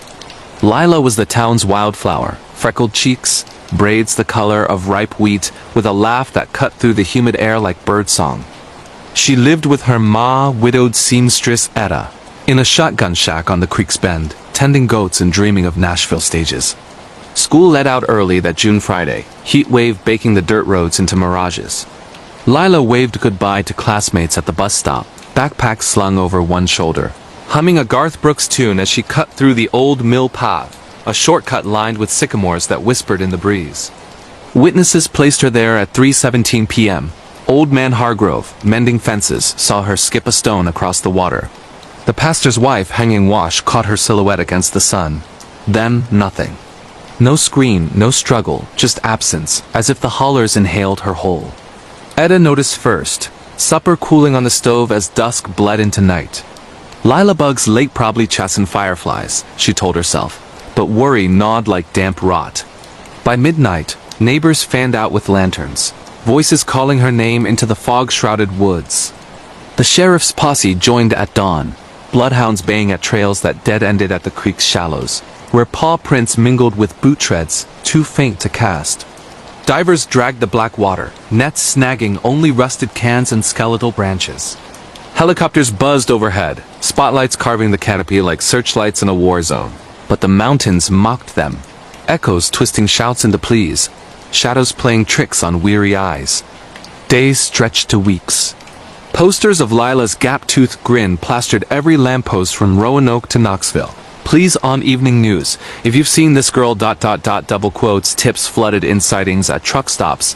Whispers of a white van with out-of-state plates, but all led to dead ends, ghosts chasing ghosts. The town fractured under the weight. Etta aged a decade in months, her sewing machine silent, eyes hollow as the mill's abandoned gears. Rumors festered. A drifter camped by the rail yard vanished before questioning. The reclusive Jennings brothers, hoarders of junk and secrets, whose property yielded nothing but rusted traps. Conspiracy bloomed in backroom huddles, government experiments in the hills, testing silent weapons on expendables. Or worse, the creek's curse. An old Shawnee legend of spirits claiming the young to balance the land's blood debt from strip mines. Theo, Lila's best friend and secret crush, pored over maps in his treehouse, marking anomalies. A fresh dug patch near the path, unearthed to reveal only fox dens. A child's shoe scuffed but not Lila's, floating downstream weeks later. He grew obsessed, notebook filled with timelines that looped impossibly witness times overlapping. Hargrove swearing he saw her twice, minutes apart. 20 years passed, Willow Creek scarred but standing, the case yellowed in files gathering dust. Etta passed in 2015, her dying words a rasp. She ain't gone, Theo, just wait him. He never left, becoming the Hollow's unofficial archivist, a mechanic by trade who fixed trucks and memories alike. Then, in 2022, a breakthrough. Ground-penetrating radar during a highway expansion pinged an anomaly off the old path, a buried void. 20 feet down. Excavators hummed under floodlights, the town gathering like moths to flame, breaths held as dirt yielded to a concrete bunker. Hatch rusted shut, vines clawing like desperate fingers. Inside, air stale as forgotten tombs, shelves of canned goods. A cot with threadbare blanket, drawings crayoned on walls, stick figures under stars labeled home.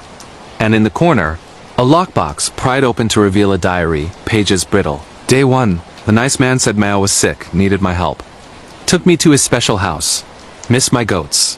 Day 47. He talks to the radio a lot, says we're safe from the bad world. Draws me pictures of mountains.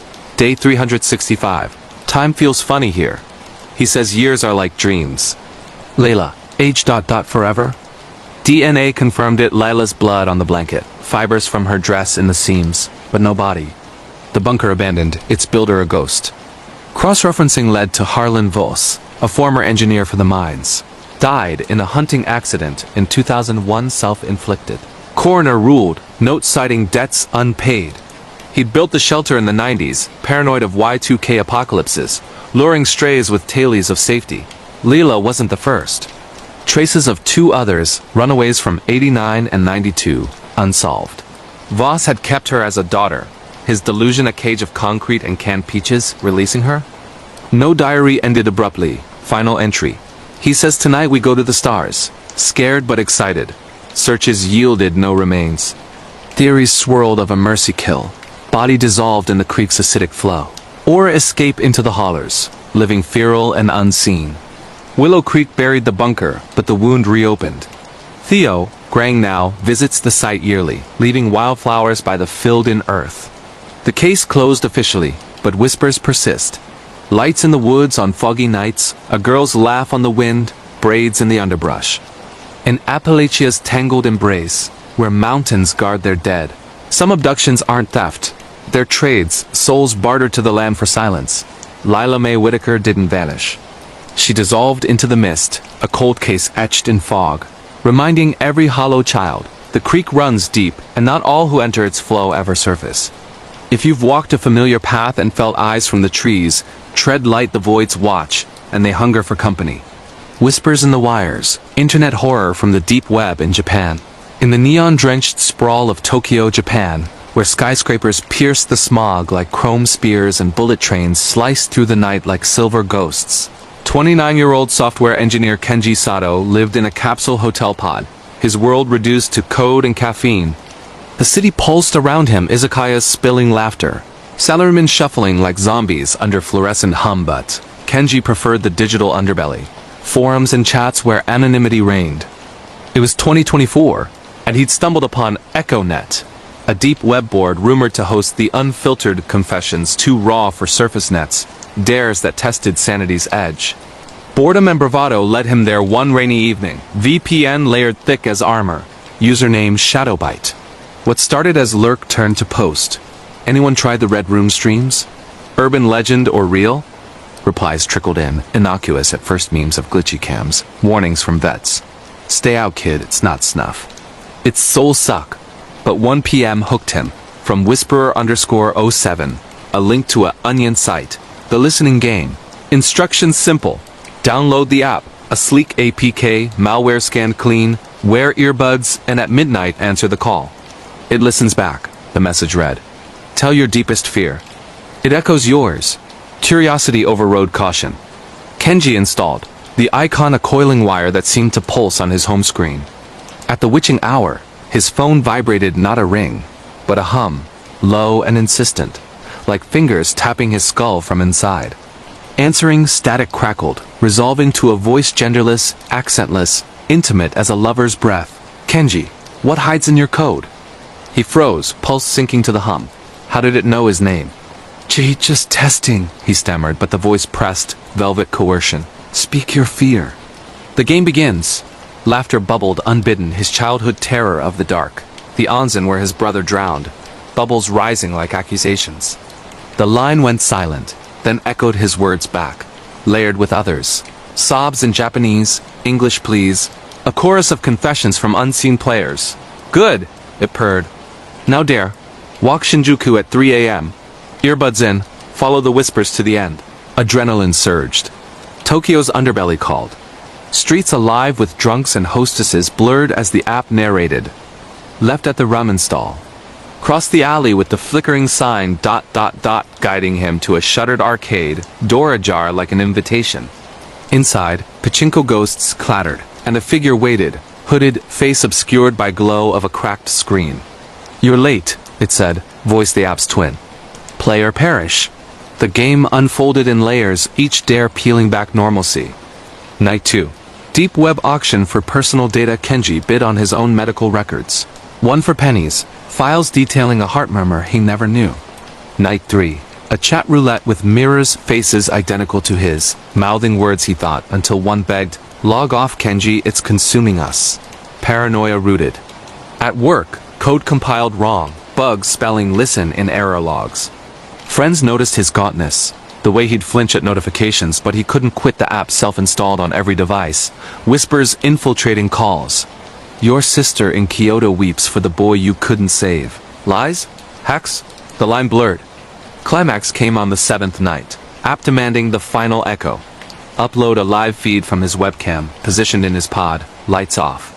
Show us your void! Trembling, he complied, screen filling with his reflection-naked vulnerability under the hotel's hum. Viewers spiked. 47, anonymous, comments scrolling. Beautiful fear, join the choir. Then the voice live. Now, end it. One cut for the stream. A knife appeared in frame. Not his, delivered by courier that afternoon. Anonymous package with a note. To silence the hum. Kenji's hand shook, blade's edge kissing skin, tears hot as the city steamed. But in the reflection, eyes watched not his, multiplied. A gallery of faces from past dares, mouths open in silent screams. Reason snapped back. He smashed the phone, shards flying like accusations, then torched the SIM in a park brazier. The app? Gone, as if never their devices wiped clean, forums denying EchoNet's existence. Police shrugged at his report. Deep web pranks, surchange passwords. But scars lingered, a thin line on his wrist, self-inflicted or not. Nightmares of wires burrowing into ears, pulling thoughts like threads. Kenji quit tech, fleeing to rural Hokkaido, fishing nets over code. Yet on stormy nights, his new burner buzzes hum low, insistent. Kenji ... what hides now? In Tokyo's electric veins, where data flows like blood, the deep web is an abyss, its mirror, reflecting horrors we dare not name. Log off while you can. The whispers know your voids, and they hunger to fill them. The Midnight Caller, 911 operator night shift horror in the United Kingdom, in the grey sprawl of Manchester. United Kingdom, where rain-slicked streets reflected sodium lamps like veins of liquid fire. The emergency call center loomed as a concrete bunker, 24/7's nerve center for the Northwest's chaos. Sophie Lang, 31, a veteran dispatcher with 5 years under her belt, manned the graveyard shift 1 p.m. to 7 a.m. when the city's underbelly surfaced. Headset clamped like a crown of thorns, screens flickering with maps and codes. She fielded the desperate, domestics escalating to stabbings. Heart attacks in high-rises, the occasional prank from pissed teens. It paid the bills for her terraced house in Salford, but the toll was etched in her crow's feet, and the way sleep evaded her, chased by echoes of voices she'd never unhear. Until the night of November 14th, 2023, when the line went silent and the real horror dialed in. It started routine, a burst pipe in Chorlton flooding a flat, an OAP locked out in a Didsbury chill. Then, at 2:47 a.m., line 17 lit up, no caller ID, just static breath. Sophie patched in, protocol crisp. Emergency services, what's your location? Pause, then a whisper male Manc accent thick with fear. Help ... it's in the house. With me. Heart rate blipped on her monitor. She keyed for trace. Sir, stay calm, give me your address. The voice cracked. 47B Elm Street? No, wait, it's moving. Oh god, the stairs ... double quotes, background noise filtered. Creaks like bones settling, a thud distant but deliberate. Trace pinged valid address. Terraced semi in Moss-side. No priors. Units en route, ETA 8 minutes. Barricade if you can. But the line held. The man rambling. I saw it in the mirror, first my face, but wrong, eyes black as pitch. It smiled when I didn't.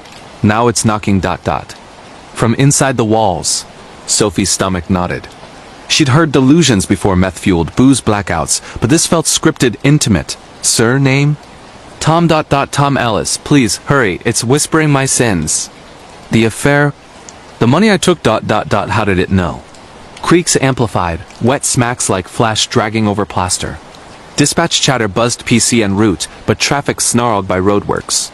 Sophie coaxed. Tom, talk to me, keep it distracted. He did.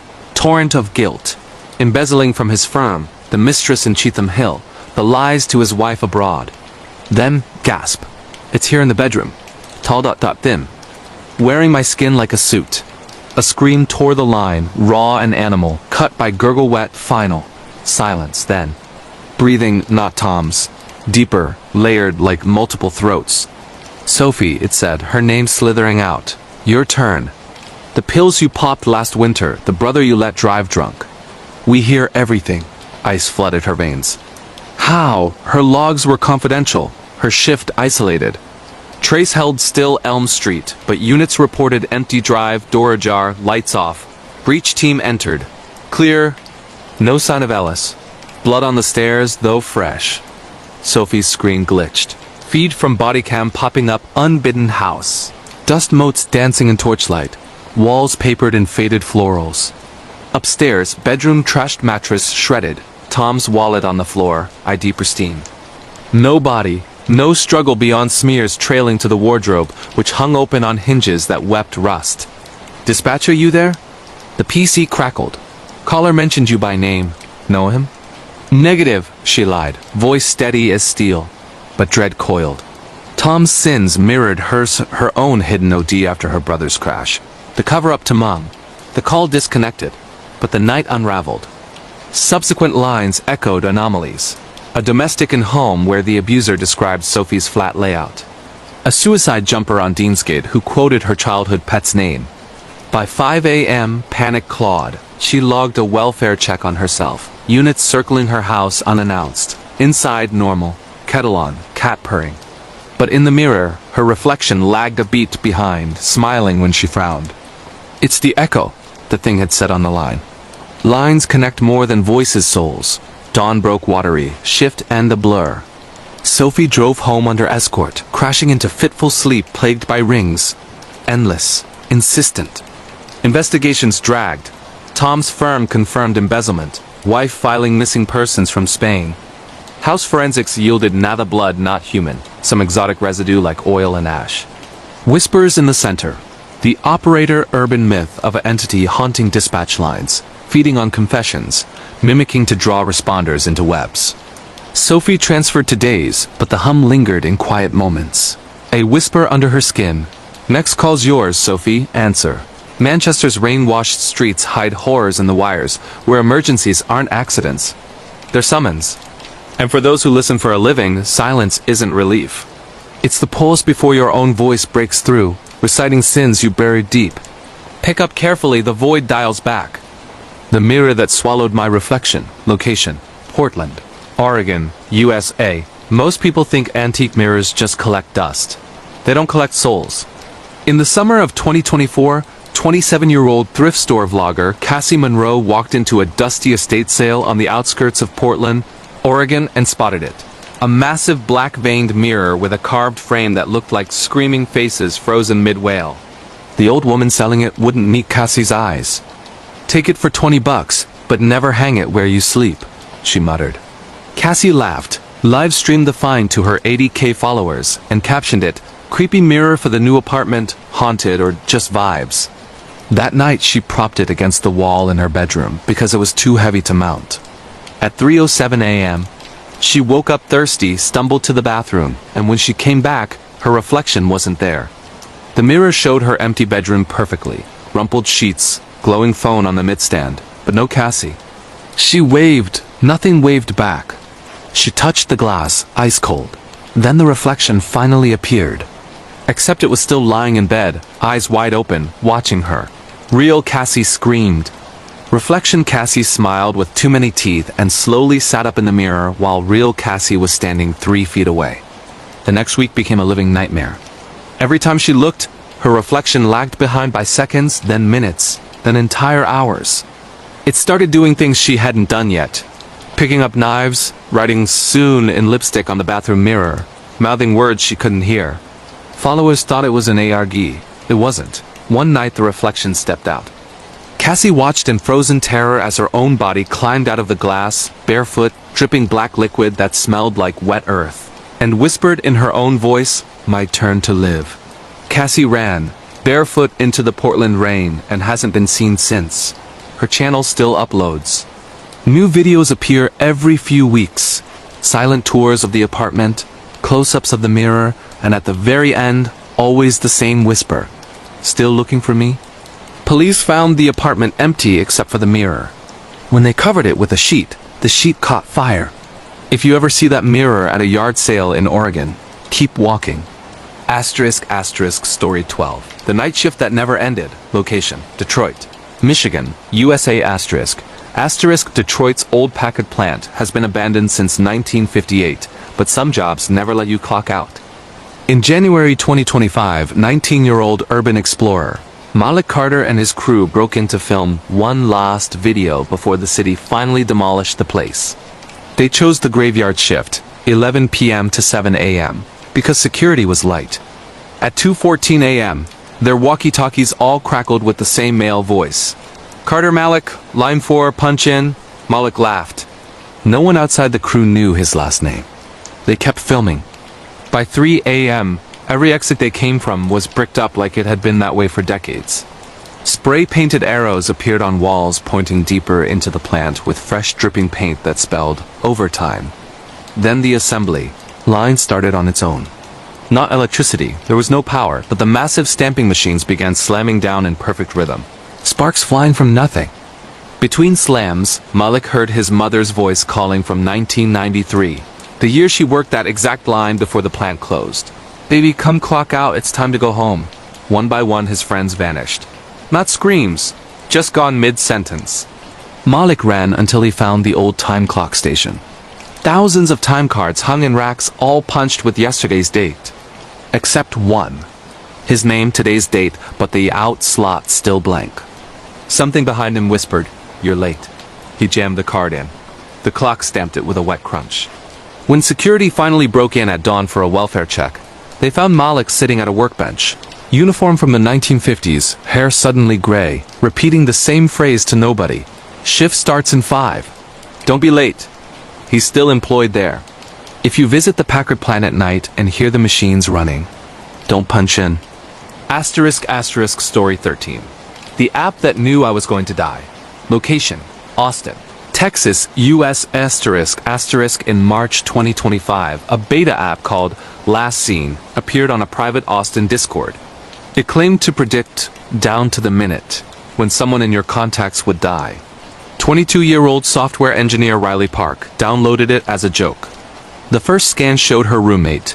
312 days, 11 hours, 9 minutes. Funny.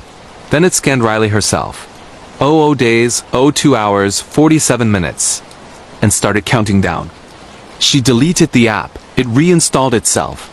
She factory reset her phone. Same thing. The countdown kept going. At exactly 2 hours and 46 minutes left, her doorbell camera caught a delivery driver leaving a package. No car, no record of any order. Inside was a single Polaroid of Riley asleep in her bed, taken from inside the room. The back of the photo read, "Almost time." Riley barricaded herself in a hotel, paid cash, used no devices. At 0 hours 0 minutes and 1 second, the hotel TV turned on by itself to a live feed of her room, from the exact spot where the Polaroid was taken. A figure in a black hoodie stood in the corner, head tilted, just waiting. Riley screamed and ran into the hallway. The fire alarm went off. When staff broke in, the room was empty. The countdown on the TV frozen at 0 hours 0 minutes and 0 seconds. Riley was found an hour later in the stairwell, dead of cardiac arrest at age 22 with no medical history. Her phone, recovered later, still has the app. The countdown has reset, and it's looking for a new owner. The family that moved into my childhood home and never left. Location: Salem, Massachusetts, USA. In October 2024, I sold my childhood home in Salem, Massachusetts, the one I swore was haunted and thought I was finally free. A young family with 2 little girls bought it. 3 weeks later, they stopped answering messages. I drove back to check. The for sale sign was gone, but so were the new owner's cars. The front door was unlocked. Inside, everything was exactly as I left it 20 years ago. My old toys on the shelves. My parents' 1998 calendar still on June, even the same milk in the fridge, chunky and gray. Upstairs, the parents' bodies sat at the kitchen table, decayed to skeletons, still holding hands. The little girls were in my old bedroom. Alive, but wearing the dresses I wore at their age. Playing with dolls I buried in the backyard in 2003, they looked up and smiled with my childhood face. "You're home," they said in my 7-year-old voice. I ran. As I crossed the threshold, the house slammed shut behind me and the lock clicked.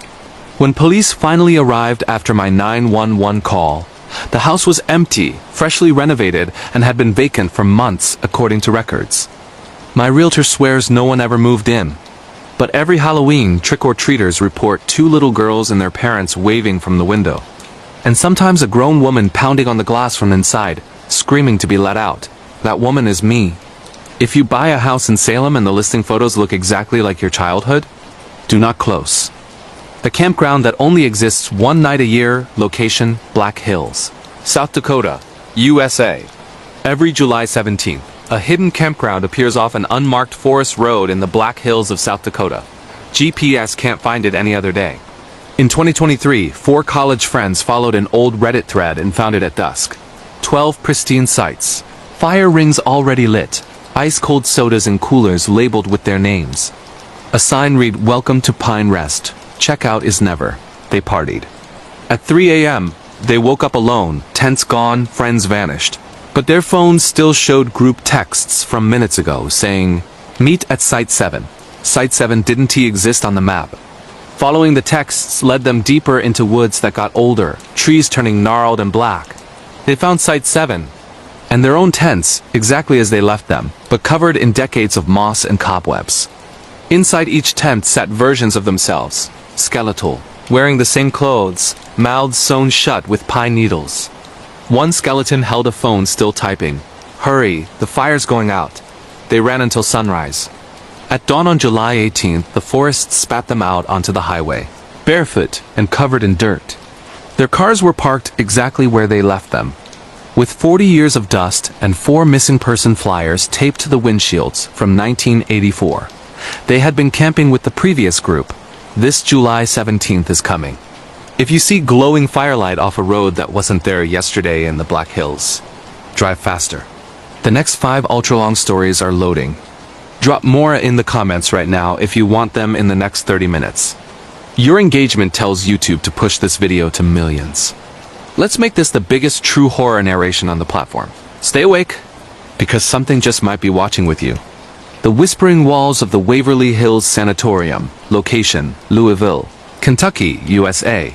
It was a humid summer evening in 2018 when Sarah Jenkins, a 28-year-old history buff from Chicago, decided to scratch her urban exploration itch by sneaking into the infamous Waverly Hills Sanatorium in Louisville, Kentucky. The place had been abandoned since the 1960s, but its legacy as a tuberculosis hospital where thousands perished in agony made it a magnet for ghost hunters and adrenaline junkies alike. Sarah had watched countless videos on abandoned asylums and haunted hospitals, dreaming of capturing that perfect shot of decayed grandeur for her Instagram. Armed with a flashlight, a GoPro camera, and a backpack full of energy bars, she slipped through a rusted chain-link fence under the cover of dusk, her heart pounding not from fear, but from the thrill of the forbiddance. The air inside hit her like a wall stale, thick with the scent of mold and something metallic, like old pennies. Waverly's corridors stretched out like the veins of a dying giant, with peeling wallpaper curling like dead skin and graffiti scrawled in desperate pleas. Help me, and they re-watching. Sarah's footsteps echoed unnaturally loud as she ventured deeper, her beam cutting through the darkness to reveal forgotten gurneys and shattered vials.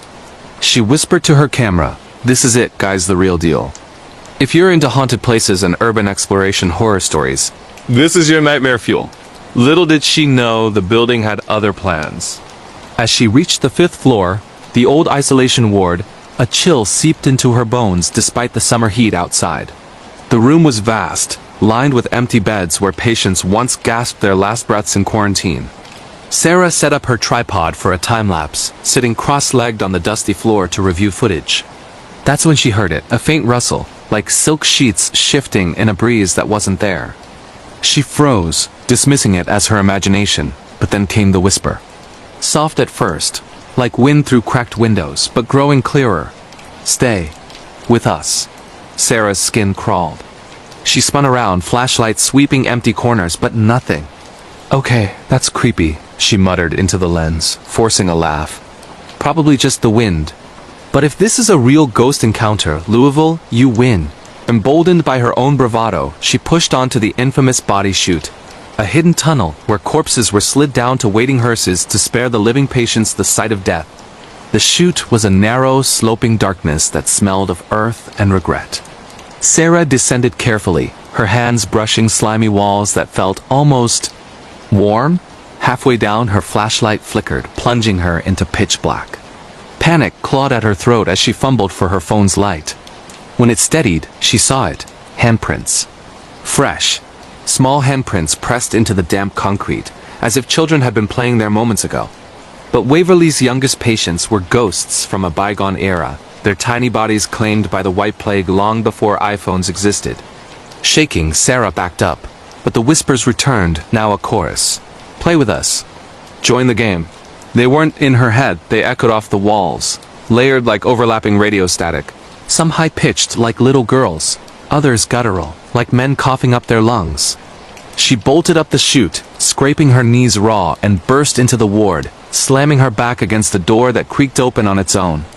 In the beam of her light, shadows danced elongated figures in tattered gowns, shuffling closer, their faces obscured by the darkness but their eyes. Oh God, their eyes gleamed like polished obsidian, hollow and hungry. Sarah didn't scream.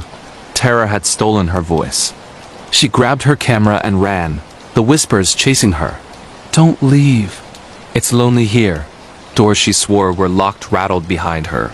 And in one hallway, a child's laughter bubbled up, pure and innocent, until it twisted into sobs that wrenched her gut. She made it to the exit, tumbling out into the night air, gasping as fireflies blinked indifferently around her. But the real horror came later, when she uploaded her footage to her laptop in a dingy motel room. Amid the static, faces materialized pale, gaunt, pressing against the glass of long broken windows. And the whispers? They were audible now, clear as day. Names, dates, pleas for release. One voice, a little boy's, repeated her own name. Sarah. Come back, we need you. She never returned to Kentucky. But for weeks, her apartment walls seemed to breathe, and every night she'd wake to that same rustle of sheets. Sarah deleted her social media, but not before her raw footage leaked online, racking up views from true horror enthusiasts worldwide. Was it the ghosts of Waverly claiming a new storyteller? Or just the power of suggestion in a place soaked in suffering? Either way, if you're planning an urban exploration adventure in haunted hospitals or abandoned asylums, remember Sarah's story. Some doors once opened, whisper back forever. And if you've had a similar real paranormal encounter in a haunted house or during a night shift in a creepy workplace, share it in the comments below. What's lurking in your walls? The Skinwalker of the Navajo Nation's Edge, location Arizona, USA. Out in the scorched red deserts of Arizona where the sun bleeds into the horizon and the wind carries secrets older than time, Jake Harlan, a 35-year-old truck driver from Texas, learned that the wilderness doesn't just hide dangers, it hunts you.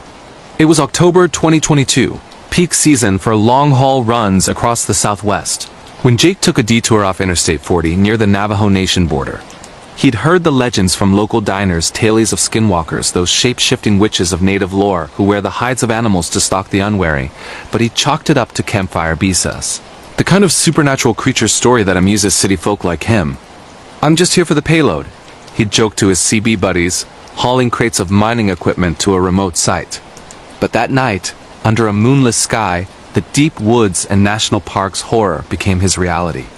Jake's rig, a battered Peterbilt named Desert Rose, rumbled to a stop at a lonely pullout around 2 a.m., the engine ticking like a cooling bomb. He'd been driving 14 hours straight, eyes burning from the glare of endless asphalt, so he killed the headlights and stepped out for a smoke, the crunch of gravel under his boots the only sound in the vast silence. The air was crisp, laced with pine and something feral, like wet dog fur. He lit up, inhaling deeply, and that S when he saw the eyes' two yellow orbs hovering in the scrub brush about 50 yards out, unblinking, too high off the ground for a coyote. "Probably a mountain lion," he muttered, but his gut twisted. As he stared, the shape shifted. Elongated limbs unfolding, a silhouette that walked upright on two legs, but loped like a wolf mid-stride. Heart slamming, Jake flicked his cigarette and backed toward the cab. But the thing mimicked him, stepping forward when he did, retreating when he froze. Up close in his mind's eye, it wasn't animal or man. Its form rippled, fur sprouting and receding like smoke. Then came the voice. Not from the creature, but inside his skull. A gravelly rasp that spoke in perfect English laced with Navajo words he didn't understand. "Hungry ... Drive me." Jake's knees buckled. He'd never believed in cryptids or wendigos, those flesh-hungry beasts of Algonquian myth. But this felt like both a glitch in the Matrix where folklore clawed into flesh. He slammed the door, revving the engine. But as he peeled out, the rear view showed it, loping alongside the truck at 60 miles per hour. Effortlessly, its yellow eyes locked on his. Branches whipped the windows like claws, and the voice returned, louder. "Stop! Share the road!" Sweat poured down Jake's face. He radioed dispatch, voice cracking, "Something's out here, man. It's not right." Static answered, then a chuckle that wasn't human. Miles blurred by, the creature matching pace until he hit a gas station in Flagstaff, lights blazing like salvation.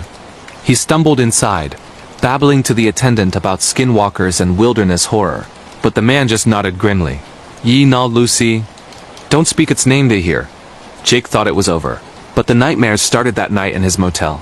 Dreams of running on all fours through the desert, tasting blood, wearing a man's skin like a coat. He'd wake howling, sheets shredded by his own nails. Worse, his truck inspected the next day had scratches along the side, deep gouges forming words. Next ride. He quit hauling through Arizona, sold the rig, but the voice lingers in quiet moments, calling him back to the wilds.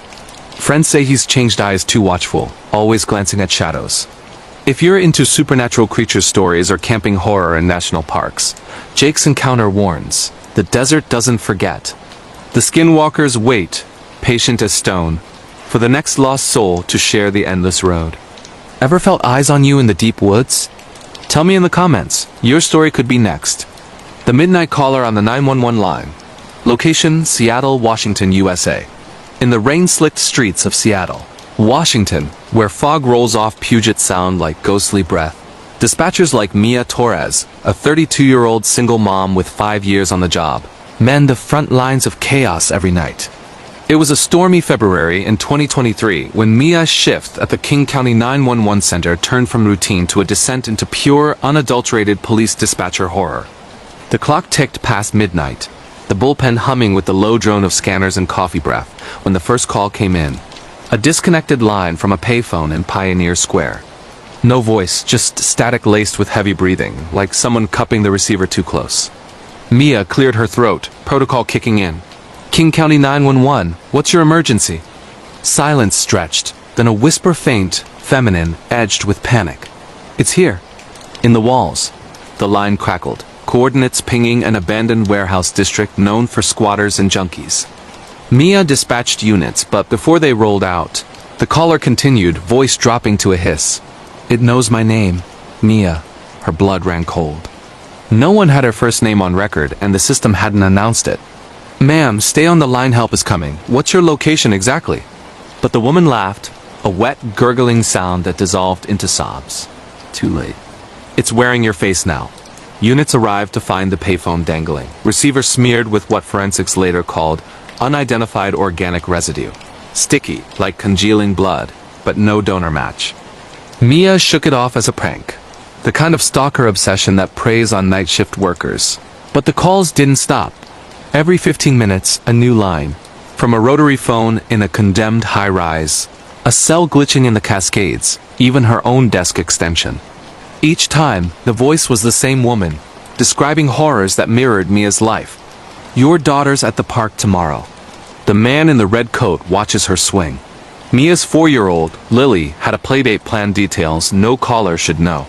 By 3 a.m., sweat beaded on Mia's forehead as thunder rattled the windows. The latest call came from inside the center itself, routed through an internal line. Mia ... let me in. She glanced around. Colleagues were buried in their screens, oblivious. The voice shifted, deepening to a man's growl. Open the door.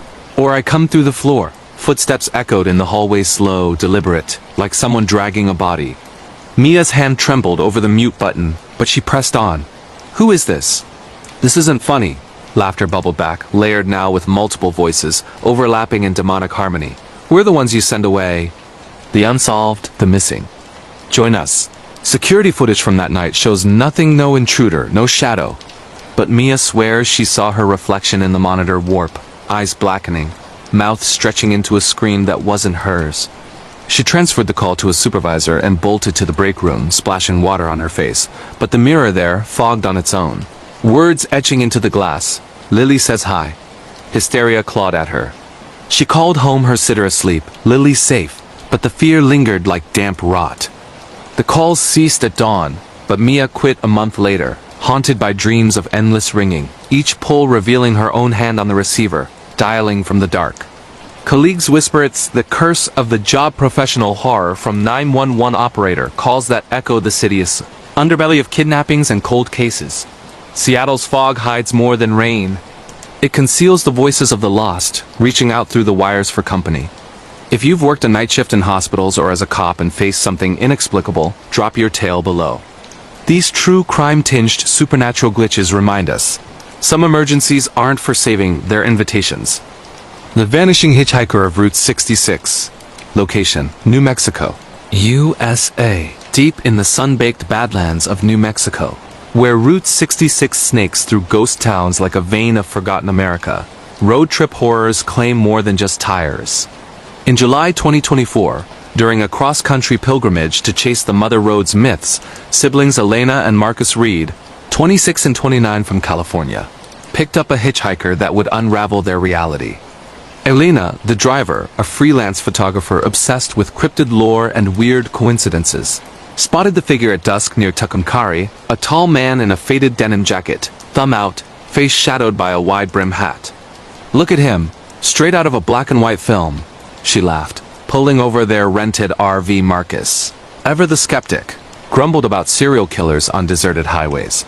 But the man seemed harmless, polite even, with a soft southern drawl. Name's Harlan. Going west, mind if I ride shotgun for a spell?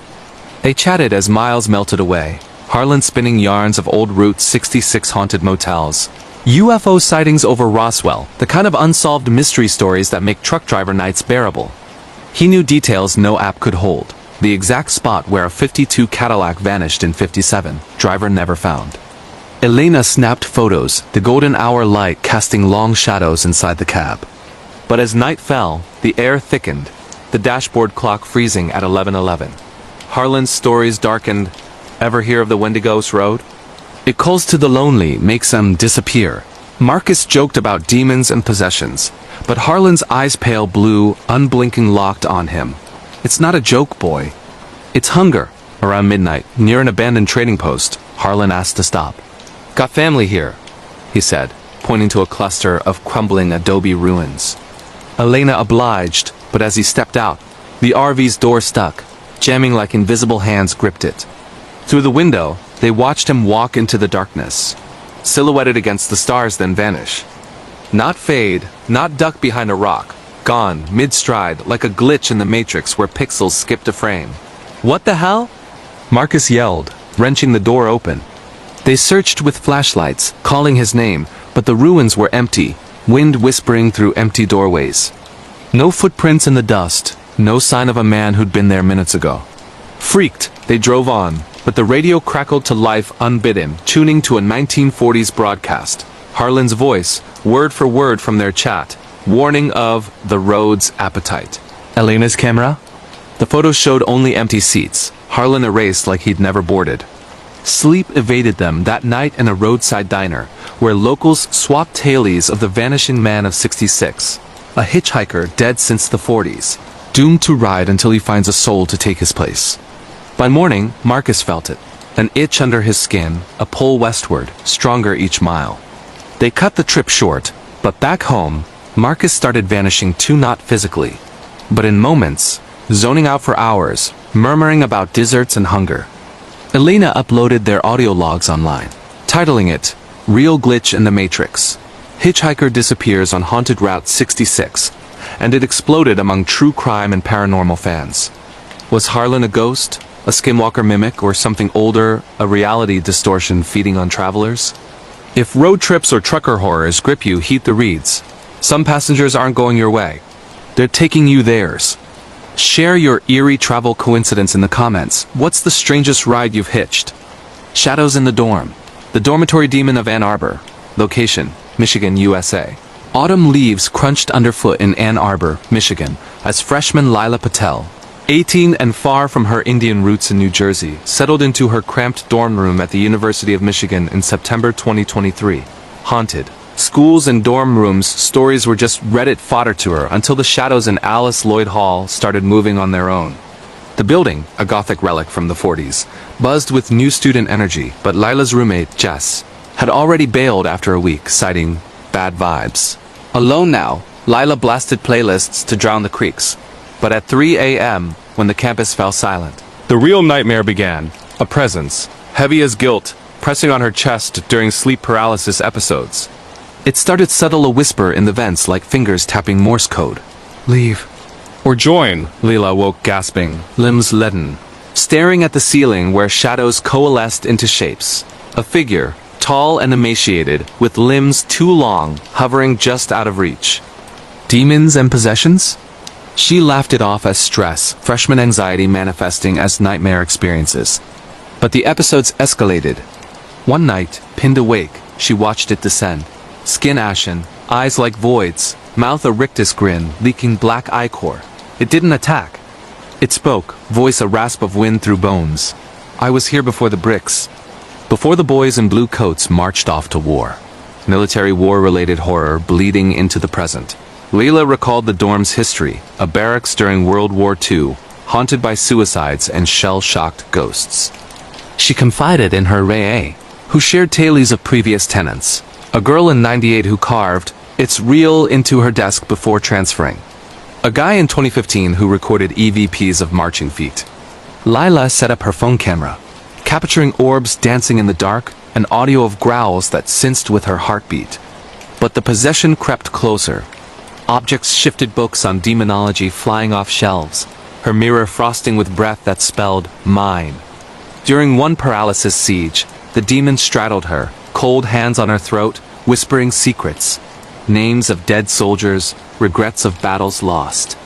Fight with me, it urged, and Lila felt it, a surge of rage not her own, visions of trenches and bayonets flashing in her mind. Desperate, she smudged sage borrowed from a campus Wiccan group, chanting prayers from her grandma's Hindu roots. The air screamed, shadows writhing like smoke, but it fled temporarily.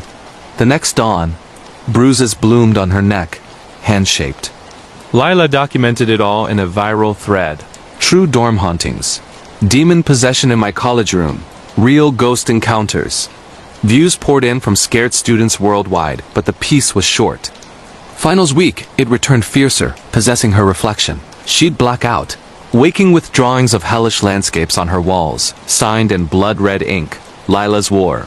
She graduated early, fleeing Michigan, but the whispers follow in new apartments, on subways. An eternal draft from cracked realities. For anyone in haunted schools or facing sleep paralysis demons, Layla's saga screams. Some dorms aren't homes. They're prisons for the restless dead. Ever roamed with a ghost? Confess below these personal encounters bind us. The Forest's Foresight. Wendigo whispers in the Adirondacks. Location, New York, USA. The Adirondack Mountains in upstate New York. A labyrinth of ancient pines and mist-shrouded lakes guard secrets that the modern world pretends don't exist.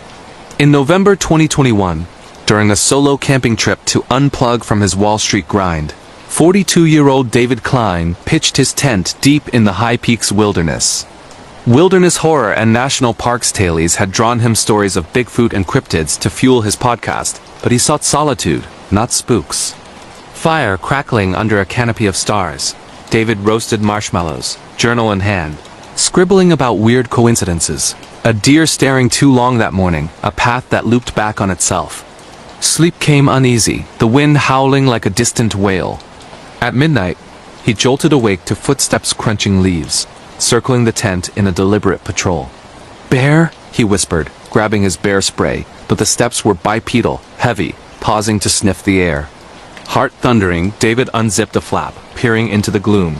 Eyes dozens, glowing amber in the underbrush, encircling him like wolves. But wolves don't stand 7 feet tall, antlers branching from elongated skulls.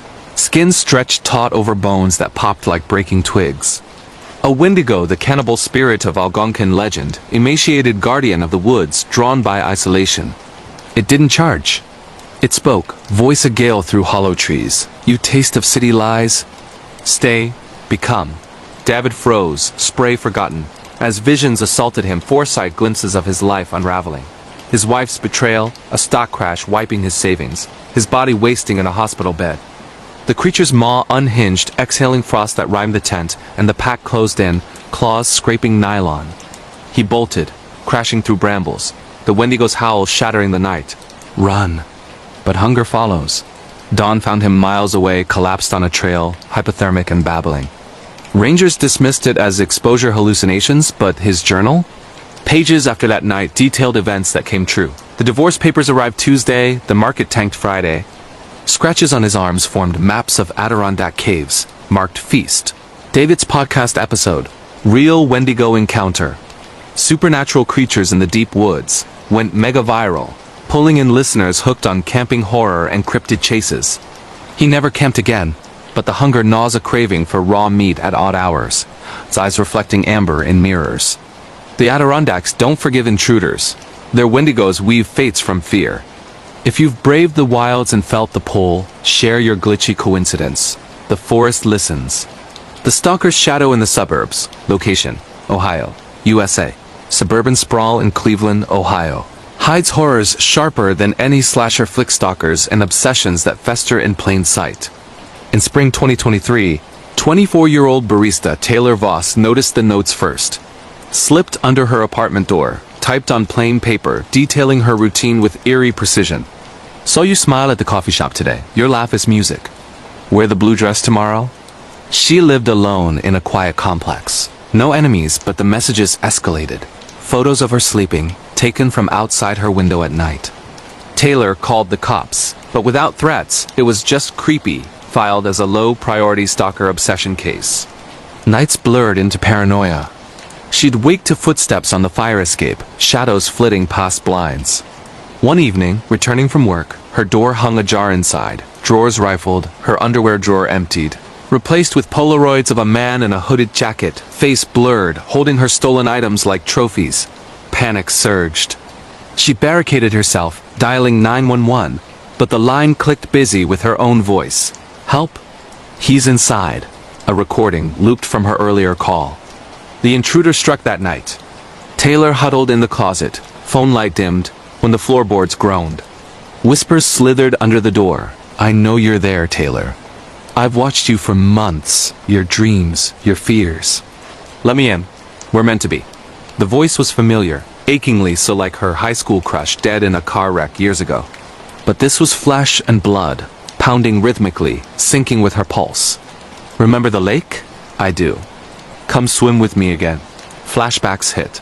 That summer, his obsession turning violent, the crash she blamed herself for. She didn't scream, survival mode kicked in. Feigning calm, she texted a friend. "Intruder. Call police now." As sirens wailed distant, the door splintered, the man lunged, face gaunt, eyes wild with possession like fervor. "You're mine!" But blue lights flooded the room. He fled through the window, vanishing into the night. Cops found his lair in an abandoned house blocks away. Walls papered with her life, shrines of hair and nails, journals ranting about reuniting with my ghost.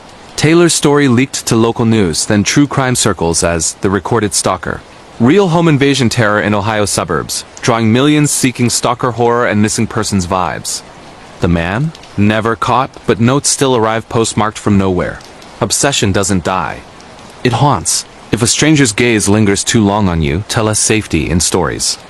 The Nurse's Nocturne in the ER, location, California, USA, under the fluorescent buzz of Los Angeles County General. Hospital in California, where life and death tango in blood-streaked halls, night shift nurse. Aiden Reyes, 37, and hardened by a decade of trauma bays, faced a professional horror that no scrubs could shield. It was a sweltering August 2024, the EO overflowing with heatstroke cases and gang scraps, when the code blue hit at 2:17 a.m. A John Doe, mid-40s, pulseless on arrival from a warehouse fire. Aiden led the crash cart, defibrillating as monitors flatlined, but as the team worked, the man's eyes snapped open milky white, unseeing and locked on Aiden. "You failed me before." The room chilled, vents hissing like vipers. Colleagues joked about hospital ghosts, but Aiden remembered. 5 years prior, a similar burn victim, eyes pleading as Aiden trudged him last, choosing a kid instead. The man died on the floor. Now this doe whispered through the intubation tube, bubbles of blood forming words. "Pay the debt." Defib paddles arced, but each shock made the body arch unnaturally, shadows pooling under the gurney like spilled ink. A tech screamed her arm, brushing the patient, blistered instantly, flesh bubbling as if boiled from within. Aiden called it. Time of death, 2:45, but the body wouldn't still. It thrashed, restraints snapping, voice a chorus now. Nurses' names, past mistakes, overdoses missed, charts fudged. "We're the unfinished. Join the shift eternal." Aiden bolted to the chapel, crossing himself, but mirrors there reflected not his face, but the doe's grinning, skin sloughing. Back in the EA, the body had vanished, sheets pristine. No trace but a scorch mark shaped like hands on the wall. Investigators called it a mix-up body wheeled to morgue early, but Aiden's dreams became night shifts eternal, operating on phantoms, their wounds reopening his guilt. His anonymous post, True Hospital Horror. Possessed patient haunts night nurse, real ghost stories from the graveyard shift, resonated with medical pros worldwide, blending demons' possessions with workplace scary experiences. As hospitals pulse with the unrested. Some patients check in forever. Shared a shift from hell? Vent here. *** Story 9. The Cold Case Cabin in the Cascades. Location, Washington. U.S. *** tucked in the evergreen embrace of Washington's Cascade Mountains. An abandoned cabin near North Bend holds the key to one of the Pacific Northwest's most baffling missing persons cold cases.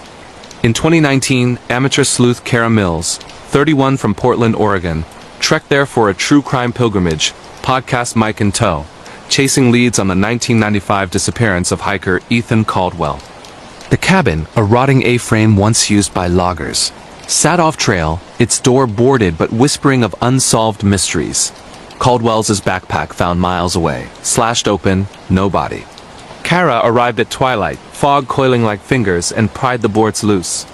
Inside, dust motes danced in her headlamp, furniture fossilized, a table set for one, fork mid-air as if frozen. She recorded, "This is it, true crime fans, the heart of a vanishing." But as she explored the loft, floorboards gave way, revealing a hidden crawl space. Walls etched with frantic scrawls. "It comes at night. Eats the light. Help Ethan." Photos tumbled out. Caldwell, alive, terrified, bound beside a figure in furs, face obscured. Night fell hard, wind battering like fists. Kara lit a lantern, but shadows lengthened, pooling into forms emaciated, shambling, sniffing the air. A voice rasped from the walls. "Join the lost. We wait in the dark." Visions hit. Caldwell dragged here by a madman, a survivalist obsessed with end times, force-feeding him wild truths until starvation twisted him. The killer? Long dead, but his hunger lingered, a Wendigo echo possessing the woods. Kara fled at dawn, evidence clutched, but the cabin called back, GPS glitching, pulling her loops. Her episode, Unsolved Cabin Horror. Missing hiker's true story uncovered in Haunted Cascade's real abduction. Terror broke records, reigniting the case. DNA from the photos. Matched Caldwell alive? No, but echoes. Cold cases thaw slow. Some hunger's eternal. Got a vanishing tale? Comment it. The prison echoes of Alcatraz's block. Location California, USA. On the fog-choked island of Alcatraz in San Francisco Bay, California, where the rock's cells still echo with the ghosts of America's most notorious. Tour guide Riley Donovan, 29, unlocked more than history during a private after-hours tour in June 2025. Court and prison horror stories. Abound here: escape attempts, shankings, suicides. But Riley, a Bay Area native with a psych degree, thrived on the macabre. That night, with a VIP group of true crime buffs, she led them to D Block, the solitary confinement wing, its doors clanging like judgments. As the group huddled in cell 13, once home to a lifer who clawed his eyes out, the air dropped 20 degrees. Whispers started faint at first, inmate chatter. Dig. Freedom's close. Then screams, layered from decades past, overlapping in a cacophony of despair. A guest, pale history professor, clutched his chest. "They're pulling me in." Riley shone her light shadows writhed, forming figures in striped uniforms, hands outstretched, faces melting into pleas. "Testify. For us." The professor collapsed, foaming, eyes rolling back as he gasped names: Alcatraz guards, long buried, confessing to beatings and cover-ups. Riley hit the alarm, evacuating, but the echoes pursued, her walkie squawking in dead men's voices. "Riley, your sins weigh heavy." Flashbacks assaulted her. A cousin, jailed unjustly, suicided in county. The rock demanded balance. Security found the professor catatonic, murmuring trial transcripts verbatim from 40s cases. Riley's leaked audio.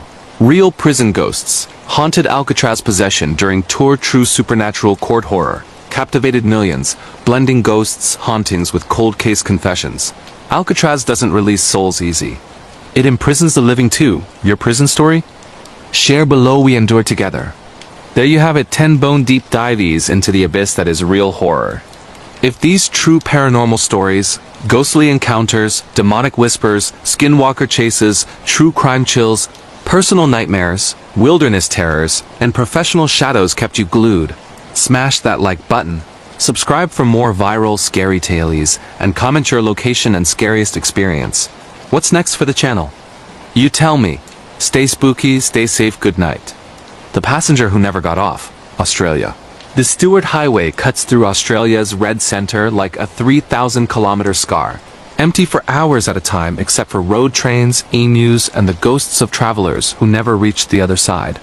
In February 2024, during a brutal 47-degree heatwave, long-distance bus driver Shane Shea O'Connor left Alice Springs at 4 a.m. with only 9 passengers on the overnight run to Adelaide. By the time he hit the South Australian border, one of them had never existed on the manifest, yet refused to leave seat 13B. Shay had driven this route for 17 years.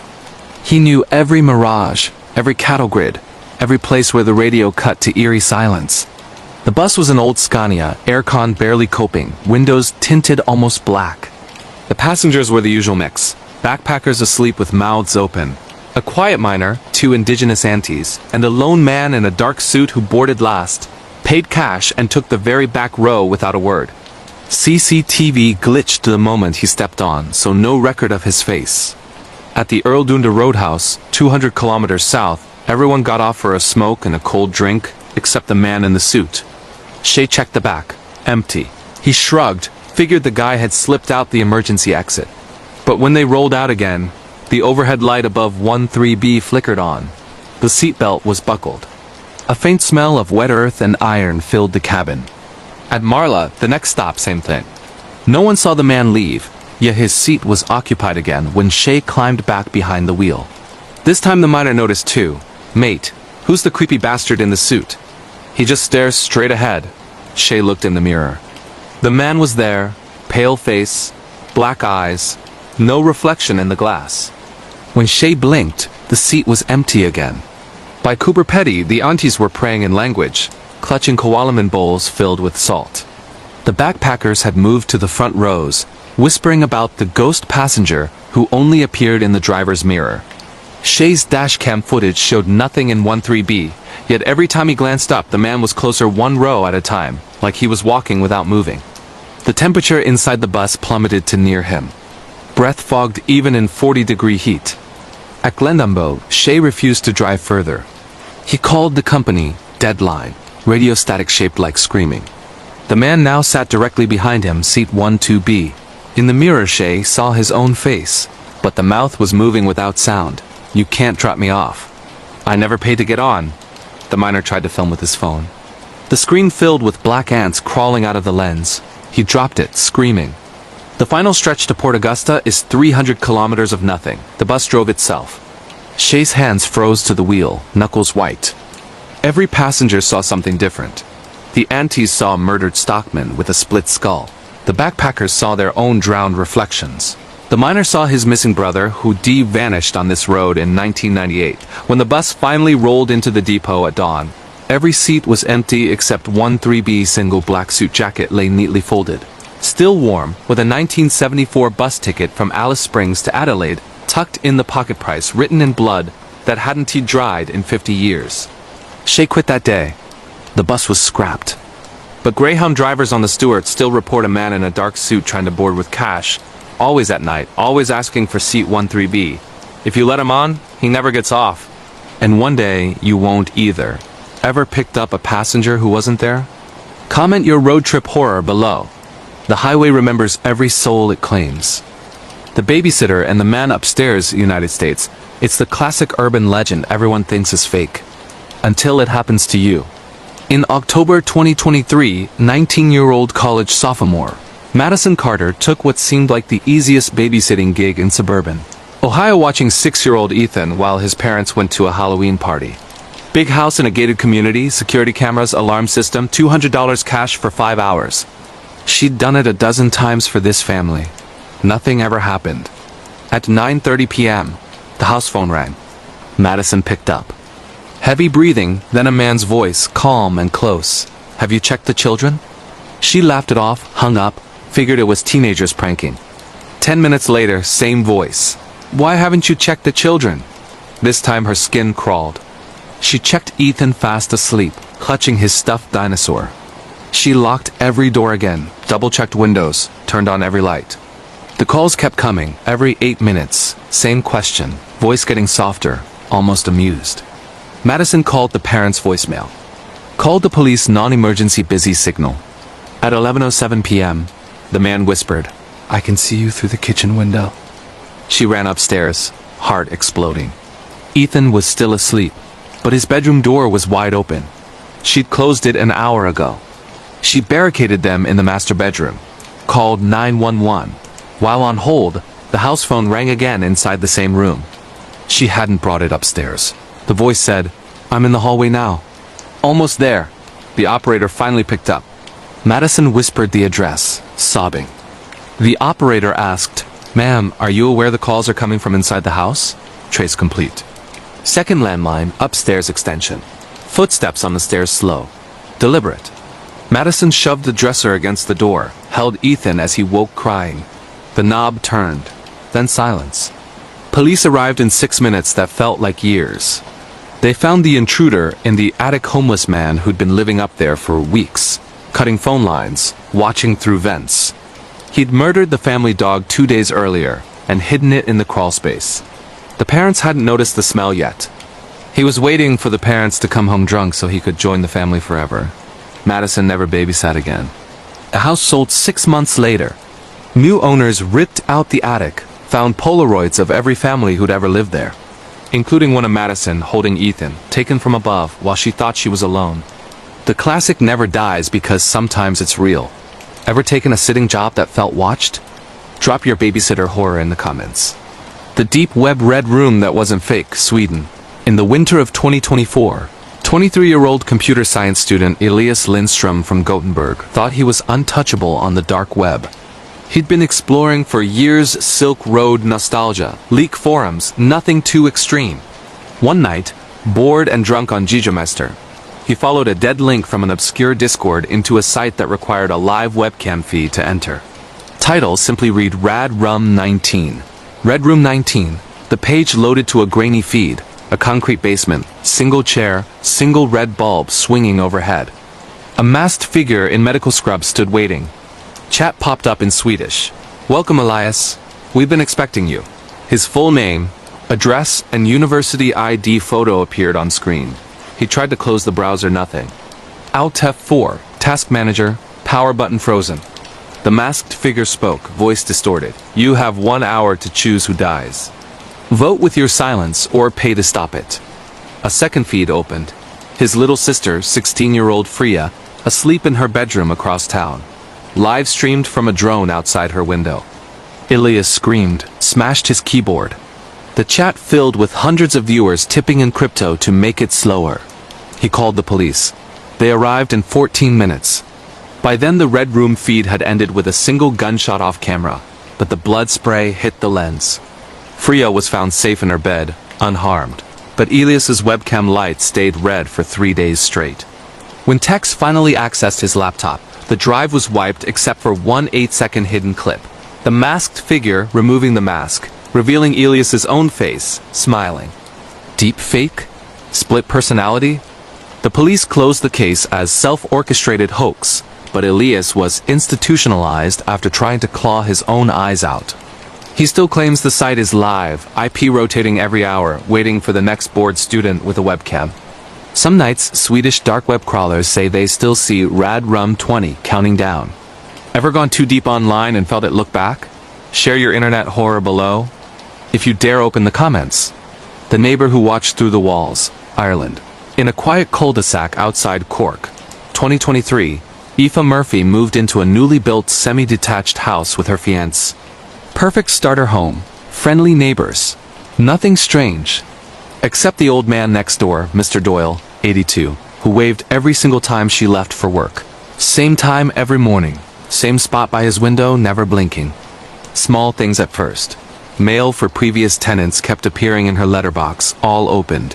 Footprints in the back garden that matched none of their shoes. Then the knocking 3 slow taps inside the shared wall at 3:33 a.m. every night. Aoife's fiancé worked nights, so she was alone. She knocked back once. The reply was immediate scratching, long nails dragging down plaster. She installed cameras. Nothing on footage, but every morning the lens facing the party wall was smeared with greasy handprints too high for anyone to reach without a ladder. One night she woke to find her bedroom door open. On the floor lay Polaroids. Her sleeping, taken from inside the room, time-stamped minutes earlier. She called the Gardaí. They searched Doyle's house while he stood on his lawn smiling. Found nothing. Senile old man, they said. Until the renovation crew knocked through the shared wall for an extension 6 months later. Behind the plaster, a crawlspace tunnel lined with thousands of photographs of showering, eating, sleeping, having sex going back years, before she even bought the house. and a perfectly preserved easy chair facing a peephole no bigger than a coin, positioned exactly at eye level for someone sitting. Doyle had been watching every tenant since 1987. He died in custody before trial, still smiling. The house was demolished. New owners built a detached. But late at night, people walking past the empty plot, you can still see a curtain twitch in thin air and feel eyes that never left. Ever had a neighbor who knew too much? Comment your story. Some walls remember. The cold spot in Cell Block 9, South Africa Pollsmoor Prison, Cape Town. Maximum security hellhole. In 2024, prison warden Thabo Nkosi, 40 years on the job, started night shift in death row cell Block 9, where apartheid-era political prisoners were hanged until 1998. The gallows are long gone, but the cold never left. Thabo always said ghosts don't scare him. Then the temperature in the corridor dropped to -4 degrees Celsius in midsummer, breath visible, while the rest of the prison sweltered. Inmates refused to walk past cell 12. Said a man in an orange jumpsuit stands in the doorway every dawn, neck stretched long and wrong, asking in Afrikaans for the time of his execution. Thabo laughed. Until the night all 15 death row prisoners woke screaming at once, clawing at their throats, claiming the rope is tightening again. Security footage showed nothing, but thermal imaging captured it. A human-shaped void, absolute zero, walking the block dragging chains that left frost on concrete. The next morning, a new inmate hanged himself with bedsheets that weren't long enough to reach the bars. No chair, no stool, just floating 3 feet off the ground until the sheets snapped his neck. Thabo requested transfer. Denied. 2 weeks later, he was found in the same cell. Same impossible hanging, tongue black, eyes burst. Autopsy showed hypothermia, body temperature 18 degrees Celsius in a locked cell. In summer, Pollsmoor still operates. Cell Block 9 is kept empty now. But guards say if you stand at the end of the corridor at 3 a.m., you can hear 15 necks break in perfect unison, then silence colder than the grave. Worked a job where death clocked in with you? Tell us below. Some places never let the sentenced leave. Turn on notifications if these stories clawed under your skin. 10 more coming if this hits 100,000 likes.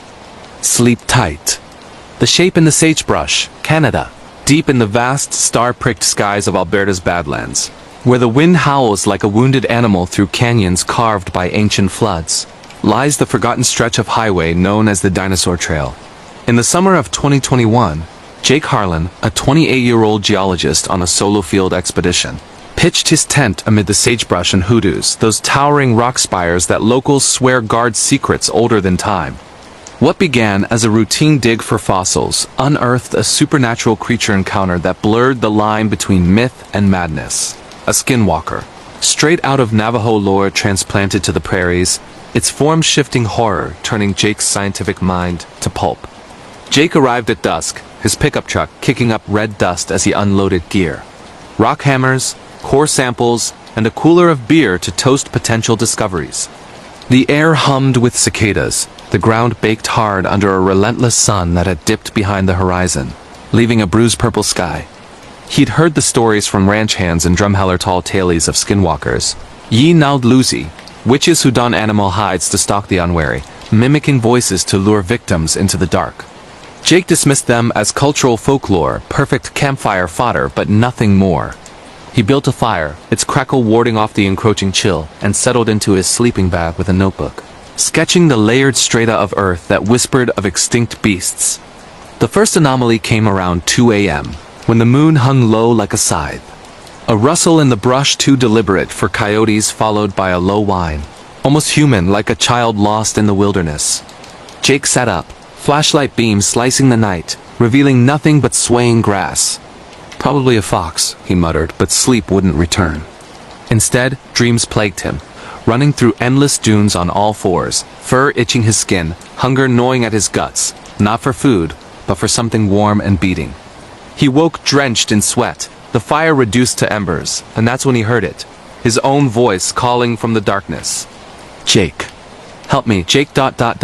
Echoing from the hoodoo's perfect mimicry down to the slight Midwestern twang he'd picked up in college. Heart slamming like a jackhammer, Jake grabbed his rifle, not for protection, but comfort, and crept toward the sound. The beam caught eyeshine, two amber orbs unblinking, perched unnaturally high on a spire. Not a mountain lion. The shape was wrong, elongated limbs folding like a spider's, fur matted and shifting in the wind. It leaped down with impossible grace, landing silent as fog, and Jake fired a warning shot into the dirt. The creature didn't flinch. Instead it tilted its head, and the voice shifted to his late father. "Why do you leave me to die alone, son?" Jake stumbled back, bile rising, memories of his dad's cancer-riddled final days flooding unbidden. This was no animal. This was a glitch in the Matrix, a supernatural predator peeling back his psyche like onion skin. Dawn brought no relief. Jake packed hastily, but as he loaded samples, his tools vanished, one by one reappearing twisted, as if clawed by unseen hands.